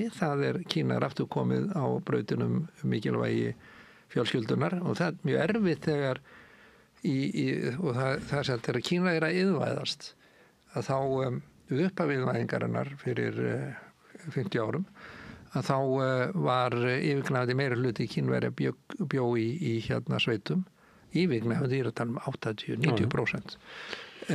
Og núna þá eru yfirgnæfandi meira hluti komin í borgir og við það gerist hluta til þannig að fjölskyldufæðurinn fór í borgina og fór að vinna fyrir fjölskyldinu og kona var eftir en svo þegar barnið var kannski orðið 8 ára eða eitthvað eða jafnvel fyrir að þá fór hún líka að vinna í borginni og oft eru þau þetta saman. Barnið, þetta með einsparsstefnu? Já, þeim tíma en síðan náttúrulega líka, þetta byrjaði fyrir þannig að það er á börnin og í dag er það börnin. Þannig að, og þá eru eftir gamla fólkið sem kemur í þá gengur börnunum í foreldrastað og er kannski ekki í stakk búin til þess, kannski ekki nægilega vel menntað og svo framvegis og alls konar vandamál. Hellingur af vandamál sem þeir standa fram fyrir og er að reyna að lesa út af þessu. En það er gífurlegur áróður, eða við getum sagt gífurleg kennsla. Því að áróður og kennsla eru þetta sami hlutur en við erum að segja fólki þú ætti að gera þetta og ekki gera hitt og 1 + 1 eru 2 en ekki 3 eða eitthvað svo leiðis. Þetta er áróður bara. Það er kannski 3 en það er, við lærum þetta. Trump segir að mentu sér meira og minna áróður vinstrimanna. Já, og það er kannski en vandamáli sem við eigum við að stríða eru held ég einmitt þessi upplaust fjölskyldunar og það er afleiðing af iðvæðingar afleiðing af nútímanum og iðvæðingunni og hluta til líka út af samfélagsmiðlunum þar sem fólk kynnist einhverjum jafnvel gervigreind betur en sínum eigin foreldurum og þetta eru gífurleg vandamál, hvernig að taka á því? Og hlýtur að vera sérstaklega í Kína sem að hafa verið gríðarlegi fólksflutningar og þegar svona fólksflutningar eru, þá eins og þú ert að benda, þá getur afinn og amman verið eftir í sveitinni með fulltrúar gamla heimsins og ungu hjónin eru komin í borginna og þorpið þau eru ekki með þorpið með sér, þau eru bara komin inn í einhverja blokk í útkörfi og þá verður oft til svona maður sér það stundum svona í samfélagum sem er miklu svona þjóðflutningar að það verður til í borgunum svona sem að maður búin að gleyma eitthvað svona rosalega kívanis eða rótari eða svona söfnuðir verða til og sumuleyti þá er maður velta fyrir sig að þetta er fólk sem að kemur úr sveitin er að leita að einhver svona félagslegri heild því að þú getur eiginlega ekki lifað komið úr þorpinu farið inn í borginu og verið bara einstaklingu þar. Þú verður að hafa eitthvað í kringu þig en þú hefur ekki fjölskylduna, þú hefur ekki þorpið og þá leitar að einhverjum heildum þar sem þú getur tilheyrt. Það hlýtur að vera þannig alveg því að 80% sem voru í sveit þegar þú komst til Kína, 80% eru komin í borgina núna. 70-80. Eitthvað slúðis, en þetta er alveg ótrúlega breyting. Og ég gera það skömmum mínum að segja að það hefur flokkin.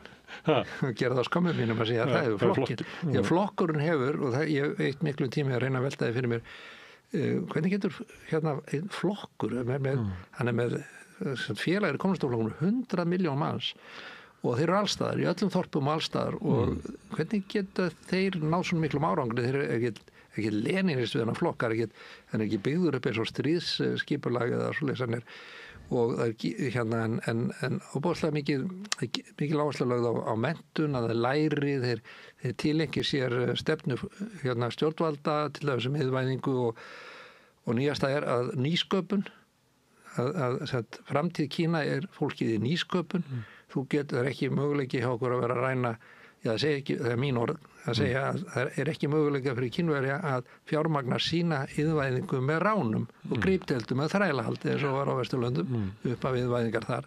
Þannig að þeir verða að beita nýsköpun og þeir verða að læra af Vesturlöndum og læra það sem þeir eru að gera og fylgja því. Og hvernig gerur það? Þá gerur það bara eins og Konfúsíus var spurður það þegar almenningur er hvað er hlutverk stjórnvalda var hann spurði fyrst og hann segir hlutverk stjórnvalda er að tryggja velmegun almennings. Þetta er það sem við erum að gera. En þegar að almenningur býr við góð kjör þegar velmegun almennings þegar það hefur tekst, hvað eiga stjórnvöld þá að gera? Það er að kenna fólkinu og það er þá kennsla og í nútímanum þá felst það náttúrulega þá í nýsköpun líka, þannig að þetta er galdurinn bak við það að Kína allt í einu stokkið í fremstu röð í fleiri vísindagreinum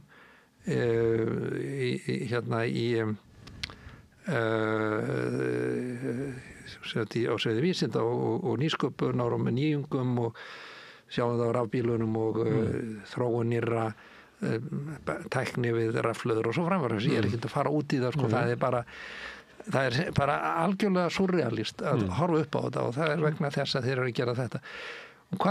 En þetta er nýsköpun og það er nám og síðan eru náttúrulega menningaráðuneytið í Kína og menntamálaráðuneytið eru óbúslega völdagastofnanir og það er miðstýr áherslur í menntun og kennslu og í kvikmyndaframleiðslu og í sjónvarpsþáttum og ég hef hort á endalausa þætti með konunum minni einhver svona, ég kalla það sápuóperur en það er náttúrulega ekki eins og bandarísku sápuóperurnar sem voru brotnar upp með sápuauglýsingum og þess vegna kalla það sápuóperur en þetta eru fjölskyldu, það er sett alltaf, alveg saman hvort það er stríðsmynd eða hvort það er saga eitthvað sem gerist í borg eða fólk sem á við einhver vandamálastriði eða eitthvað svoleiðis.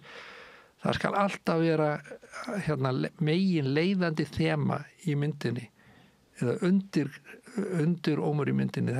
Það er að leysa fjölskyldu vandamál friðsamlega og að hversu mikilvæg fjölskyldan er og að styðja við hana og nú er náttúrulega þannig að einstæðu konur í Kína eru til og þá er þetta gerð kvikmynd einstæða konur sem stendur frammi fyrir konur sem er búin að brotna úr sambandi við eitthvað kallmann og það er getur verið vegna einhver persónuleika bress eða vegna ýmis aðstæðna, það getur hafa látist eða getur hafa gerst til að brjóta upp fjölskylduna og það hætti að elskast og elska kannski eitthvað annan og svona og það byrjaði að tala um þetta í kínverska sjónvarpinu og þá er hún farin að taka þá ákvörðun og ætla samt að hafa eignast barnið í staðan fyrir að hafa fóstureyðingu þá vil hún samt eignast barnið.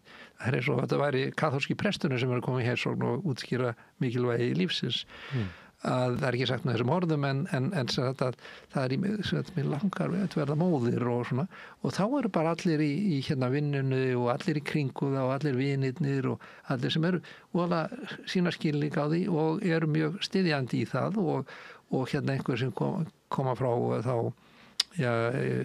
hverfisstjórninni eða eitthvað svoleiðis og er það eitthvað sem vanagar eða eitthvað svoleiðis þannig að það er verið að stuðla að því að barni geti samt fengið eðlilegt uppeldi. Þetta er ekki áður þá liði barnið í stórfjölskyldunni og þá er það flokkur af öllum fyrirbærum sem er allt í einu farin að hafa þarna hlutverk við þetta. Sko það er enginn sem heldur því fram að Kína getur verið fyrirmynd Vesturlanda það hvernig við eigum að gera hlutina. Kínverskur sósíalismi er bara byggður á allt öðrum forsendum en það sem vestrænt sósíalismi verið byggður á en það er ákveðin grunngildi eða grunnhugmyndir sem við mættum gerðan taka okkur til fyrirmyndar og það er að leysa vandamál friðsamlega ekki líta getur eitthvað bent á stríð sem hefur leyst vandamál. Ég hef bara næst nú farið eitthvað ég hefði Trump það var alltaf ræðu yfir herfóringum í gær í fyrradag og hann var að tala til dæmis er ekki betur að vera að tala Indíánastríðið sem stórkostnaði sigur Bandaríkjanna. Já, það var leyst út með náttúrulega það bara útrýma frumbyggjónum og stela landinu þeirra. Já, það var þjóðarmorðið. Það er stolt nú er stjórnvöld stolt að því aftur, þeir voru stolt að því fyrir þeir voru að því líka en þetta er fyrirmyndin og þannig að kannski er einfalda lýsingin á því vandamálum sem við stöndum frammi fyrir og ekki bara Bandaríkin heldur okkar eigin samfélag hér á Íslandi og á Evrópu kannski og okkar samfélag kannski síður í Bandaríkjunum það er mjög greinilega vandamál í Bandaríkjunum og í Kína en þar eru þeir að vinna í því að taka á þessu vandamál og leysa það á farsalan hátt fyrir börnin sem þeir eru alveg upp að það að fjölskyldan upplausn. Það að fjölskyldumynstrið og okkar samfélagsmynstur að það hefur rústast og það svo púsluspil sem þú hendir á búin að búa til mynd. Þannig það í Kína líka en sko fjölskyldan svo lítil að litla fjölskyldan hún ber ekki allar það skildur eða það sem að sko stórfjölskyldan bar. Já, þetta það var bara ómikið álaga á axlinnar á pappa og mömmu og litla barninu. Og þá er verið að hraða uppbyggingu innviða til þess að styðja við fjölskyldun og gera það mögulegt með barnabótum og sko, við gerum það líka. Við höfum lent í þessum svipuðu vandamálum, lengri fæðingarorlofi og svo náttúrulega í Kína hefur þann styrk að stórfjölskyldan var mjög lifandi, þetta gerði svo hratt að það breytt yfirvætust að þegar börnin fóru þegar unga fólkið nýbúið eignast börn og svona fer í borgina að vinna að þá heima hjá því að það eru eldra fólk sem kannski ekki svo mjög gamalt að það þá að hjálpa því við alla börninu og UNICEF Barnahjálp Sameinuðu þjóðanna að hún í mjög nánu samstarfi við Kína við að taka á þessu vandamáli það að segja vandamálum eins og hvað gerur við hvernig rekur barnaheimili hvernig getur reynd alið börnin upp í þorpi þar sem allt fólki sem býr þar orðið gamalt og kannski erfitt með gang og svo framvegis og þeir hafa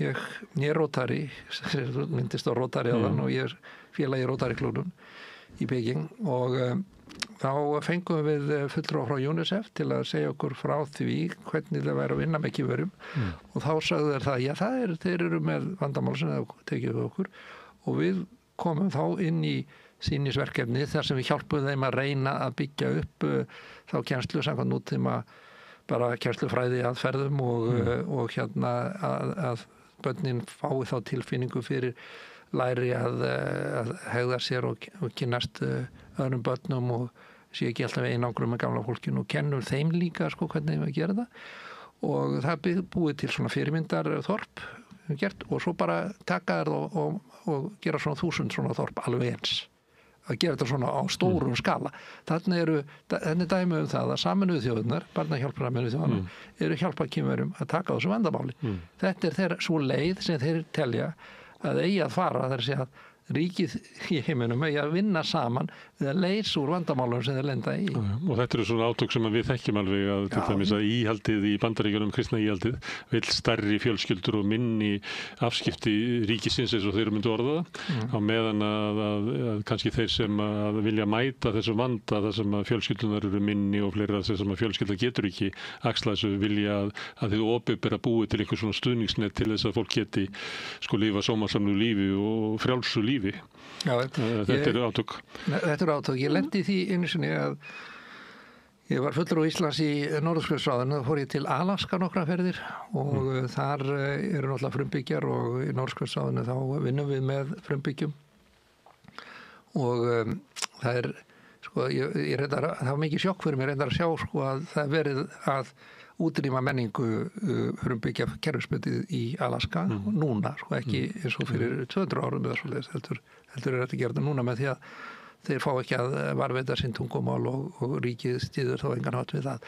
En það var hópur svona, það einhver síður og þú tekur stein og lætur hann ganga á milli og svo þegar þú fær stein og segir eitthvað persónulegt og það er allt satt sem þú segir og svo gengur það næsta mann og fólk var að tala þá hver ég og það lýsti því hvað það væri og ég sagði ég veit nákvæmlega hvaðan ég kem ég hérna afi minn og amma koma frá sagt, það er einn bóndi og einn kennari og hérna bóndakona og svo er amma mín frá Breiðafjarðareyjum og þar sem þeir voru sjómenn og síðan ég komin að þessum pressætum í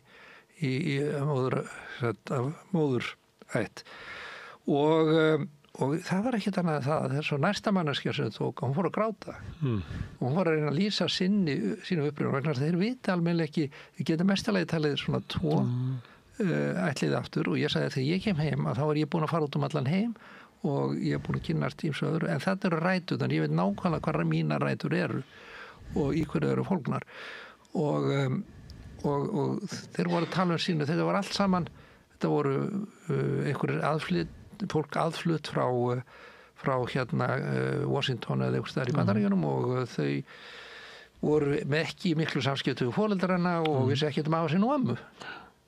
Þetta er allt upplaust. Eins og í Bandaríkjunum svolítið. Já, kannski það þess vegna, kannski vandamáli ekki Trump. Kannski það bara bandaríska fjölskylda. Það sem við kallar hreyfanlegur vinnumarkaður, að fólk flytur bara þvert yfir landið og ég meina systkinahópar dreifðir út allt og þess vegna kannski Thanksgiving svona stórt atrið í sögunum þeirra og mikil þjáning fyrir marga að koma og hitta fjölskyldu sem eru ekkert að rekta. Það er svo sterkt að svo ég segi hérna þakkaði fyrir að vera súmera það sem ég er að segja. það er svo sterkt að Konfúsíus var einsinni spurði hvort að það var einhvern sem sagði honum að hann sagði að í sinni heimasveit væri heiðarlegur maður, hann hefði kært föður sinn fyrir sauðaþjófnað. Og Konfúsíus þagði við og sagði í minni heimasveit þá er þetta öðruvísi að ef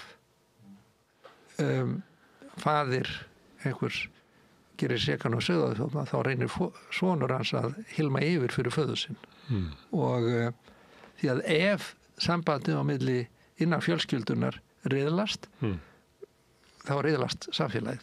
Þetta myndu Ítalar segja blóð er þykkara en vatn. Þannig að maður fyrst skildur við fjölskylduna. Mér langar aðeins að því að við erum að reyna að átta okkur á svona hvernig Kína virkar, að við erum að tala um svo miklu breytingar. Þú ert að tala um svona áróðus maskínu í menntamálráðundið sem býr til svona sápur sem eiginlega búið til svona sögur sem að hjálpa fólki við að skilja samfélagsbreytingarnar og stöðu sína í þeim, að það er svona kerfisbundi verið að gera það. Það sem ég velta með þetta svona miðstýrt og skipulagt, því að sömuleyti við færum kannski aftur 50-60 ár á Vesturlöndum og þegar voru svona miklir fólksflutningar úr sveitum inn í borgir, að þá til dæmis að því að ég er blaðamaður, að það blöðin stækkuðu og eruðu svo mikilvæg á þessum tíma að því að þegar þú kemur í borgina að þá er eiginlega sniðugt fyrir að kaupa svona stóra blaðið í viðkomandi borg og það er eiginlega leiðavísir það svona hvað er í boði í borginni, hvað er að frétta í heiminum, hvernig afstöðu við tökum til hinn og þessa, þetta er eiginlega svona leiðarvísir borg og maður getur séð þetta það sem er ennþá miklu fólksflutningar eins og í Indlandi og svona, að þar lifðu blöðin ennþá mjög sterk af því að þú þarft á einhverju svona halda þegar þú kemur inn í borgina að svona vita hvernig lítur nýji heimurinn út og það sem ég er að spyrja það sem ég er að vitna til á Vesturlöndum og í Indlandi og svona er þetta kannski svona bara ég segi ekki tilviljunarkennd að þetta verður til út af einhverju þörf svona inn í menningunni, en er það í Kína þetta er svona skipulagt bara að það er bara einhverjir mennana í Peking sem að segja nú þurfum við að búa til þátt einstæða móður af því að nú þurfum við að búa til skapa rými til þess að hún geti eignast barnið sitt og þurfum að kenna öllu fólkinu að taka vel á mótinni en ekki að ýta henni til hliðar í fjölskyldunni.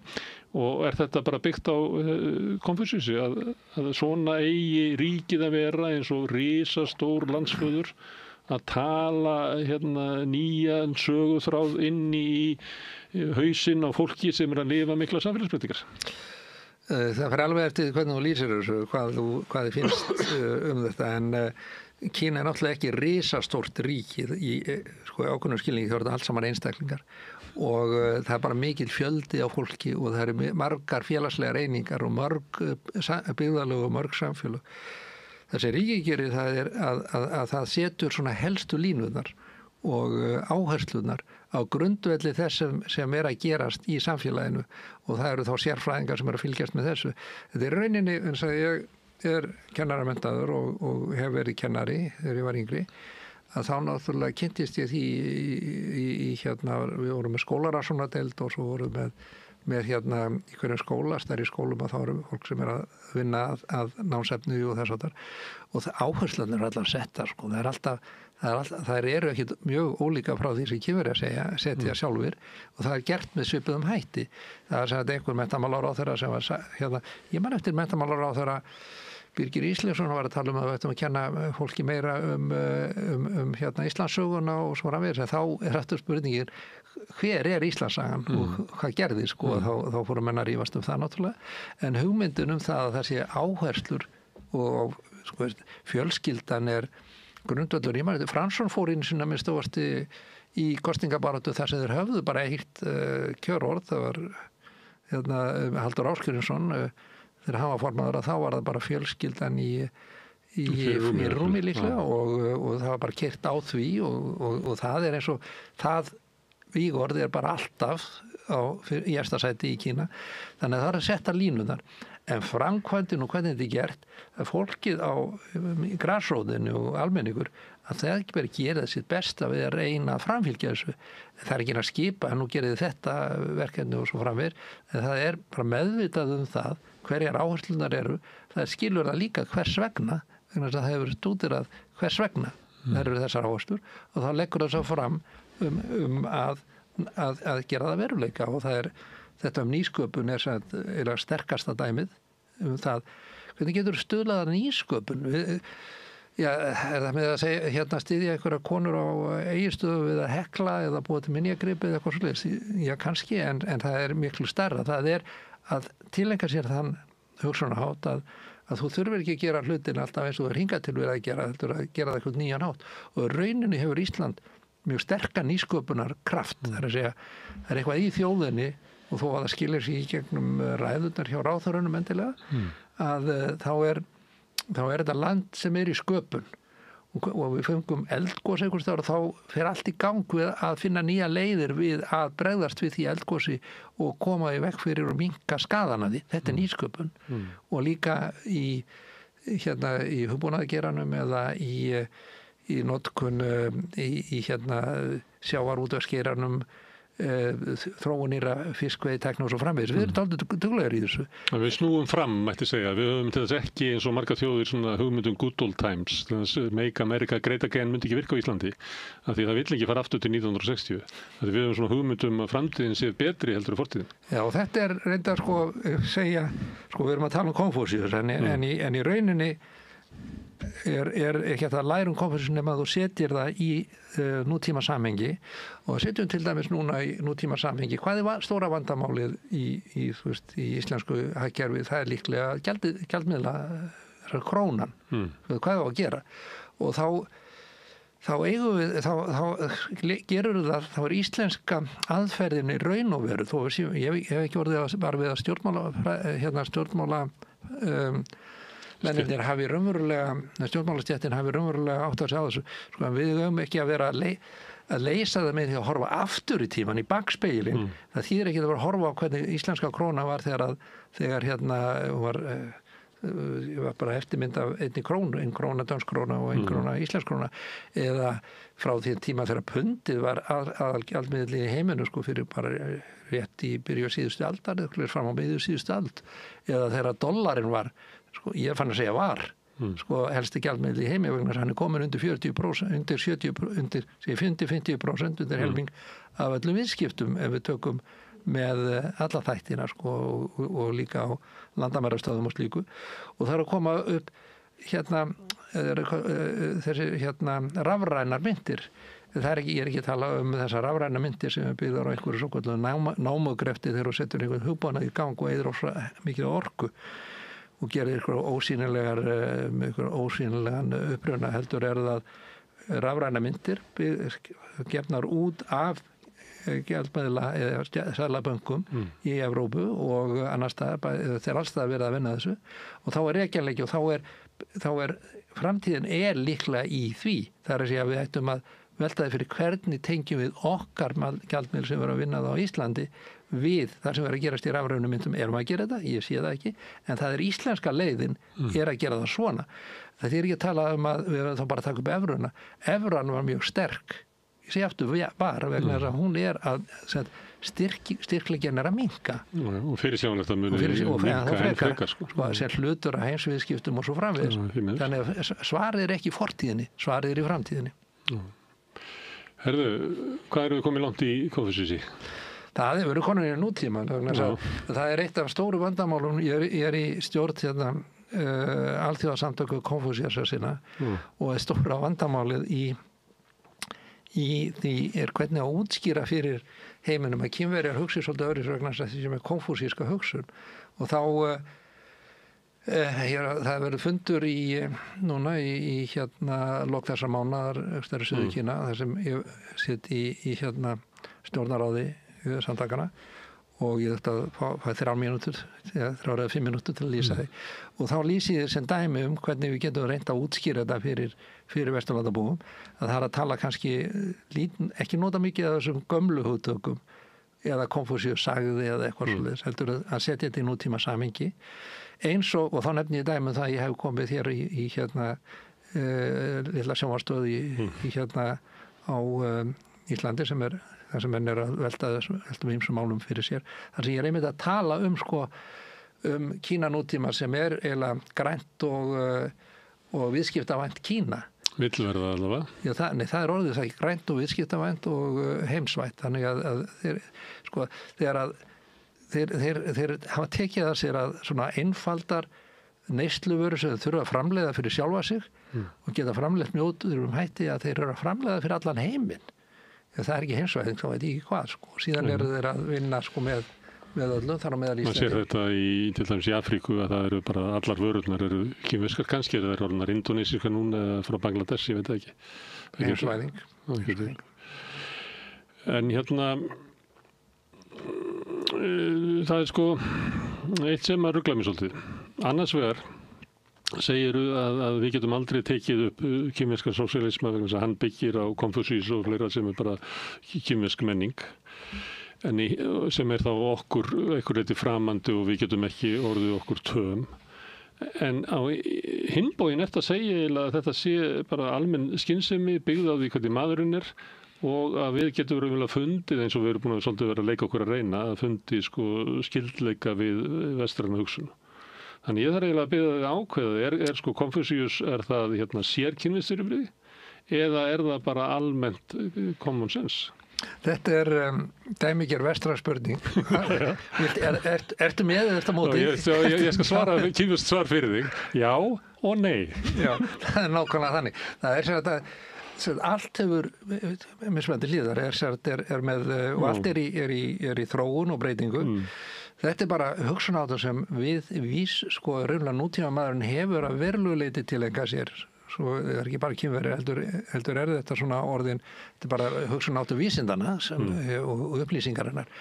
En við erum samt dálítið fastir í því að vilja samt alltaf fá já eða nei svar, sérstaklega fyrir kosningar, þar sem við stillum einhverju stjórnmálamönnum fyrir fram að myndavél og spyrjum já eða nei, við erum á móti hvalveiðum eða með þeim og það mátt ekki segja á mitt á milli, við vorum bara að vera alveg niðurnjörfaður og þá stillum við vegg og neyðum þá til að það sé að framfylgja já en þú sagðir og ég tek tilvitnun og eitthvað sem þið sögðu, eitthvað vitlaus sem þið sögðu og þá verið að láta ábyrgð á því. Það verður að allar siðmenningar í heiminum eru blandaðar. Verða til fyrir samruna mismunandi siðmenninga, allar frá upphafi tíma og okkar sögulegu tímar, þegar ég segi upphafi tíma á ég náttúrulega við sögulega tíma og hvað eru þeir? 2000 ár? 4000 ár? Eða er það kannski bara frá því að Íslendingar eru læsir sem var það með landnámu eða var það með Íslendingarsögunum? Það var allavega ekki Biblían sem var fyrsta bókir sem við lærðum á og þá voru þessar menningar heima þá þegar til. Íslenska menningin, þegar hún verður til og landnáma er skrifuð og þegar norræni menn taka sér að endurskoðan og ritskoða landnáma með það fyrir augum að útskýra við séum að norrænum bergi brotnir og minnast rétt á keltana í svona bakspeglinum þannig að við vitum að þeir eru þar ef við leitum og svona en svo kemur einhverja genetíska rannsóknur og sína okkur að helmingurinn að meirhluta á íslenska kvenna hefur þennan uppruna þannig að okkar menning er að sjálfsögðu líka samruna menning og Íslendinga þannig að þessu leiti já, kínverskur sósíalismi já, en í rauninni sósíalismi svo hugsun að mannkynið að vinna saman og að leysa vandamálu sín saman friðsamlega og standa náttúrulega fyrir sín rétti og það allt saman er ekki að segja að menn ekki að gera það, en að gera það að koma saman það að finna lausnir sem menn getur verið kannski ekki sáttir við að minnst okkur lifað með í sátt og samlindi. Þetta auðvitað markmið ekki að framleiða betri vopn til þess að drepa fleiri menn og skapa meiri usla. Hvernig ósköpunum þetta mennum það í hug? Þeir framleiða nú slatt af vopnum kýmirarnir. Já, það gera þeir vegna að þeir lifi í heimi þar sem ef þeir gera það ekki þá voru ráðist á það og þeim verður sundrað. Þannig að þetta er svo það er svo hvað sem nú voru að laða öllu sem taka þetta alltaf grót og steipa upp úr og hlaðaði upp í óklífanlega veggi á norður landamærum Kína. Þetta er það sama, það er að segja að gera Kína óvinnandi vígi þannig að menn leggja ekki í það. Þannig alveg sama þó að sé einhverju draumar það að splundra Kína upp í minni einingar að það gerist mun ekki gerast á okkar tíma, en ég held að í framtíðina þá munum við sjá þjóðríki sem slíkt breytast og fólki sem er á hverjum stað það náttúrulega lifir og býr á hverjum stað og tekur ákvarðanir sín eigin nærumhverfi og sérfræðingar sem það hafa alist upp úr þessu umhverfi taka það ákvarðanir alþjóðaumhverfið. Við erum að horfa á samsetning íslensku þjóðarinnar í dag. Ég geti hvað frá því að þegar ég var unglingur að þá voru bara engir útlendingar á Íslandi, bara ekki. Nokkrir svona Danir, svona eftirlugu kindur. Já, ég var alveg þýska konu sem kom til stríð. Það er svona, og maður svona þekkti þær með nafni kannski. Þetta og Palestínu arabi sem að vann með pappa að þvó glugga Ali svona í kringu 1970 með þetta merkilegt. Já, ég hitti þegar ég var í öskunni sem unglingur og þá kom einn náungi frá Írak eða var Íran, ég man ekki einu sinni hvort það var það og það fannst mér alveg stórmerkilegt og ég veit ekki hvað varðum hann eða hvernig hann kom hingað. En í þegar Ísland var byggt, við vitum við höfum allavega þjóðsögur það eða allavega ritaðar sögur það að Ísland hafi byggst á svona hálfur öld, 60 árum og þá var stofnað Alþingi og þá var en við förum aftur í tíman og sjáum hvernig Ísland var fyrir 50 árum þegar það voru náttúrulega útlendingar og horfum á það hvernig það núna að þetta kannski bara upphafið af Íslendingasögunni eða að Íslendingar sem fjölþjóðleg menningarsamfélag. Eftir 50 ári viðbót þá verða þá er dálítið skemmtilegt að velta því fyrir sig hvort að íslenska verði ennþá ríkjandi mál eða hvort að við töljum það allir í að tala þá með einhvers konar eða eru Alþingi ætla að fara að halda ræður að þá eru með sjálfverka þýðingu. Google Translate, já, eitthvað þannig. Verður það svoleiðis eða menn íslenska lifa áfram vegna þess að kannski getur maður sett svona staut hálsinn að það komi út það tungumál sem maður óskar eftir?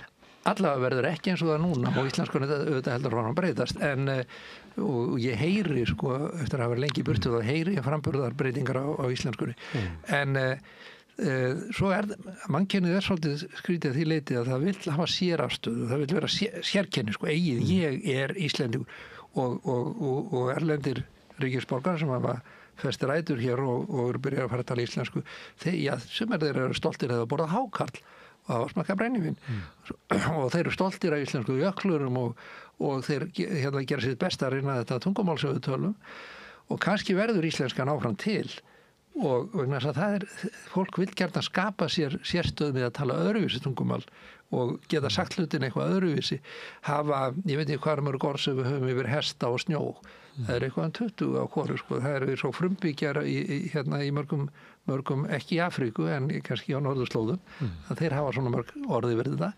tröndabíkja, hestur, fákur og svo framvegis. Við hefum færri orði yfir það sem er tilheyrir okkar nútíma lífi og þess vegna verður íslenskan ensku skotin. Já, meðal annars þess vegna eru við að en þú nefndir hann að Íslandi á landnámsöld að þar verður að mörgu leyti keltnesk menning tekur á sig tungumál, norrænt tungumál og við erum öðruvísi menning hér heldur en var í Noregi á þessum tíma.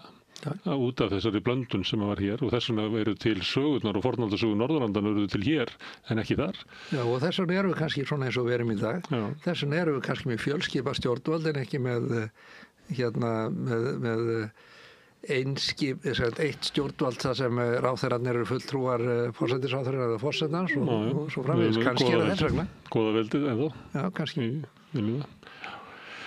Herðu, Ragnar, nú sittum við komum í umfjöllun okkar Kína, ég vona að ég fáið hingað aftur og þá finnum við kannski svona annan svona uppáspunkt. Þetta samtölun okkar hafa svolítið verið það, við byrjum á okkur uppáspunkti en svo erum við bara að tala holt og bolt Kína sem ég tel vera mjög mikilvægt af því að svona hugmyndir okkar Kína hérna á Vesturlöndum og hvernig það svona sagt frá því í fréttum og öðru slíku eru svona stundum hálfhólar og Kína skiptir alltaf meira máli í heiminum.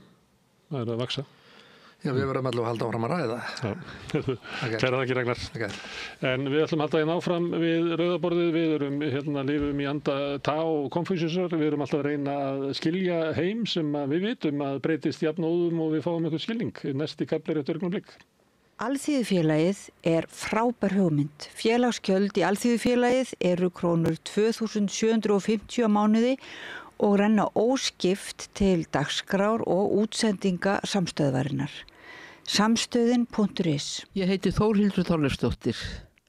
Á samstöðinni er fjörug, opin, skemmtileg og gagnrýnin umræða allt milli himins og jarðar. Samstöðin á erindi inn á öll heimili.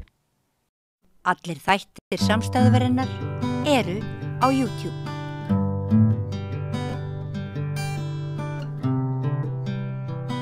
Já, þá er komið að því sem við kallum hérna klassíki rockari, mann og ekki alveg út af hverju það er. En það er þáttur sem við erum með hérna ég og Sól Björnsdóttir. En Sóley er vanalega með okkur, Smáradóttir. En það er mikið að gera hjá ykkur framhaldsskóla stúlkum, en þú nú ennþá í Hagaskóla. Já. En ert í tónlistarnámi? Já. Ég var eitthvað að reyna að spyrja þig áðan hvað heldur þú vinnir hérna langa vinnuvöku? Já, ég er ennþá ekki komið svar, sko. Ég er bara mjög mikið allavega. Já, en þú ert í skóla og svo ertu í píanónámi og það er ýmislegt í því, eða ekki? Já, bóklegt og tónleikar, masterklassar, alls konar. En ég hef gaman að þessu. Já, lifið skemmtilegu lífi. Já. Herra, við fáum alltaf svona gesti til okkar og nú erum við komið með svona fólkið úr Hörpu eiginlega. Elsabeth Indra Ragnarsdóttir, hún er verkefnisstjóri dagskrárgerðar í Hörpu og Gunni Tómasson er framkvæmdastjóri Sinfóníunnar. Þið eru svona fólki bak við tjöldin. Fólki í Hörpunni, eða ekki? Bak við tjöldin, sko. Það þarf einhver að vera þess að kíkja á hornin og láta allt gangi. Herðu, við vorum í Hörpu, vorum hérna í síðustu viku, þá vorum við á leiðin í Hörpu og þá var spurði ég píanókorsett Tchaikovsky sem nú svona eða er þið svona raðað svona þekktustu verkunum, það er örugglega topp 5. Þekktustu upphöfunum allavega. Já, það er bara Beethoven sem á svona frægar upphöf kannski. Hvernig fannst þér hún spila? Bara mjög vel, já. Mér finnst sérstaklega konsertin, þetta er bara geggjaður konsert og mér finnst hún gera einstaklega vel, þú veist að spila, það er oft píanóleikarar ströggla við að spila, þú veist, hátt en ekki svona bang, fattur maður er bara svona, þú veist og mér finnst að gera það vel, bara það var góð tónn og bara gott balans líka, bara á milli styrkleika breytinga. Já, ég var ánægð. Þannig að þú heyrt þetta spila það sem þetta er lamið meira. Já. Þannig að þú gerir þetta svona fara alveg upp að. Já. Já. Hvað heitir hún sem að spila þetta? Hún heitir Anna Genuísíne. Já. Hún er hún datt nú inn í forföllum. Hún datt inn í forföllum. Það var svona verkefni fyrir framkvæmdastjóra hún að redda þegar einhver afbóðu sig. Já, við ákvaðum þannig í þessu tilviki vegna þess að það var ætlað að koma annar píanóleikari að spila þetta en það var ákveðið að halda sem sagt verkinu, konsertinum og finna nýjan píanista og þá sem ætlaði að koma, hann hafði samþykkt að spila þetta en sagði svo, ég bara er í öðru núna. Já, hann var sem sagt, það var nú bara að segja ykkur það, hann var að taka þátt í Chopin píanókeppni sem er einn stærsta píanókeppni bara heimsins og þar bauð hann bara upp á Chopin annarkot píanókonsertin fyrst eða annan, ég man ekki hvað það var og var bara að einbeita sér á honum fyrir keppnina og vildi ekki bjóða upp á neitt annað með hann þurfti svona að halda fókusnum alveg þar og þá bara farið ég að finna píanista sem með Tchaikovsky í puttunum. Þið stóðu með Tchaikovsky eða? Já, líka bara við vildum halda því, þetta aldrei síðan að það hefur spilað og svona, þetta alltaf bara mat, en þetta gerist nú ekki oft að það sé svona með stuttum fyrirvara einhver sem að canceli, sko. Það því að salurinn vill fá Tchaikovsky? Ef þú hefði labbað þarna bara að sagt, heyrðu því miður, þá ekki Tchaikovsky í kvöld ef við ætlum að hafa hérna Chopin. Það hefði nú reyndar náttúrulega aldrei gerst kannski á deginum, sko. En það slæmt ef að það gerist, sko. Auðvitað náttúrulega getur allt gerst. Það getur verið píanleikari sem lendir í bílslýsi á leiðin út á flugvöllum, það er alltaf inn í myndinni, en þá bara verður eitthvað, maður vonar að þannig hluti gerist nú ekki. Þetta fer eftir sólistanum. Já, og þarna var kona sem þekkti alveg fram í fingu koma þetta verk. Og mér fannst hún túlkaða mjög skemmtilega og dálítið mikið og meira en maður heyrir oft. Þetta var svona túlkun sem var alveg hennar. Ég var að ræða við svona píanonörda í hléi og þeir voru nú sammála þetta. Hún væri langt í túlkuninni og það er bara gaman vegna þess að ef maður heyrir þetta alltaf nákvæmlega eins og á frægu upptökunum sem maður er vanur, það náttúrulega fellur þetta dálítið flatt. Skilur svona gera það að sínu sem skiptir máli.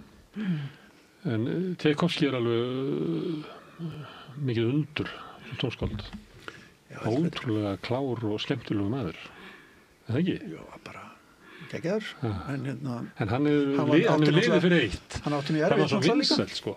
Hann er liðið fyrir það eiginlega. Já, en fæstir þessar mann er nú mjög vinsælir, sko, þegar þeir lifa, þeir verða það eftir á, en hann átti náttúrulega mjög erfitt. Ég segi bara, allir balletttónlistin og fleira sem hann er með, hann er bara svo stórt fyrirbrigði eitthvað. Það er svona, hann stundu getur ykkur svo stór að maður hættir að sjá hann eitthvað. Já, þetta verður þetta maður hættir að kunna meta hann og allt inni situr maður út í sal og hlusta Tchaikovsky og sagt, jöfull er hann góð. Já, og músikin er alltaf þannig, hún er opin svona einmitt fyrir yngri kynslóðnar og þetta, þú veist, fólk þekkir hnotubrjótin til dæmis, dýrkað og dáðverk við lönd, sko, og svo bara er hann alveg meira á þar með, hann er svo mikið laglinsmiður, sko, það bara flæðir úr honum alveg, heil og halvu symfóníuðan bara renn upp úr honum. Hvenær heldur þú spilir þennan konsert? Þegar ég er tilbúin andlega, sko, ég bara já, nei. En eru svona, ertu með eitthvað svona sem er eitthvað sem er svona stórt sem þú ert eftir að gera, svona sem þú kvíðu fyrir eða eitthvað? Eitthvað verk þá? Já, eitthvað svona. Já. Rachmaninoff, því að maður hafa svo stóra hendur? Já, það er ég nú ekki. Sérhæfing, þetta er ekki. Ó, þetta er bara hálf hendi. Hálf hendur hans, já. En náði hann ekki 2/8 alveg svona frá? Jú, mér minnir hann var með einhvern sjúkdóm sem bara kom sér vel fyrir. Hann var píanleikari. Og ótrúlegur píanleikari, hann er til 100 ára gamlar upptökum með honum sem eru bara stórkostlegar. Það var brakið mikið í kring. Alveg spes túlkandi, held ég. Það er mjög fyndið að horfa á, að hlusta á upptökur á honum að spila. Þú veist þess að ég er að spila Prelude eftir hann. Síðan hlusta ég á það og bara úrtekst, þú veist, útgáfan, það sem hann skrifaði, eða það sem útgáfan segir að hann skrifaði. Hann bara gerir ekkert, hann bara hann gerir alveg að sínu. Já, alveg að sínu, en já, það er áhugavert. Allt mjög frjálst og einhvern veginn, alveg geggjaður. Það er svo gaman að hlusta gamlar upptökur, sko, sérstaklega í píanleik. Það sem mátti meira. Já, og bara... Það sem var ekki svona löggur að fylgjast með hvort það maður verið að gera rétt. Nei, en það sem gerist þegar það er búið að taka sama verkið upp mjög ofta, þá verður til eitthvað svona meðaltal eiginlega af túlkuninni sem að það er svo að brjótast frá. Flutningssagan verður svolítið fyrirferðarmikil. Já, er þetta ekki svona svipað í fiðlu og leik og bara allan daginn. Og í þetta er svona eins í leikhúsi, sko. Já, það er eins að fylgja sko með gamlar uppfærslur alltaf þegar þú byrjar. Já. Þannig að það er losnað hluta. Þetta er einhver baksaga. Hvernig fannst þér uppklapslagið þannig? Já, mér finnst það áhugavert. Hún fekk allan salinn til að hlæja svolítið. Já, mér finnst það nefnilega gaman, maður sé það ekki oft. Húmor og flikli. Þetta var Sjostakovits, þetta var einhver lítill vals sem er svona eins og brokkgengur, þannig að hann er eins og hún sé alltaf að byrja aftur og rugglist og þetta var ótrúlega flott gert hjá hann. Hún kom með iPad inn á sviðið og ákvaði þetta bara held ég á staðnum, sko. Taka þetta. Af því að það hittst hann og þetta kvöld var ammali Sjostakovits, sko. Fæðingarafmæli. Og þannig að hún ákvaði bara stuttum fyrirvara. Þetta var mjög flott. Var þetta ekki pert? Nei, ekki hlýi. Nei. Þetta var Sjostakovits Ok, byrjum við, já. Svo var það viku áður þá þegar það voru nýraða sammæli Þegar hann var nýraður, þá var Pert einmitt þá náðist eitthvað uppslagslag. Þannig að oft er eitthvað Þannig að maður ammæli þá var maður uppslagslag. Já.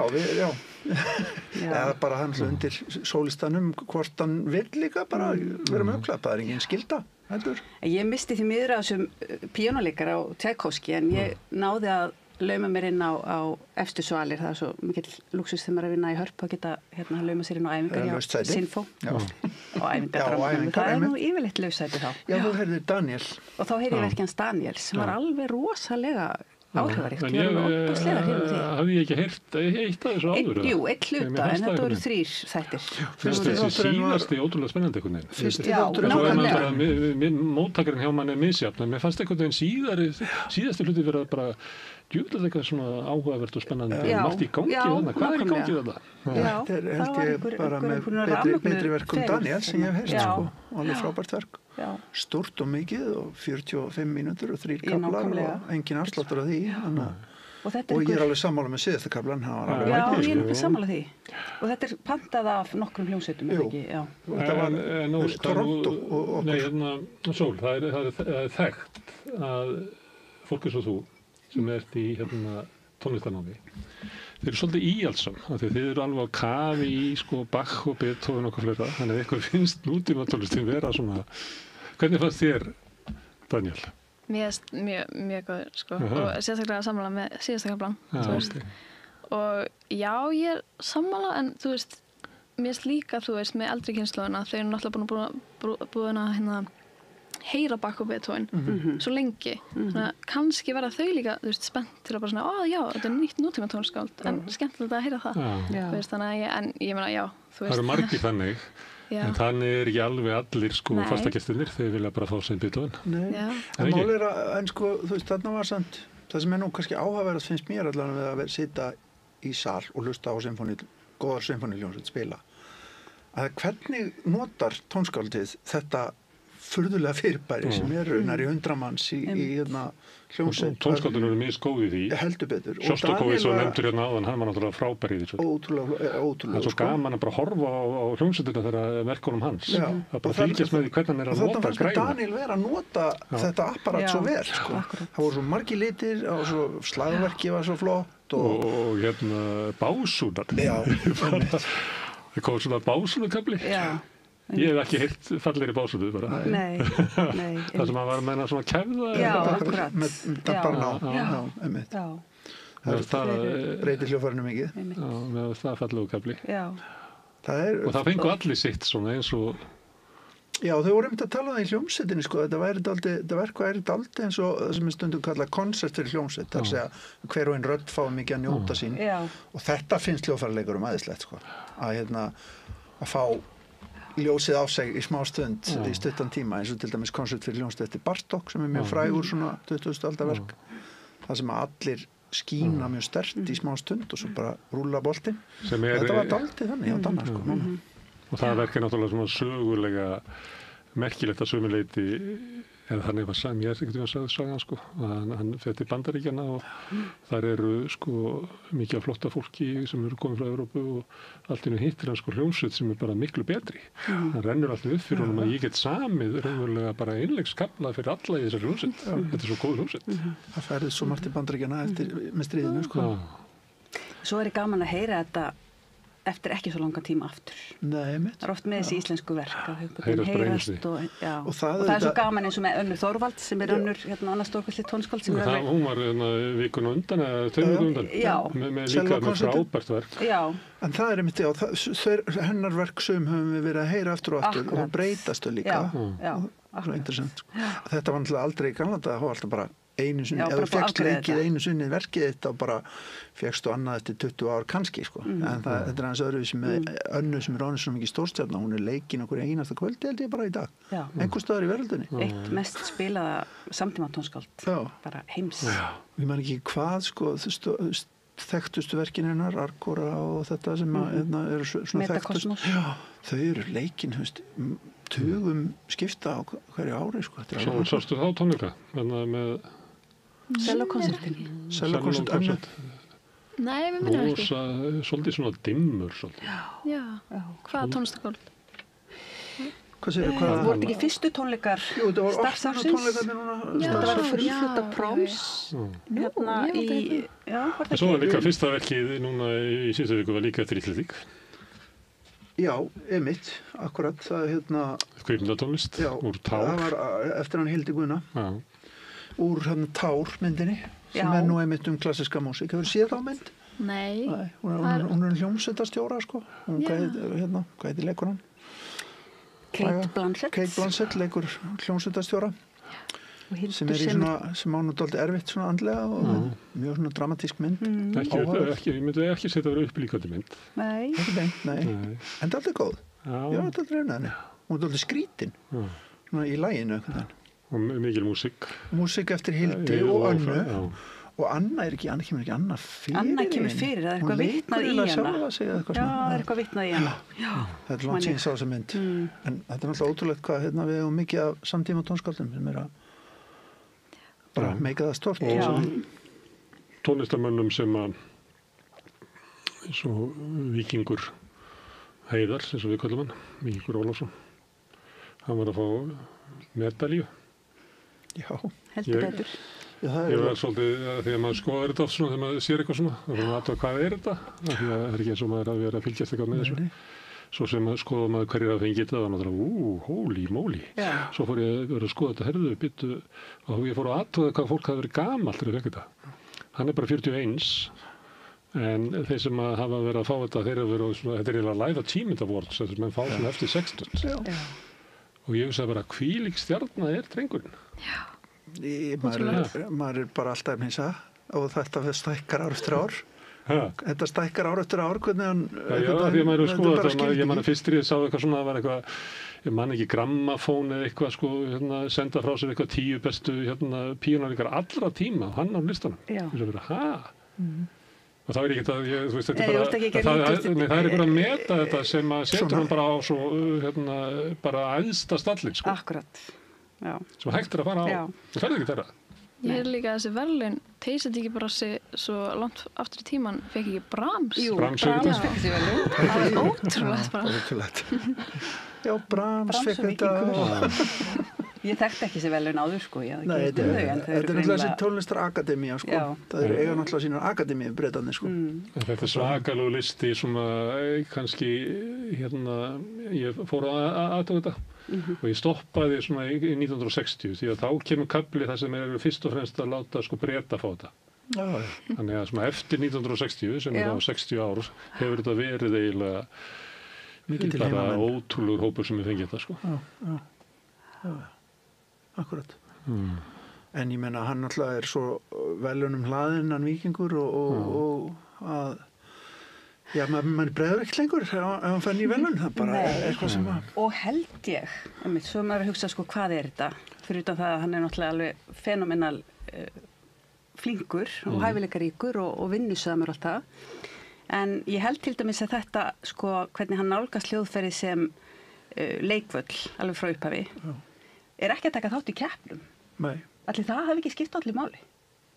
Jú. Þú veist, hann fer ekki inn í þetta og hann talar sko hvernig þessi, þetta umhverfi hans er að, sko, foreldrar hans er að örvan til þess að bara fara út og vera svo venlegu krakki og hann er alltaf það sem kallast stundum á ensku svona late bloomer, sko, þú veist. Að vissu leiti, já. Að því leiti hann hefur lýst í, til dæmis þegar hann byrjar í Juilliard skólanum í New York, sem er alltaf besti tónlistarháskóli í heimi, að þá er hann aðeins eldri heldur en krakkarnir hinni, sko, og sem er að byrja líka og hann lýsti sem tíðan fyrir mér á lappinn ganginn hann sem voru á æfingarherbyggi svona alveg í röðum og hann heyrði út hurðina sko hver var að spila hvað og hann bara Jesús maður, ég er bara búinn hérna sko skiljiði.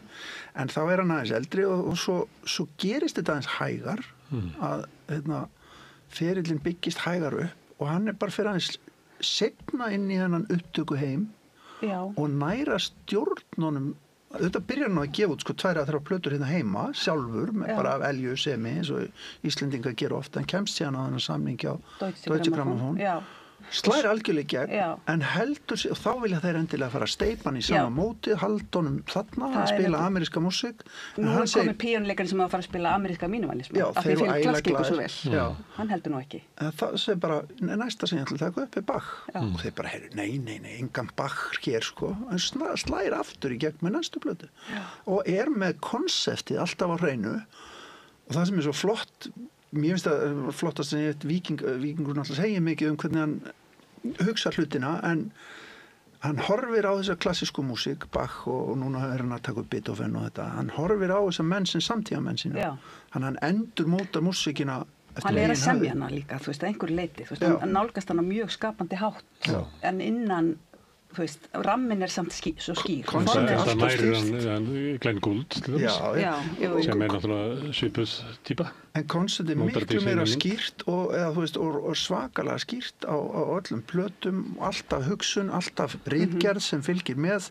Sem Halla vinnur með honum náttúrulega og þau saman eru mjög, vinna mjög þétt saman, hún hlustar á öll klipp og allt sko, þú veist. Og svo hann náttúrulega líka bara mikill miðlari að standa upp út í sal og tala músíkina og fara í þýska morgun sjónvarpið og tala þýsku. Já, og þessi svona óslökkvandi þrá eftir því að miðla, þú veist, og bara vita hvað þessi tónlist gerir heiminn betri. Og þegar vorum að tala Rachmaninoff og gamlar upptökur, þá þekkir hann alla píanósöguna svo vel. Ég gerði til dæmis með hann þætti í útvarpið sem hann var að tala uppáhalds píanógoðsagnir sínar, sko. Og þá þekkir hann alveg út og inn hvað þessir aðal píónuleikarar sem hann heldur mest upp á, hvernig gerðu hlutina, hann búin að hlusta á þetta allt saman. Og þetta rosalegt fjall af upptökum, sko, að fara yfir og búin að mynda sér skoðun á þessu öllu. Hann mjög góður í að tala tónlist. Svakalega. Ég var einhvern tímann bara á Instagram, bara eitthvað að skróla, og sé hann fæði vídeo og hann bara einhvern veginn grípur áhorfandann. Þú veist, hann segir svo bara alveg frá sinni hjarta. Og þetta elskar fólk. Það svo gaman að maður sér það ekkert allt. Og þessi skapandi leið, þú veist, hann náttúrulega hefur spilað mjög mikið að nýrri músík sem hann flæðir inn í auðvitað allt sem hann gerir. Ég veist, hluti af ferlinum sem hann skipta máli. Fyrst sá maður hann koma bara í maður Kortungan að spila svona konserta og svona, ég minn, hann var ungur og þú veist, hann efnilegur. Svo hann eitthvað stað þar og það eitthvað svona hjakk í ferlinum. Og svo kemur hann og heldur kammerfestivalun sín í sumarsólstöður. Og þá hann orðinn sko músikstjóri. Kúrator, og ég held að þessi leið sem hann beygir þarna inn sé rosalega mikilvæg í hans leið. 100%, einmitt. Og miðlun í þessum frábæri sjónvarpsþáttum sem hann og Halla Oddný gerðu og útvarp og allt þetta. Hann finnur svona aðra leið heldur en að fara á þessa konserta sem bara ganga 3-4 og það hringi í kringum heiminn og það náttúrulega mjög algengt að 4. og 5. hring að því við nefndum nú Glenn Gould að menn bara hætta nenni sig lengur. Ég get ekki staðið þessu og að spila alltaf þessa kannski 12-13 konserta ég meina, hann leikur sér að þessu hann gerði Goldberg var 190 sinnum held ég. En aldrei eins og alveg fór alla veröldina með þetta og hann horfði á það sem svona hálfgert eins og heitir á ensku endurance, skilur við, að bara halda það út í 2 ára að spila þetta svona oft ef ég lifi þetta þá get ég allt ég kemst í gegnum þetta þá kem ég út á einhverju nýjum stað það eiginlega sem maður gerði líka þegar maður hlustaði á Goldberg væri svona með honum, þú veist, maður kom einhvern veginn öðruvísi út úr því alltaf aðeins og svo líka þessi hvernig nálgunans við stúdíóið og svo svona skapandi nálgun sem er spennandi það rosalega spennandi. Nú hann komið heim til sín, hann hafði eftir að gera eitthvað nýtt þar en hann sko tekur upp öðruvísi að píanóleikarinn getur bara labbað á margurslótnum og tekið upp tekur hann upp og tekur upp og tekur upp og tekur upp hann fær náttúrulega líka bara besta hljóðmann í heimi þegar hann kemur upp píanóupptökum með sér og þeir set upp ákveðum setupið á mikrofónunum sko frá, það eru nokkur sett frá hljóðfærinu og ef svo mixaðir fyrir þetta verk þá breyta þér mixinu milli mækana sko. Þannig að það meiri salur og meira búmi í einu miklu næri næsta og svo náttúrulega þessi tilraunir menn sko meðan þegar hann gaf út plötu sem var tvöföld stofupíanó og flíil sko. Þetta náttúrulega svona, til dæmis þegar maður heyrði það, ég heyrði bara hann að vera klikkaður, skilur, að taka upp sömu plötuna tvisvarsinnum á upright piano og svo á flygil og hvaða pæling væri það, en það er svo mikil galdur í því samt og mikil munur. Og verið að fá, þú veist, fær Skúla Sverrisson og fleiri til þess að remixa, þú veist, sínar bakupptökur, þannig að þetta er einhvern veginn svo bara spennandi nálgun við endalist frjótt bara. Við tónlist. Þannig hann á allt skilið og bara svo fólk átt sig á því. Hann fer með eitthvað með þetta sem hann er að gera, eitthvað sem að okkur grunar ekki. Algjörlega og Sumir að bíða eftir því hann sendi frá sér verk. Já, ég held að hann hefur ekki útsett mikið, sko, eða innan milli hafa verið útsetningar hans, en hann hefur held ég. Finnst það að vera svona væntingsi í loftinu? Já. Ég veit ekki hvað bjóna til. Ég held nú hann hafi jafnvel talað það sjálfur, sko. Það sé ekki að setja eitthvað í skúfu. Já. Þetta ekki. Skúfu tónskald eins og stundum við talaðum. Og hvað er þá með Víkinga, hann er bara stórkostlegur tónlistarmaður. Já.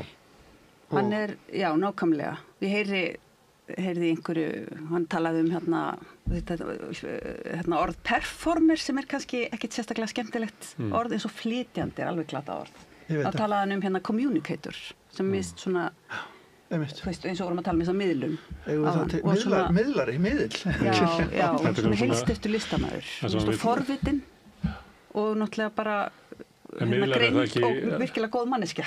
Já, bara fyrir allt inn í þetta. En að segja að ég miðlar er ekki svipað og þegar Dylan sagði ég er bara song and dance man. Er þetta ekki svona að vera bara svona uppist það, þá er ég bara að spila músík fyrir fólk? Já.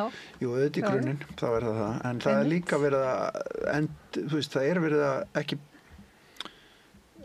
það er verið að endur túlka og tjá eitthvað. Og það er þessi nálgun að Bach er samtíðamaður minn, Mozart er samtíðamaður minn og ég bý hann til í hvert skipt sem ég snert á honum. Já, búa til óvæntar tengingar á milli verka og eins og vorum að tala Tchaikovsky áðan, það er stundum svo erfitt að heyra þessi verk einhvern veginn, þú veist, og heyra þau ný, eins og maður þarf alltaf að heyra þau. Hann er því. Hann er einhvern veginn að skapa þau á staðnum. Og ég held að sé miklu meira frelsi í þessu svona túlkunarmöguleikum núna en var kannski byrjað fyrir svona eins og 40 árum, svona ykkur 1980. Þá var bara, voru allir píanistarnir bara einhvern veginn að gefa það sama út og þeir voru uppgötaðir svona 18 ára aldurinn og þeir fengi að spila þetta og þetta og þetta í nokkurn veginn í þessari röð, eins og til dæmis í upptökum og svona, en núna er bara, það er miklu meiri leit eftir sem er að skapa til nátt. Ég veit það samt ekki, er það? Ég meina svo náttúrulega þessi sko rosalega strangi markaðar sem er alltaf að reyna að steypa fólki inn í einhverja skúffur og hann hefur, svo hafa sumir bein í nefin svona til þess að Já, brjótast undan því. Það var svona tímabila sem var að vera að horfa á svona teknilega getu og svona svolítið vera svolítið flatt, sko. Og til dæmis, eins og ég nefnir nú Glenn Gould í þriðaskipti, það fór hann alveg út tísku, sko. Þótti þetta að vera hallarislegasta val sem hægt var að velja, sko. Að gera þetta svona persónulegt, sko. Akkurat. Já, hann var eiginlega ítt út af sakramentinu en síðan einhvern veginn endur uppgötast hann aftur þegar geisladiskurinn kemur þá var hann endur útgefinn sko og þá verður hann svona svo kult sko kultfígúra sko sem að Víkingur er ekki, hann er til breiðs hóps, þú veist mjög og sérstakt publikum sem reyfið af Glenn Gould eða var hann svo var hann náttúrulega næstu eins og Wagner-istarnir sem er alltaf öðruvísi klæðnaður og svona þeirra Wagner í óperunni heldur en ítalska óperan bara meira háu stígvölum og svona Sól, hvernig finnst þið Víkingur? Bara frábær, bara lít mjög til þess og bara, minnst þið bara, þú veist ég fór um þetta á gólfbað tilbyrjun og bara ég andaði alveg með henn og bara alveg frá því að þú veist þetta er 90 mínútur, ekki hlýja en það var aldrei sem ég fann fyrir bara eitthvað, þú veist Aldrei sem þú fórst eitthvað annað að hugsa Nei, maður hélt alveg fókus Já, það er náttúrulega bara sérst líka bara hvað hann hefur mikið vald á hljóðfærinu og bara hvað, þú veist, allar nótur eru bara fullkomlega, þú veist, vel uppbyggðar og síðan náttúrulega hefur hann þessi moment, þú veist, sem maður heyrir ekki eitthvað það oft í Bach, þess að maður bara svona liftir þessu, þú veist, og mér finnst það bara virkilega flott. Ég segi nú bara að tónleikar, þú veist, Víkings í Hörpu þegar þeir eru, þá eru þeir heimsviðburður bara, í hvert sinn. Algjörlega. Hann byrjaði túrin hann með henni í Hörpu, ekki? Jújivang. Var ekki byrjað að gera það? Jú. Það var fyrsta. Það var stórkostlegir. Það var ótrúlegt. Já, það var æðislega próf. Fórstu þá eða? Já. Hún öðruvísi, píanisti. Mér fannst meira gaman að sjá hana. En ég hef ekki séð hana áður. Hún náttúrulega bara algjört fenomen. Hún ótrúleg. Þannig að ég ekki að segja að ríkingur hafa verið fyrir bara með það svo ævintýrlegt að segja það. Og svo fóru þau nú víða og meðal annars þá á einu stað, ég held að það verið í San Francisco þar sem hún hætti við með stuttum fyrir að klukkutíma fyrir var held ég. Kom eitthvað upp á og hún þurfti að hætta við tónleikana og Víkingur skellti bara í Goldberg. Já, skellti bara í Goldberg, alveg rétt, já. Tók þau bara svona eftir minni. Maður skilur það ekkert, sko. Bara, það er alveg lígilegt, sko. Alveg andlega búin að, þú veist. Já, búin að undirbúa allt heitt og komin í gýrin, alveg að fara inn bara líka við. Og að hætta við tónleikana, nei, ég tek bara Goldberg tilbyrðin, blaðlaust. Þú ert með prógramið hérna í vetur á Sinfóníunni. Já. Hvað hérna? Við erum alltaf bara í okkar góða tónlistarhúsi sem Indra nú í starfs teiminu og við höfum þétt samstarf við gott að vera í Hörpu fyrir Sinfóníuljónsveit Íslands og auðvitað í huga margra held ég dálítið mikið svona það þetta svona rennur þetta dálítið saman upplifunin að hljómsveitin er auðvitað mjög fyrirferðar mikil í tónlistar hluta hússins sem betur fer og bara sem betur fer og það er auðvitað bara ótrúlega margt spennandi framundan hjá okkur sko í vetur og ég er bara mjög stoltur af þessu tónleika árið þetta var þetta mikið til komið þegar ég kom til starfa fyrir að verða árið síðan af því þetta er nú mikið olíuskip að stjórna einni og ákveða prógram hjá einni sinfóníuljónsveit getur rétt ímyndaður eitthvað það þetta tekur við erum að hugsa núna sko 28 og 9 sko og eitthvað svona líka en bara bæði finnst mér tónleika árið fara mjög vel af stað og það er mjög bara margt spennandi framöndan til dæmis bara í næstu viku þar er nú einmitt píanóleikar að spila Bartók þriðja píanókonstin sem er alveg geggjað verk líka og mjög flottur hljómsveitarstjóri og Debussy og Ravel og svo heldur þetta bara áfram í allan vetur ég menna það eru stórir Wagner tónleikar til dæmis Tristan og Ísold er sungið af stór partur og Tristan og Ísold sungin af mjög flottum söngurum hjá okkur núna setna í október og svo er þetta bara veistla alveg fram á vor síðustu tónleikarnir eru með síðan nýja hljómsveitarstjórunum okkar sem er Barbara Hannigan sem kemur svo 26 til starfa og við erum náttúrulega mjög spennt að fara að vinna með svona þér. Hún er sérstakur ráðning. Hún er svolítið sérstakur stjórnandi. Hún er þetta er bara mjög líka, finnst mér, djörf ráðning hjá forvera mínum, Lára Sóleyju og hljómsveitinni að taka að skarið og ráða Barbaru. Hún er talandi að vera tónlistarmaður. Þá er hún sannarlega tónlistarmaður, söngvari og mikill túlkandi þegar kemur að hljómsveitarstjórnin og prógramerar mjög spennandi og áhugavert.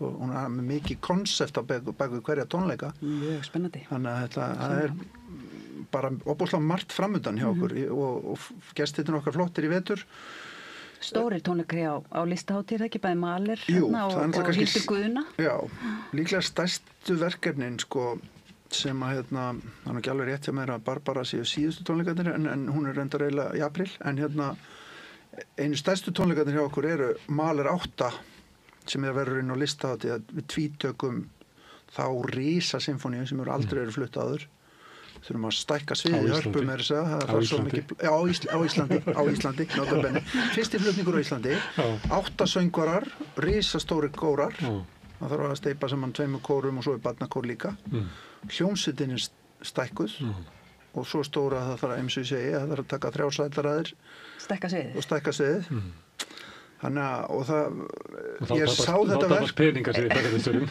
já og það bara fólk þarf að mæta að gera svo vel á þessu tónleika vegna þess að þetta er eitthvað sem er ekkit endurtekið á 5 ára fresti á Íslandi sko þetta er 15, 20, 30 ára frestur á þessu vegna þess að ég sá þetta verk núna bara fór til London og sá þetta út í South Bank Center og þetta er mjög sérstakt verk þetta er mikla pælingar Nietzsche og frumspeki og hitt og þetta sem er í textanum og en mjög áhrifaríkt og og eins og ég segi, ekkert gert á hverjum degi, þannig að bara gera svo vel og mæta á Maler 8 í vor, eða í sumar, snemsumars, í júní. Já, hér ordra. Já, eiginlega, góði hlustendur og áhorfendur. Þegar hljómsveitin að raða saman prógrami, þá svona, sko, ef þú værir að stýra hérna New York sveitinni eða Berlín, þá bara velurðu bara allt úr efstu hillu. Já. En þú færð að velja eitthvað einu sinni tvisvar úr efstu hillu á hverju ári? Það nú reyndar sko, þetta er svo skrítin heimur, þessi klassíski heimur, hann bæði lítill og stór, finnst mér. Það eru rosalega, það eru alveg ótrúlega margir virkir góðir hljómsveitastjórar. Auðvitað náttúrulega fáum við ekki kannski, þú veist, nöfnum mann eins og Simon Rattle eða einhvern til þess að koma hérna oft, en við erum nú samt að reyna að næla í hann einhvern tímann, það kannski gengur einhvern tímann, en jú, vissulega kannski, ég held samt að til dæmis tilkomu Barböru geti breytt ýmsu þarna, að þeir sem komi í kring muni kannski verða, svona þeirra frálíður muni þeir svona koma úr kannski næstu skúffufrúan. Úr tengslanetti hennar eða? Já, það hefur allt áhrif. Eins og íslensk tónlist hefur náttúrulega byggðu upp. Askinasi skilaði náttúrulega, gaf okkur ótrúlega mikið. Kemur alltaf utan. Og það líka, sko, maður heldur ekki gleyma því að Askinasi fekk líka mikinn sjens hjá Sinfóníuhljómsveit Íslands á sín tíma. Hann hafði ekkert verið hljómsveitarstjóri áður. Þannig að hann verður þessi hljómsveitarstjóri sem hann síðan þekktur á seinni hluta ferilsins og kannski minnkar áherslan á píanóið út af því að Sinfóníuhljómsveit Íslands var vettvangur fyrir hann til þess að reyna sig, sko. Það er aldrei merkilegt og það sama má þetta segja, við verðum að, og þess vegna er svo mikilvægt, við erum að nefna Önnu, við erum að nefna Daniel, við erum að nefna Víking, þetta er allt listamenn sem hafa fengið mikinn sjens hjá Sinfóníunni og Víkingur og byggt sig upp með henni, sko. Víkingur talaði það. Já. Og þau eru enda mikli bandamenn okkar líka að vera frá líður og eins og hann. Hann ætlar ekki að gleyma þeim sem að studda hann í upphafi. Nei, við vonum ekki. Heyrist alltaf þegar hann talar. Hefur eitthvað hlustað á Askinasi? Já. Nú, hvernig finnst þér hann? Mér finnst hann bara flottur. Já. Hann var svolítið að þessu svona tímabili þar sem að var svona tæknileg fullkomnun og ég man eftir svona gagnrýni á hann svona, hann væri bara of straight góður, svona eins og það var þetta skákmann svona þetta var ekki Fisser, sko, þetta var frekar Spassky. Ég nú á því að bestu upptökurnar hann sem píanista séu svona late 60s, sko, og kringum 70, eitthvað þannig. Svo kannski einmitt færist hann yfir í ofmikla svona stafræna og nákvæmni hérna þegar geisladiskfíkurinn kemur kringum 80, sko. Það er náttúrulega alveg brjálæðslegur hópur sem að kemur hérna bara fyrir tilstilli hans. Þetta er eitthvað sem maður mann svo eftir þegar ég var lítil, þegar Jacqueline Dupri og Daniel Barenboim og Itzhak Perlman. Hann bara dró listaháttið upp úr... Allir þessi bara frægasta tónlistafólk og besta tónlistafólk í heimi. Bara kemur hingað og spila á listaháttið í Reykjavík. Þetta er náttúrulega bara... Það er mjög fyndið bara, hugsa til þess. Það þarf að búa til annarkot sko sögu eða nota það sem svona hluta í einhverju bíómynd þessar 2 vikur í Reykjavík. Því að Led Zeppelin var hérna líka, sko. Já. Það var stórkostlega stjörnur sem voru þetta, en hann dró eiginlega listaháttið bara úr hatti sínum. Hann hafði aldrei líklega orðið listaháttið nema fyrir hann. Nei. Því að hinn hluti listaháttið það var eitthvað svona norrænt dæmi sem var út í Norrænhúsi. Þeir eru kannski ung til að munna þetta. Já, ég man alveg eftir þessum tónleikum sem Itzhak Perlman. Já, hann kom með hann og Barenboim og Jacqueline Dupri. Andri Previn. Já, Previn sem ég held að spilaði í Glæsibæði. Já, og Perlman náttúrulega á Dásöllinni, sko. Já. Og svo kom Led Zeppelin bara 1 viku eða 2 vikur síðan. Já. Af því varst að tala skúffurnar og hvað væri efsta skúffan og bara sem dæmi. Ég var að reyna að gera hljómsveitstöðina þína svona svolítið að hljómsveit Búðardals. Já, en við erum bara alls ekki, sko, það er alls ekki sammálaðir. Það er hort til Sinfóníuhljómsveitar Íslands sem framsækinar í dagskrárgerð, algjörlega, og hún opnar í ýmis verkefni en margar aðra hljómsveitir í kringum okkur. Og eins og til dæmis, ég tek dæmi að auðvitað fengum við hérna til dæmis í fyrra, líklega stærsta nafni sem við komið hérna á seinni árum er sellóleikarinn Jó-Jó Ma, sem var með 2 tónleika, dúótónleika og svo spilaði hann Elgar-konsertinn með hljómsveitinni og það var algjörlega magnað að fá hann. En staðalistamæðurinn okkar í ár heitir Kian Soltani og selóleikari frá Þýskalandi af persnesku Bergibrotin. Sem hefur spilað á tónleiku þegar við sendum þetta út. Já, akkurat. Við tókum þetta upp á undan. Akkurat. Er að spila núna, svo við segjum það, gefum það upp, að en þú veist, hann einn af bestu sellistum dagsins í dag, alveg sko án nokkuð svafa. Og tekur mitt upp hjá Deutsche Grammophon og út allan heim með bestu sveitum. Alice Sara Ott, píanleikari sem var daginn, hún sama, hún fer til Chicago hinn daginn og Berlínar og þannig að við erum að fá alveg ótrúlega góða listamenn til Íslands og fólk má alveg átta sig á því sko. Að gæðin á okkar gestum hafa verið á síðustu árum og ára bara ég myndi svona allan síðustu 10 árin þá þetta alltaf að hækka. Og hljómsveitin sjálf. Og þetta auðvitað náttúrulega auðvitað dregur hana áfram og hljómsveitin vex með góðum hljómsveitarstjórum, góðum gestum og við viljum auðvitað fá þannig fólki heimsóð en þá verðum líka að vera á tannum og vera tilbúin í það og allt það, þetta er auðvitað þetta er samtal milli listamanna. Þannig það er ekki svona eins og var notaði svolítið í gamla daga kannski segja svona ef þú kemur sko verið svo lítil og þú verður kannski ekki mikið borgað en þú getur séð eldgoss. Já. Ég notaði þetta eins og þið verða að vera að veiða mann eitthvað til Íslands. Segðu hann getur hýsið eldgoss. Það sé bara góðar líkur að eldgoss á meðan hann byrjaði að gjósa meðan hann var innan sko. Þannig að við stóðum við það. En mér langar líka talandi svona þessar alþjóðlegu stjörnur og þetta alþjóðlega samhengi að þá sko Harpa þáttakandi í svona samtökum evrópskra tónlistarhúsa. Þetta heitir ECHO, European Concert Hall Organization og þetta mjög virðulegur og skemmtilegur, hvað er þetta, kringum 20 tónleikahús í Evrópu. Flottustu hús í Evrópu. Bara flottustu hús í Evrópu. Elbphilharmonie í Hamborg og Bósar í Brussel og Barbican og svo framvegis. Og eitt af þessum verkefni sem að Kian Soltani hefur einmitt tekið þátt í, eitt af verkefni sem að ECHO stendur fyrir verkefni sem heitir Rising Stars sem að snýst að gefa ungu tónlistafólki sem svona búið að sína sig og sanna í heimalandinu færi á að svona byggja undir sig alþjóðlegan feril og nú Harpa taka þátt í þessu í fyrsta sinn og tilnefndi Álfheiði Erlu Guðmundsdóttur, sópransöngkonu og það svona hörð samkeppni það hverjir fá að komast inn í þetta dæmi en hún var valin og var að koma fram í kjölfari þá kemur hún fram í 17 tónleikahúsum vísvegar Evrópu 17 og 20? Já, og var sem sagt í gærkvöldi að koma fram í Koncertgebá á stórkostlegum tónleikum, það var bara standandi lóaklapp og hún fer til Elbphilharmonie og svo sem sagt verða fernir tónleikar í Hörpu í maí með þessu 4 verkefnum sem eru inn í þessu Rising Stars. Sem ykkar verkefni en ekki sinfóníunar? Nei, en bara og það margt í húsinu annað en sinfónían? Það svo sannarlega, já, akkurat, en bara talandi þessi, og maður finnur það hvað það skiptir miklu máli eins og fyrir Hörpu að vera í þessu samhengi. Það er svona mjög virt samtala milli húsana og þetta geta verið alltaf fílabeinsturnar, þessar sinfóníuljónstir og tónlistarhús og það er mjög mikil meðvitund að opna húsin fyrir alls konar þjóðfélagshópum. Þú veist, bara svona inngildingar áherslur eru mjög ríkar. Og svo ég bæti nú í það að barnastarfið hjá okkur og fræðslu og barnastarfið er náttúrulega eitt af mikilvægasta sem við tökum á okkur að bjóða upp á barnastundi fyrir alla yngstu börnin, skólatónleika og allt og bara við fáum til okkar 20.000 skólakrakka á ýmsum aldri á hverju ári á tónleika.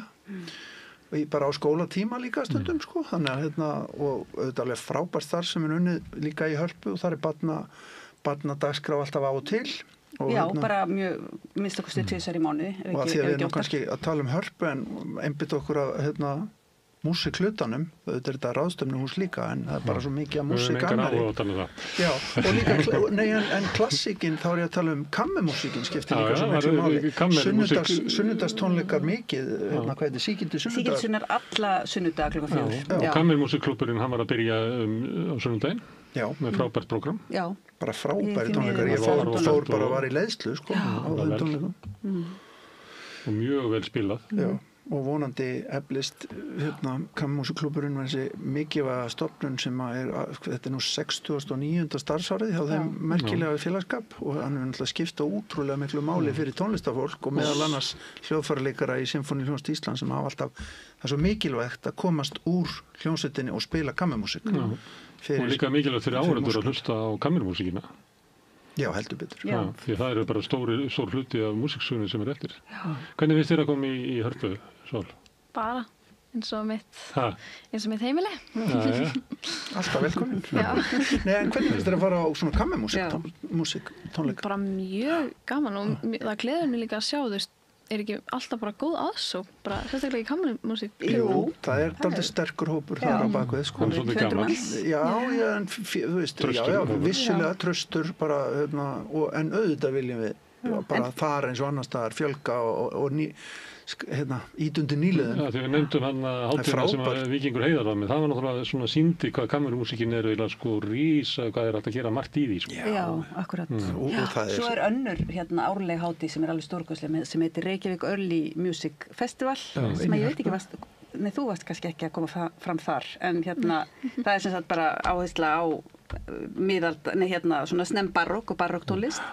Og einmitt svona nemendaprógram inn í því. Já, það er nefnilega svo stórkostlega að þau fengu síðast, nú er bara dóttir nú mér heiti hljónsturnar Akademí fyrir allt í músík sem að vera að vinna með ungum tónlistarnemum íslenskum og þau komu fram á tónleikum með krökkunum, það var alveg magna sko. Já, hún Elvarún Kristinsdóttir, annar frábær tónlistamæður. Það er hátíð sem við verðum að styðja við og lyfta undir. Já, þetta er bara harpaði bara veisla.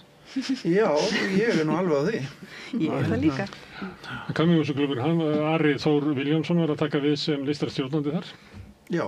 Þannig hann ætlar örugglega skilja til spor í því. Já, það var nú einmitt nefnt bara í krítíkum þessar tónleika sem hún nefnir Ravel og Perta.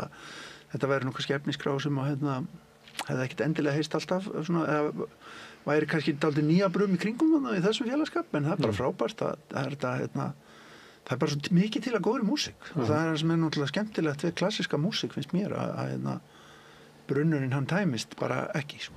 Og Ari er góðu fyrirleikari, alltaf fallegu tónnin í fyrirnas. Sammála. Eitthvað svona það er svo merkilegt að fólk geti tekið hljóðfæri og spila það og maður bara skynjar hvað þetta er. Já. Og þetta voru með honum nýjilegt sko. Þetta voru með honum Sigurgeir Ragnarsson sem er fyrsta selló hjá okkur í sinfóníunni og svo Liam Kaplan sem er píanuleikarinn í hljónstinni. Hann þarf að vera góð píanuleikari í hljónsett sem að lendir í ýmsu, skal ég segja þér, ég ætla að nefna dæmi það. Daginn var pröfuspil, hæfnispróf hjá hljónstinni leiðarastöðu í klarinett, fyrsta klarinett. Sem er náttúrulega rosalega mikilvægt því það eru til margir svo fallegir svona klarinett. Þetta er ásanlegt hljóðfæri. Það fóru 58 manns sem sóttum og Liam var annar tveggja píanuleikara sem að spiluðu 58 sinnum 3 mínútna bút úr Mozart-konsert til þess að spila í fyrstu umferð. Þannig að ég hlusta á þetta heilan dag og hlustaði ég á sömu 3 mínúturnar úr þetta frábæri tónlist að því ég var inn í salnum og meðan pröfuspilið var í gangi. En þetta er sérstakur heimur að kynnast og þarna spila allir á bakvið tjald í fyrstu umferð af því að þeir eru ekki að sjást sko, það er nafnleysi. Sem að byrjaði, þetta nafnleysi byrjaði, er það ekki út af gagnrýni á því að það var alltaf verið að ráða kalla en aldrei konur. Og það er eiginlega vörð kvennanna er að hafa þetta tjald þannig að það sjáist ekki hverju að spila. Og það var nú bara 98 eða bara ekki upp á 2000 held ég sem að Vínarfílarmónían réð fyrst konu. Jú, það var nálægt árinu 2000. Það var ekki starf í 2000. Já, þá fekk kona að fyrsta sinn sem að kom. Og með þess að kallar á hörpurnar sem eru nú ekki algengir hörpuleikarar, hörpuleikarar, en samt, já. En þetta er aðeins tjaldskipt. En núna ef þú sér strengina, sérstaklega fiðluna og víóluna, þá eru kannski bara 4 kallar, hittir allt konur. Já, kannski aðeins fleiri, já. Og bassarnir eru bara kallar því með sjá okkur. Já, það er ekki alltaf. Ég hef ekkert með tónleikum daginn var kona. Já, og kona á pákur. Já, það var gestur. Svo komið kona á pákur og hún er frábær þegar spilarið, ekki? Hún er alveg mögnuð. Soraya, frábær pákuleikari. En það skiptir miklu máli að þetta sinfóníu sé vel mönnuð. Já. Það sem er kannski stærsta verkefnið hjá okkur á næsta árum er einmitt mönnun hljónstarinnar af því að það er bara mikið kynslóðaskipti núna og það takist vel upp við það. Það er að losna ýmsar stöður. Já. Vantar ekki flautu? Er ekki óráðið við það? Hann er á pröfutíma núna eitt sem að... Þessi, já, við erum mjög hrifin á honum. Já, hann heitir Rafael. Já, er hvaðan? Hann er Filipseyingur fæddur á Íbísa. sem er En er þú að ráða klarenduleikara? Fannst klarenduleikara úr þessum hópi? Það eru 3 sem koma í pröfu. Okay. En hérna, ég og Sóli greiðum atkvæði með flautuleikarum. Já, þeir eru hrifin á honum. Já. Tókst eftir fyrsta trompetinu? Núna?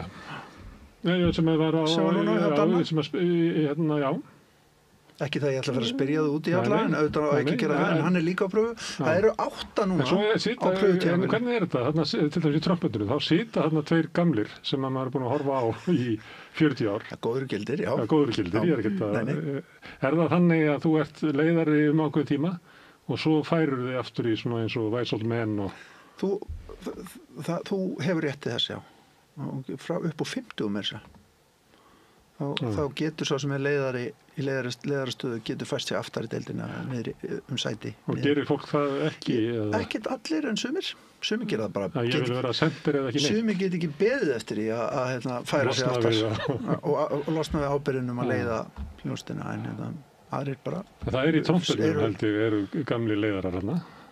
Já, Einar var fyrsta trompet. Hann er núna ánægður með nýjan vinnuvélaga sem er að setjast inn. Þannig að þetta er mikið liðakefni. Eða svona, þetta er frábær heild, þessi hljómsveit og ég veit, fólk álega átta sig á því hvað hún er sko á háa plani og við erum heppin að eiga svona góða hljómsveit og þetta er nú bara skilgreind í lögum, það er ekki margt sem er skilgreind í lögum sem eign íslensku þjóðarinnar, en Sinfóníuhljómsveit Íslands er eitt af því.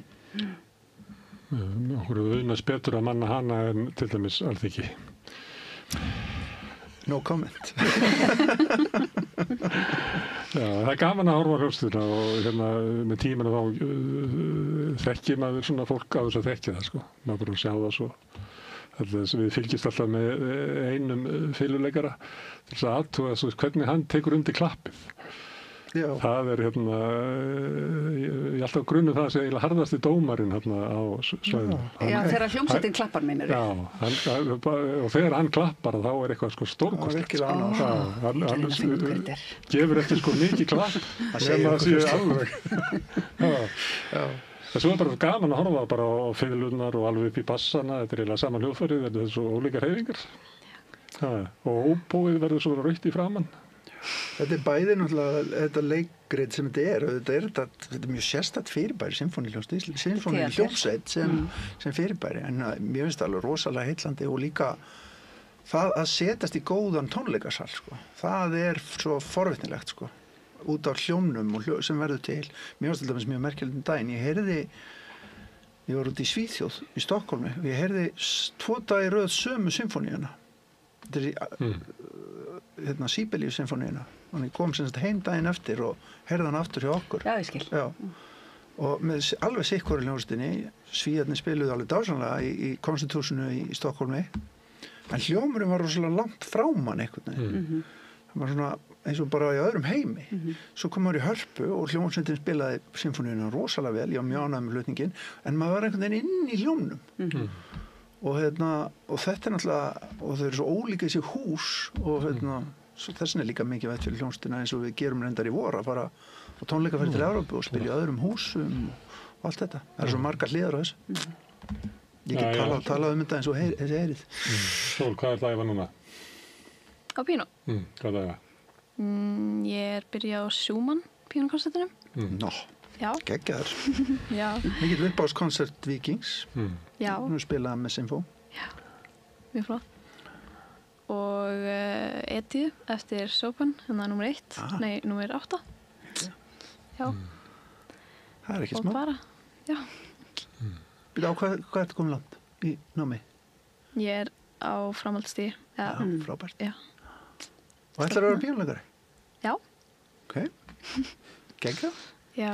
En það er líka, þú veist, eitt sem ég held að margir bara átt sig ekki á, þú veist, og líka þetta fólk sem er í hljómsveitinni að eljan sem maður þarf í þetta og er rosaleg ekki menni bjóðandi eiginlega ekki og maður þarf að færa fórnir sko, til þess að leggja þetta fyrir sig og það eru rosalega margir kallar ég sjáu það eins og ég nefndi á hann 60 manns að sækja meina stöðu þar á meðal Íslendingar og svo erlendi hljóðfæraleikara líka og og svo þetta kannski staða sem losna núna og svo ekki aftur fyrir eftir mörg ár og hér bara ein hljómsveit, það ekki hljómsveit í næstu borg eins og í Þýskalandi. Þannig að þú veist, fólk leggur svo mikið undir sko. Ef þú ætlar að búa í Íslandi og vill spila í Sinfóníuhljómsveit þá þetta eina tækifærið. Já, en það eigum við líka flottar hljóðfæraleikara inn á milli. Það var eina að byrja til dæmis í Minnesota núna í fyrirsveitinni þar. Þannig að við hljóðfæralekararnir okkar fara líka og koma svo hinga sem gestir og styrkja okkar tónlistarlíf og allt það. Það var viðtalið við Víkinghæðar í New York Times og veistu hvað fyrirsögnin var? Nei. Ég var aldrei neittur til að æfa mig. Nei. Já. Ég sendi þetta á dóttur mína. Já. Ég geti sýnt fólki sem ætlaði að neyða hana til þess að æfa sig. Mammas nú samt píanokennari Þetta líka svo fallið þessi saga svona verðmætamat þegar þetta er nú bæði foreldrar eða móðir Hildar Guðnadóttur sem að seldi bílinn sinn til þess að kaupa selló fyrir dóttur sína sem að hefur nú fengið Óskarsverðlaun eins og við vitum og svo þetta þegar þeim tæfi mist arfur foreldrum Víkings eða föður eða móður Já, og þau kaupa konsert Steinway Flíl sem að rétt svo kemst inn í litlu íbúðina þeirra Þetta er allt gefið góð saga Já Þetta er fórnir fóreldrarna sem að að baka hvern tónlistarmenn eru fóreldrar. Já, ég held að það hafi ekki verið fórnir. en það er ríkuleg uppskera. Það er oft svona grín þegar ég var að alast upp, eða bara þegar ég var lítill, þá þurfti náttúrulega bara að segja mér af mig. Nú það bara að segja hættu að það er klukkan á 11. Þannig já. Það snýst til allt í einu. Gaman að hafa okkur og Sól, takk fyrir hjálpina og Elsabeth Indra og Guðni, kærar þakkir. Og þetta er þá lokinn á rauðaborðinu í kvöldi. Þakka öllu gestur sem hafa hingað komið og Maríu og Birni fyrir að taka viðtöl og Laufey Lyngdal Ólafsdóttur fyrir að taka upp og senda út en ykkur þakkaði mest sem hafa verið að hlusta og horfa. Minni á að þið hefði byggt upp dreifikerfi í samstöruna bara með því að segja vinum og vandamönnum frá efni sem þið hefði séð hér. Bent á kannski að það mér finna efni okkur á Facebook og YouTube í öllum hraðarsveitum. Við erum í útvarpinu á 89,1 á stór höfuðborgarsvæðinu. Það má sækja þér út að setja líka á spilaran, spilari.is er á netinu og svo er spilar líka app sem má maður hlaða niður í síman og hlusta á samstöðinu og allar íslenskar útvarpsstöðvar hvað sem er í heiminum. Við erum komin í sjónvarpið til þeirra svo heppin að skipta við fjarskiptafyrirtæki Síman, það eru nú með 5 á fjarstýringunum, við erum líka í kabalkerfunum á Suðurnesjum, kannski mun önnur dreififyrirtæki bjóða líka sínum viðskiptavinum upp á efni frá samstöðinni sem er 24 tíma sólring, 7 daga vikunar, allan ásins samfélagsumræður við þetta rauðaborð og við öðrum þáttum samstöðurinnar. Það sem drífur samstöðun áfram er sá hluti áhorfenda og áheyrenda sem hafa gert áskrifundur, fólk sem að veit að samstöðun er mikilvægur þáttur í samfélaginu, mikilvægt fyrir lýðræðið og almenna umræði í samfélaginu. Ef þú vilt slást í þann hóp, þá getur þú farið inn á samstöðun.is, það er nappið sem ástöndur áskrift, það getur þú skráðið fyrir 2.750 krónum sem er grunn áskriftin okkar, þú mátt borga meira þú vilt og því sem að kjósi getur látið áskriftin sem félagsgjöldin í Alþýðufélagið, en það er einmitt Alþýðufélagið sem á og rekur samstöðuna. En þetta er komið gott hjá okkur í bili, við verðum næst hérna á morgun klukkan 16, klukkan 4 síðdegis, þá verður þátturinn vikuskammturinn, en ég segi góða nótt. Segðu það á Samstöðinni. Samstöðin er í eigu hlustenda, áhorfenda og lesenda. Sláist í hópinn og gerist áskrifendur.